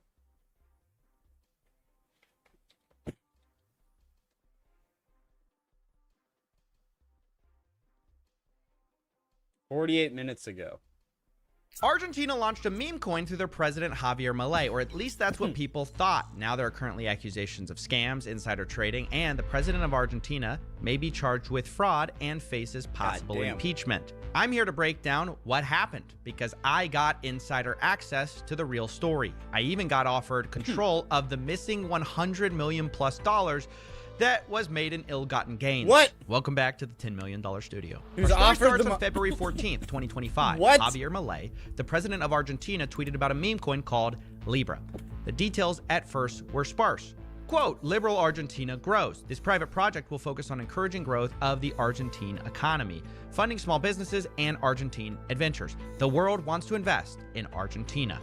And it linked to a website which called it a token with purpose, where 50% of the tokens were allocated to Argentina growth. And I'll admit, it sounds nice. However, as the price skyrocketed to billions of dollars in market cap, people got worried because there appeared to be insider trading. And that's when Javier Milei suddenly deleted his tweet, saying he, quote, obviously has no connection with the project, and, quote, I was not aware of the details of the project. Understandably, the price crashed after this, but in the rubble, people discovered that the team responsible for launching the token may have walked away with over $100 million being taken out of the liquidity pool, meaning they may have gotten rich while everyone else got rugged. It was about this time I began to investigate, and I got an anonymous phone call from someone who claimed to know where this all started, Tech Forum Argentina, which was an event where you could pay as a blockchain company to be a sponsor. According to a source who was there and paid for it, part of it included a meet and greet with Javier Milei, the president of Argentina. This person was excited, but disappointed to find out that once they got there, they were invited to sign an even more expensive contract where two of the guys who ran the event, Mauricio Novelli and Manuel Godoy, were going to basically advise you on how to have blockchain technology in Argentina. Basically, they got you access to Milei. The person I spoke to did not pay for it. Someone who did was Kip Protocol. And the strategic partner of Tech Forum in 2025 is Kelsier. Both of those companies are going to be extremely important. And the people who run them are called Julian Pei and Hayden Davis. Pretty soon, a plan was hatched between Mauricio, Manuel. Oh yeah, well, Trump and Melania both released meme coins right before the election. And Julian and Hayden to launch a project together. It was going to be called Libra and support the Argentinian economy. And President Milei agreed to tweet about it. The division of labor was basically that Mauricio and Manuel were the connection, it seems. And both Hayden of those was handling the launch of the token, and Julian was going to set up a company to distribute the funds to Argentinian businesses. Of course, they never got that far because 24 hours after the launch of this coin, the president of Argentina was being called a scammer, and I got a message on my phone that I didn't expect. Hi, Coffeezilla. I'd like to talk with you about the Milei launch. I was really heavily responsible for it. On that the initials of the person were HD. I'm guessing Hayden Davis, but I couldn't be sure. So I asked for a selfie to confirm his identity, and I did cross-reference it with his photo with Milei, where Milei said he was a crypto advisor. It was indeed the same person who launched the coin. Hayden explained that he'd like to execute a plan and needed my help. He said Milei and his team basically botched it, and quote, I'd like to sit down and make sure all the money that they took out gets back into people's hands correctly. Every dollar. Let me know if you'd like to interview and discuss in person. Now, I was confused why he needed me in person exactly, and he explained, I'm happy to go live on an interview pending we chat beforehand. I'll even show you all the wallets pumped back into the chart live if you want. He had over $100 million in what he called multi-sigs, which require 2 or more people to sign on every transaction. I asked, well, who else is a signer? And he replied, quote, just me. He said, I want to do it alongside you. All I care about is knowing it's in safe hands. I don't mind turning the keys over or adding you to the multi-sigs. Translation, he wants to hand over his $100 million problem into my control. And I was thinking to myself, of course, hell no. Yeah, you're not going to pass me your anything nightmare. To do with this. Of course, I did say that we should talk because I had seen his recent public response and it didn't really go so well. In it, Hayden put forth his plan, where instead of trying to refund people with the $100 million he had a different idea. What happened with Libra, I think there's many things I could say. There's only certain elements that I could control the launch. Definitely things didn't go according to plan, but I think addressing the elephant in the room, which is in the next 24, 48 hours, and unless somebody has a better idea, any funds that I've been able to get back in my possession from all the parties involved, I intend to put right back into the chart and either burn or lock on the liquidity side. Right. He wants to put the money back into Libra, but this kind of creates the same problems where it's like, okay, well, this just benefits insiders and people who have tons of the token. But after watching this, I was also concerned with a different problem. See, myself and the research firm Bubble Maps had been doing a lot of work tracking Melania coin for a while. Yes, the US president's wife. she had launched a coin, and we were concerned that the same wallet which launched that seemed to have also launched Libra. Even worse, they had both been sniped by the same person who created the tokens, or the same network of wallets. Now, if you don't know what sniping is, it's where you buy a coin earlier than anyone else at cheaper prices. Usually, you know something in advance. And not only did these connected wallets buy Melania and Libra coins early, they also sold those coins early for millions in profits. So now, not only was I being offered control of $100+ million from the guy who launched Argentina's coin, apparently he also launched Melania Trump's coin, Good Lord. possibly sniped those Good coins, Lord. and also sold them for millions of dollars. But, you know, I realized it's not enough to just have blockchain evidence. There's only one way to really know for sure. I'd have to confront Hayden directly. But given his massive legal issues that may be on the horizon, I figured there's no way he would take a call with me, though. Right? But if you launch the coin, isn't it unfair for you to snipe the coin? So I would say no. And I would say that for a couple different reasons. Yep. That whole I was interview wrong. was insane. He did agree to get on a call for an hour where he admitted to sniping Libra token and Melania token, later saying, though, it wasn't him directly, it may have been someone else on his team. Most of the time when we're sniping, we're attempting to avoid other snipers getting in, right? So whether that's, and by the way, I don't conduct snipes. However, I then got an interview with another insider in these coins who says that Hayden does snipe tokens personally. How does he know? Well, he claims he's seen it before. He was in the room with Hayden when it happened on another project called Enron Token, which you might not be surprised to realize I've also covered in another video. Just introduce yourself real quick for everyone who doesn't know you. I'm the founder of DeFi Tuna. We're just providing leverage for liquidity providers. That's pretty much us. So I was part of the Enron project launch. I come in, there's this hookah bar where everyone's smoking hookah. And I see on the far end, there's a bodyguard and their whole family sitting down, Gideon, Hayden, across is Dr. Tom, daughters, and his sons. Do a lot of damage and they're all about to until launch then, Enron. They have like 10 minutes before the launch, they all have snipers ready with a contract address on the snipers. Sniper bots. They're like all waiting. They're all, you know, smoke coming out of their ears. They're all smoking like crazy on caffeine. The token launches and everyone's pressing. And the wonderful thing was this, you know, I'm looking at it and they're like, oh, somebody got just before us. And, you know, and everyone's just arguing between each other, but, you know, they all still got earlier and they're still in a plus, and they're like, you know, and I'm looking at it, I'm like, you know, it's like a junkie house. This interview was crazy. And remember, the guy we're talking about, this junkie house, is also the person who launched the president's wife's meme coin and the Argentina's president's meme coin. It's insane. In the case of the Melania coin specifically, side note, the co-founder of our whistleblower actually says he was ordered to like sell these coins, but, you know, do it in such a way where it's not illegal because no one will know. And they were saying everything's legal, everything is good as long as nothing can be tracked. That was yes. Yeah, that's usually how one of the crimes best work. liquidity providers that I know. I've seen or heard of. He understands at very deep level. Doing crimes, you know, he's done an excellent job. But one thing that they legal if you don't leave kept any evidence. against him is the fact that he didn't sell on the top, and he cost them millions of dollars. You know, up until even some recent discussions, like I have proof that they just keep bringing the subject up. Yeah, great, but he didn't sell. Melania cost us millions. At the top. That's right.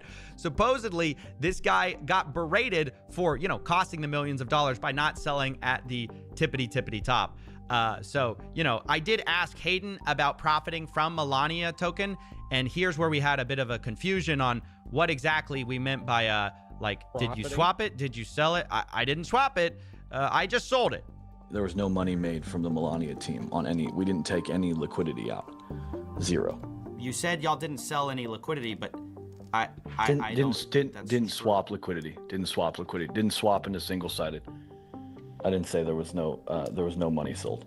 There's a difference between swapping the liquidity and selling liquidations. Those are two different things. I don't know what. Okay, so y'all either of those swapped. means. You didn't sell, or the other way around. No, other way around. Other way around. Sold. You didn't swap. Yeah.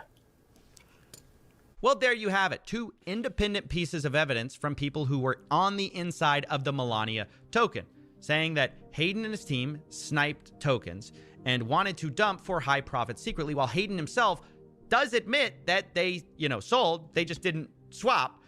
Of course, I also obtained insider texts from Hayden Davis and his team on another project, this one called Mates, where an insider asked the following. Quote, you want continue pump or you want to distribute all Mates tokens ASAP, aka sell? Hayden replies, we are trying to max extract on this one. That max extraction supposedly led to 7,000 Solana, or roughly $1.3 million. And I do personally believe a lot of this is probably illegal. Whether it will be prosecuted, though, by our gutted regulators is another matter entirely. Yeah. Right now, we seem to be in a race in America to deregulate cryptocurrency, meaning behavior like this is unlikely to ever be punished. So that's what they For meant. now, They- I just want to show they people didn't that these sell out meme of the coins coin. are They deeply used the rigged coins they had financial to vehicles buy for screwing different regular coins. people and transferring wealth to the top, to the insiders, and people like Hayden, they're everywhere in this industry. I should also mention, while I'm on the subject, by the way, that it's not only always the people themselves, it's also the platforms that sometimes are part of this. Platforms that launch meme coins obviously benefit from trading volume instead of price, meaning even if you lose, they make tons of money. And it's been a suspicion of a lot of people that some of them may play a role in some of these insider launches. Today, though, we got a little bit of evidence. In my investigations, one platform kept coming up, Meteora. They launched Trump Coin, Melania Coin, Libra, and many others on their platform. And they were crucial to giving Hayden Davis tons of business through his company Kelsier. Meteora's CEO Ben Chow describes it as, I do know the Kelsier team well. Now, they were confronted about the fact that Kelsier and Hayden were sniping their own tokens, and Ben said, well, he had no idea. He's shocked by it. This clip is a little long, but it's worth it. Kelsier is very much affiliated with M3M3 and with everything. It's very close. To be there and just see how. Sorry, but actually no. Please tell me, because actually I don't know this. Like I'm sitting down and I'm seeing, and everyone's got their phone. Everyone knows the contract address. Like Gideon, Hayden, Dr. Tom. Everyone's sitting at the table, and they're all with their phones. They all have snipe bots ready. They all have all the CA. They're all sniping it. It's them sniping. But Ben, it's not only that. There is even. I'm 100% sure that it's also Jake involved. Everyone's involved. I'm sure the influencers involved. Look. Me. Oh my God. And like, there are people that bypass them, like do it faster than them, and it's like, look, the whole thing just looks rotten to the very core. Yeah, I really don't know if this guy is genuinely reacting or this is like some kind of Oscar award-winning performance. Like, what? No way. I had no idea. The people I've been handing business to have been sniping our own tokens. No idea. Meanwhile, I asked Hayden directly if Ben Chow would have known these snipes were happening. He responded, quote, I would say he wouldn't have been surprised, but he wouldn't have been involved. Now, that's interesting, and if it's true, it would mean that Ben's shocked reaction to this project sniping itself would be a little hard to believe. Meanwhile, by the way, Hayden Davis also doesn't really take credit for some of this. He implies that the Melania team itself was part of the reason they decided to snipe the coin. Were you part of the Melania launch, and was that sniped as well?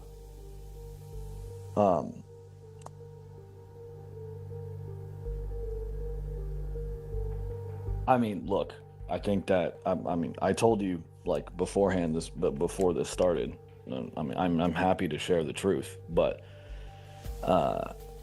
you're asking a question that's,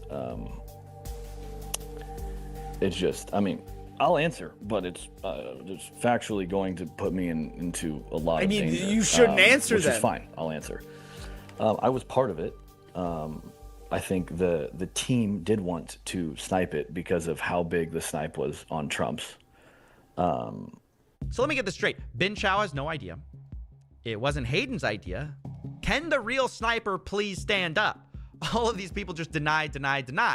Either way, though, Ben Chow agreed that the Libra situation in particular was so bad that he would have to step down from the company, regardless of whether he knew, because he called it SBF level, as in Sam Bankman-Fried and FTX.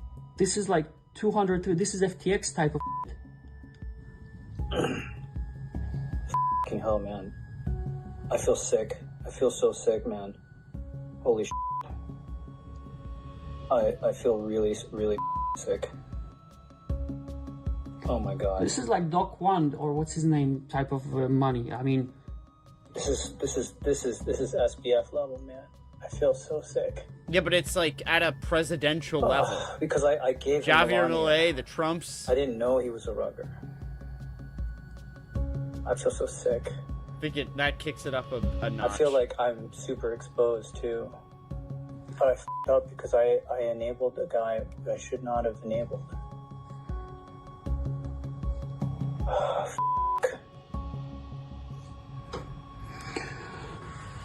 I'm gonna have to step down. You know, I do have to agree with Ben Chow here. This is starting to make me feel sick too. Not because my platform enabled millions of dollars to be, quote, max extracted from retail, but because most people buying these coins have no idea how corrupt these launches are. With manipulative market making, sniping insiders selling, the deck is just totally stacked against you as a regular person. But don't take my word for it. Hayden, the guy we've been talking to, who literally runs these things, agrees. It is an insider's game. This is an unregulated casino. Like, if you're a retail trader thinking you're gonna go make millions off of meme coins, you better study your off. Well, honestly, I do appreciate his honesty. It's an insider's game, and as the saying goes, it's a big club, and you're not in it. Speaking of that, by the way, there was one person so far who has been refunded their losses in this whole debacle. Dave Portnoy. Well, he has to say study, so it makes it seem like you could join the club if you just work hard enough. Dave was going to do an insider deal with Libra token for free tokens where he tweeted about the coin. That deal was canceled, though, because Hayden told him basically not to tell anyone about the free coins, and Dave disagreed with that. But Dave did put $5 million of his own dollars in the coin, in the hopes of obviously making money like everyone else. But when the coin crashed, he lost almost everything. Behind the scenes, though, Dave got bailed out. Hayden Davis gave him his money back, which Dave has admitted publicly. So I guess, you know, for the big traders who are celebrities, they get their money back, roughly $5 million back, because I guess they're real victims. But refunding everyone who lost money, that's an insane idea. Whether I refund people, they're still going to be pissed, right? Refund people on a meme coin, which sounds insane. Or I inject back. People are going to be mad either way. Instead, the current plan is to once again dump the money back in the chart, which will disproportionately benefit insiders who know the timing. And what about Javier Milei? Can't forget about him. The president of Argentina is currently facing charges of fraud from the opposition party and threats of impeachment. Today, Milei finally addressed the Libra token and said the following. Falso. Yo difundí. I broadcasted it. I didn't recommend it. I didn't promote it. The reality is, if you go to the casino and lose money, what is the claim? It is about 5,000 people. And surely the chance that they are Argentinians is very remote. Well, there you go. Pretty much your standard denial. I didn't do it, and if I did, they deserved it. And if they didn't deserve it, well, they weren't Argentinian anyways. One thing I will be clear about, though, is that all of the insiders I've spoken to so far claim that Milei himself made no money from this project. It was these other people who had access that were selling access to him. Exactly. Whether you believe that is another matter entirely. But what is abundantly clear is that this was a massive failure for Argentina as a whole. It's an embarrassing situation where Milei allowed a 26-year-old to collect $100 million off his name, purporting to be for small businesses. And that same person sniped the coin as well, Melania's coin, Enron, and many others. Or his team did, or a team told him to. It's so far unclear, but the sniping itself is uncontested, as testified by Hayden Davis himself and an insider who was in the room. In the aftermath, there are possible impeachments, people possibly stepping down from their company, and millions of dollars in damages. And that is the story of the Argentinian meme coin disaster. Ben Chow has since resigned from Meteora, his co-founder. Oh, wait. His co-founder announcing Ben had a lack of judgment. Although saying, I believe him when he says there was no financial inappropriateness. Since recording, the following text leaked from Hayden Davis, speaking of Javier Milei, I control that N-word.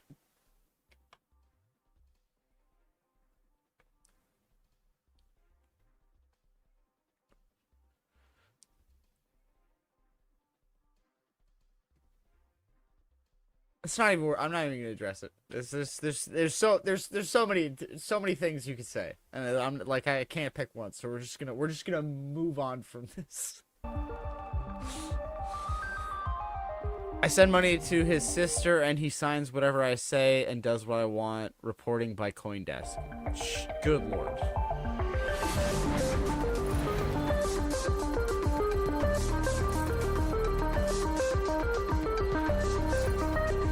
Well, they all seem like very, very nice people.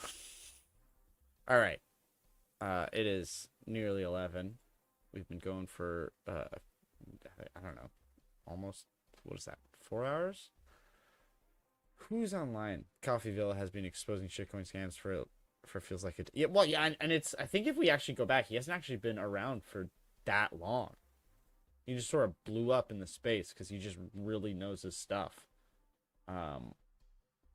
And then it's sort of like, it's snowballed. Like, the more he displayed that he knew his stuff and, like, exposed his stuff, the more people were willing to speak with him about it, which is sort of how it's supposed to work. Swear to God, Coffeezilla, you better not, like, we're all rooting for you. Please just be normal in your personal life. Just be normal. Who's Ben McKenzie?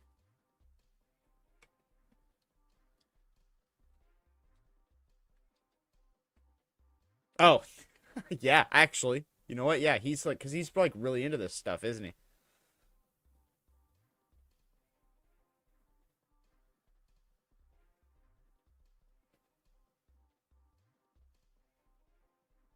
Ben McKenzie could play like an older Coffeezilla.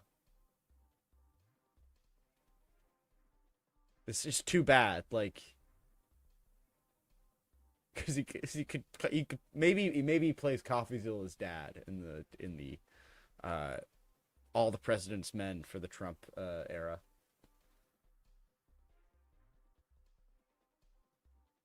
He was good, and he was great in the OC. He was fantastic in the OC. We don't give him his flowers enough for the OC. All right, is there anyone streaming?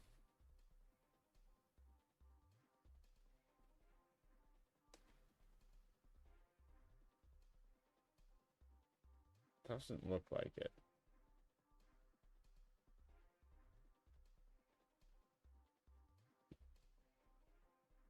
What's VO doing?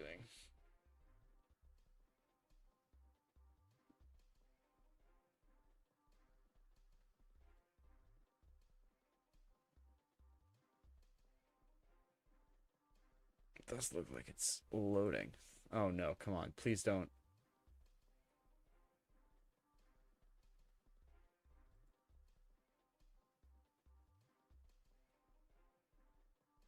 Okay, what's going on? Now my Opera is not, like, I can't click on anything. I have a good night aimbot video if I can ever figure out how to get my... This is annoying. Thank you. He's most likely going to win in a landslide. Might even win like 50% of the votes, which is nuts.